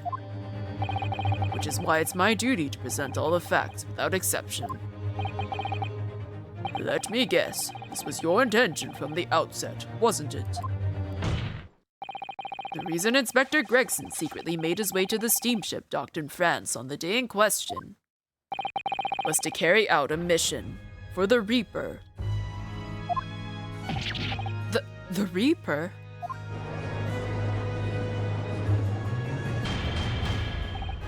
Order! Order! What on earth are you saying, Counsel? The prosecution made an assertion in court yesterday. Inspector Gregson was investigating the identity of the Reaper. When he discovered the location of the man's secret hideout, he was killed. As I'm sure everyone can imagine, by the Reaper's hand. But in reality, the truth is the opposite of that. What? Inspector Gregson wasn't investigating the Reaper at all. He was, in fact, acting for the Reaper. So, you're saying the mission he was undertaking was... Obviously, an assassination. Eric Van Zeeks never carried out any of the actual killings. Whenever the Reaper's victims lost their lives, he always had a cast iron alibi. Which tells us that he must have had an accomplice. And you claim that was Inspector Gregson. What the hell do you think you're saying, eh? My boss would never have done nothing like that. And yet, when you consider all the facts, it all makes perfect sense. No, it can't be. We also arrived at the same conclusion, didn't we? That Inspector Gregson was operating as the Reaper. Even so, there's no way that the person giving him his orders was Lord Van Zeeks. No, the true Reaper is somebody else. Eric Van Zeeks is not the Reaper. Predictable response from someone who's advocating for the man. And even if it's true that Gregson was operating as an agent of the Reaper, the suggestion that he went aboard the SS Grouse on an assassination mission doesn't follow at all. Oh, you have some solid reason for doubting the assertion, do you, Counsel? Absolutely.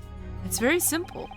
On the day in question, nobody was killed aboard that steamship. Professor Mikatoba and Judge Chigoku were on that very ship. If someone had been assassinated, I'm certain we would have heard about it. What's so funny? You're right, of course. No suspicious deaths were reported on board this ship. But I think perhaps you've missed the point. That's precisely why Inspector Gregson himself lost his life. What? Gregson did board the SS Grouse that night with the intention of dispatching his mark. But his mission ended in failure. Failure?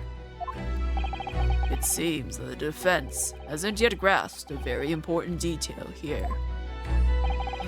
What are you talking about? What detail? Inspector Gina Lestrade. Eh? What? The victim's notebook that you read an excerpt from earlier.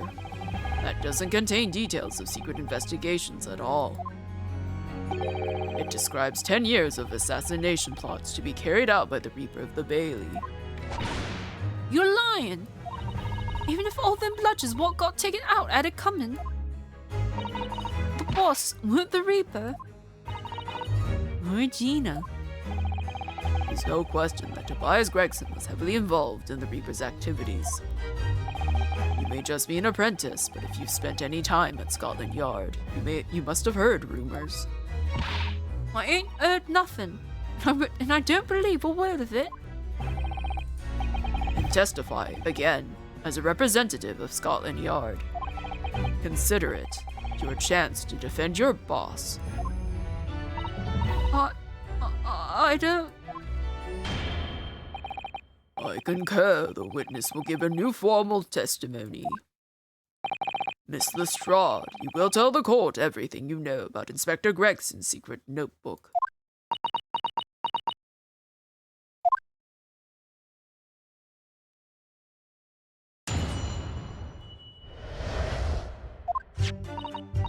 Yeah, this notebook does have a lot of stuff about what the Reaper got up to these past 10 years. Names of victims, dates and places and stuff. The last entry in there was the 31st October. It's a grouse for the place on that date and then the name of the mark. There was a note about him being a criminal what got away from the Reaper in court 10 years ago, summit. But honest, the boss didn't do none of it. He was just investigating the Reaper, that's all.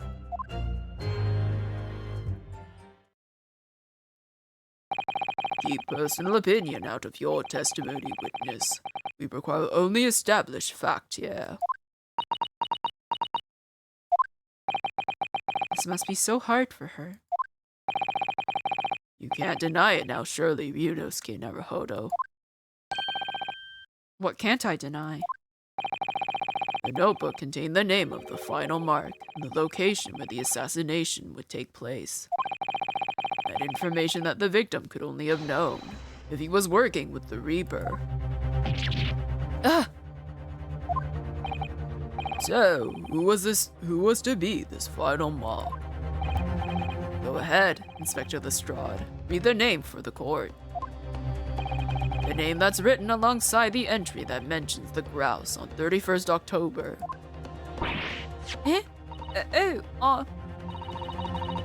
How do you read this then? Reading's still not her strong suit. That ain't the problem, alright, Odo? It's a funny name. It ain't English. It's odd to read. So it's someone from overseas. Let me have a bash at it. Ishiro? Is it? Yeah, say Shiro. Jik-ok-you, maybe? What? It can't be. Seishiro Jigoku? But that's Judge Jigoku. Seishiro Jigoku. Certainly not an English name, you're right. Objection!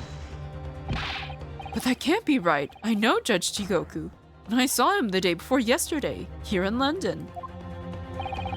So I know for a fact that the man hasn't been assassinated. As I said, the Reaper failed. Oh, Gregson missed his chance to kill his mark and return to British shores. But the Reaper wouldn't tolerate the mistake, so he killed the inspector, personally. The Reaper, of course, being the accused, Beric Van Zieks. It's an undeniably logical argument. Hazama. You planned for the trial to go this way all along, didn't you? Hold it!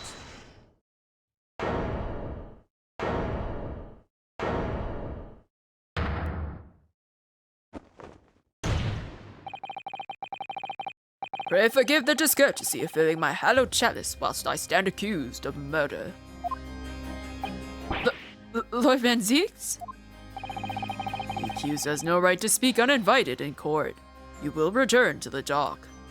I say nothing of whether or not I'm the Reaper. That's the task of this court to decide. But there is one thing I can say unequivocally. That girl is no detective. Eh? What? No, that's right. I ain't. I'm an inspector. Repeating rumors heard around the yard. Reading entries from a notebook of unconfirmed origin. That's not testimony. It's practically a script. No doubt the rest of this trial will go exactly as you've clearly planned. Your hatred of me is understandable. In your mind, I'm sure I am the Reaper, who sent your father to the gallows all those years ago. But you're in danger of becoming a far more sinister Reaper yourself. By attempting to have me condemned with this feeble excuse for testimony.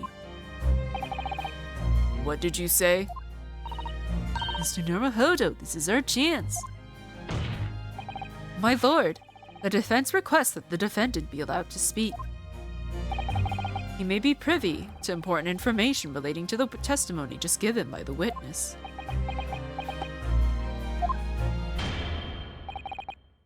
Very well. I'll make an exception and grant the request. The defendant may remain in the witness stand for the cross-examination. Then allow me to toast the court's impartiality. Don't raise your glass in my direction, sir. Counsel for the defense, begin the cross-examination immediately. At once, my lord.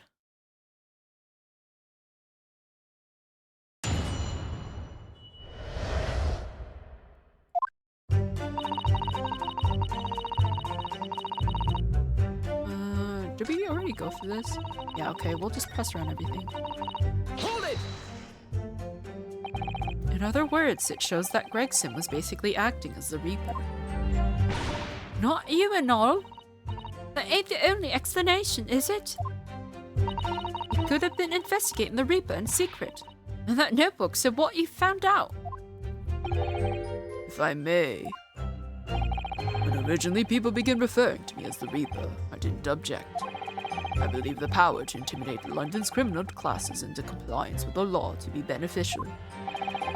But you carried out your own investigations into the true identity of the Reaper, didn't you? Yes, and those investigations proved conclusively that Gregson was one arm of the Reaper. One arm? What are you on about? The Reaper's victims were all extremely shrewd criminals at the top of their game. There's simply no way one person could have taken them on alone. The Reaper is an organization. With you at its head. I had spies at the yard, keeping me abreast of Gregson's movements, letting me know when he was elsewhere. So I'd been able to check the most recent entry in his book. I knew the location. You knew it said grouse. Believing it to be a reference to the Gentleman's Club, I went there on the day in question to investigate. Alone. Ah, so that explains why several members of the club claim to have seen you there. But of course, the inspector was not there. Because at the time he was making his way to the steamship docked on the northern coast of France.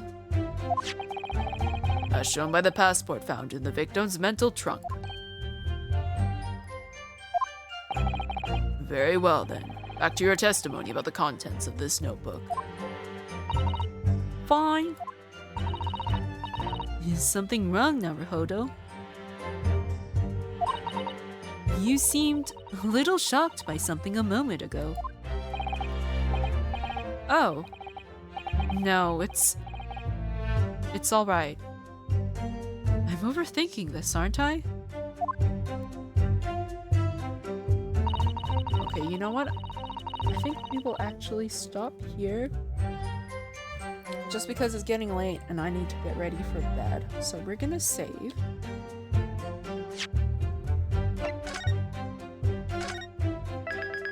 and we will continue this next week. I don't know if we'll finish. I think this might take another 2 streams to finish, if I'm honest. But we'll see. Alright, is anybody streaming right now?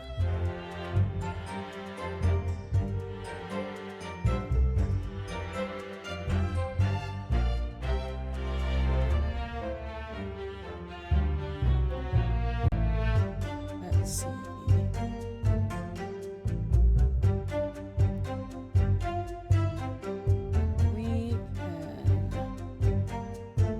Who can I pick? I don't know. Is anybody actually streaming this game?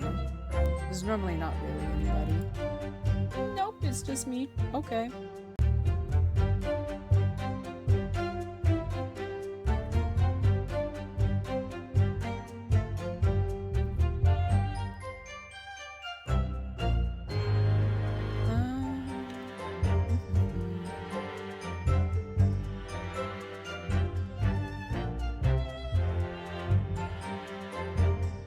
Trying to pick who to raid.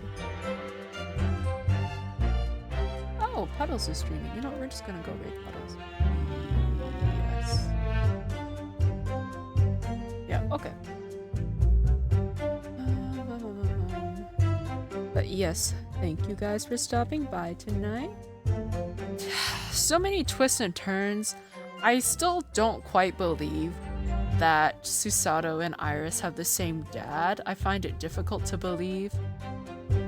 So there has to be some explanation because he didn't have any reaction to Iris earlier before. So he can't possibly be her father because he doesn't even recognize her. So has to be someone else. I don't know who it would be, but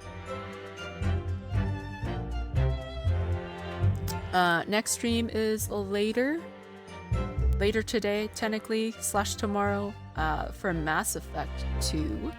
That's gonna be fun. Hopefully I make some actual progress with Garrus because God is the romance slow right now. But yeah, thank you guys for stopping by. Today was fun. I'm gonna be so sad when this game is over. I'll go lift myself out. But yeah, at least when this is finally over, I can pick a new game to stream in its place. Yeah, I'll see you guys next time. Have a good day or night.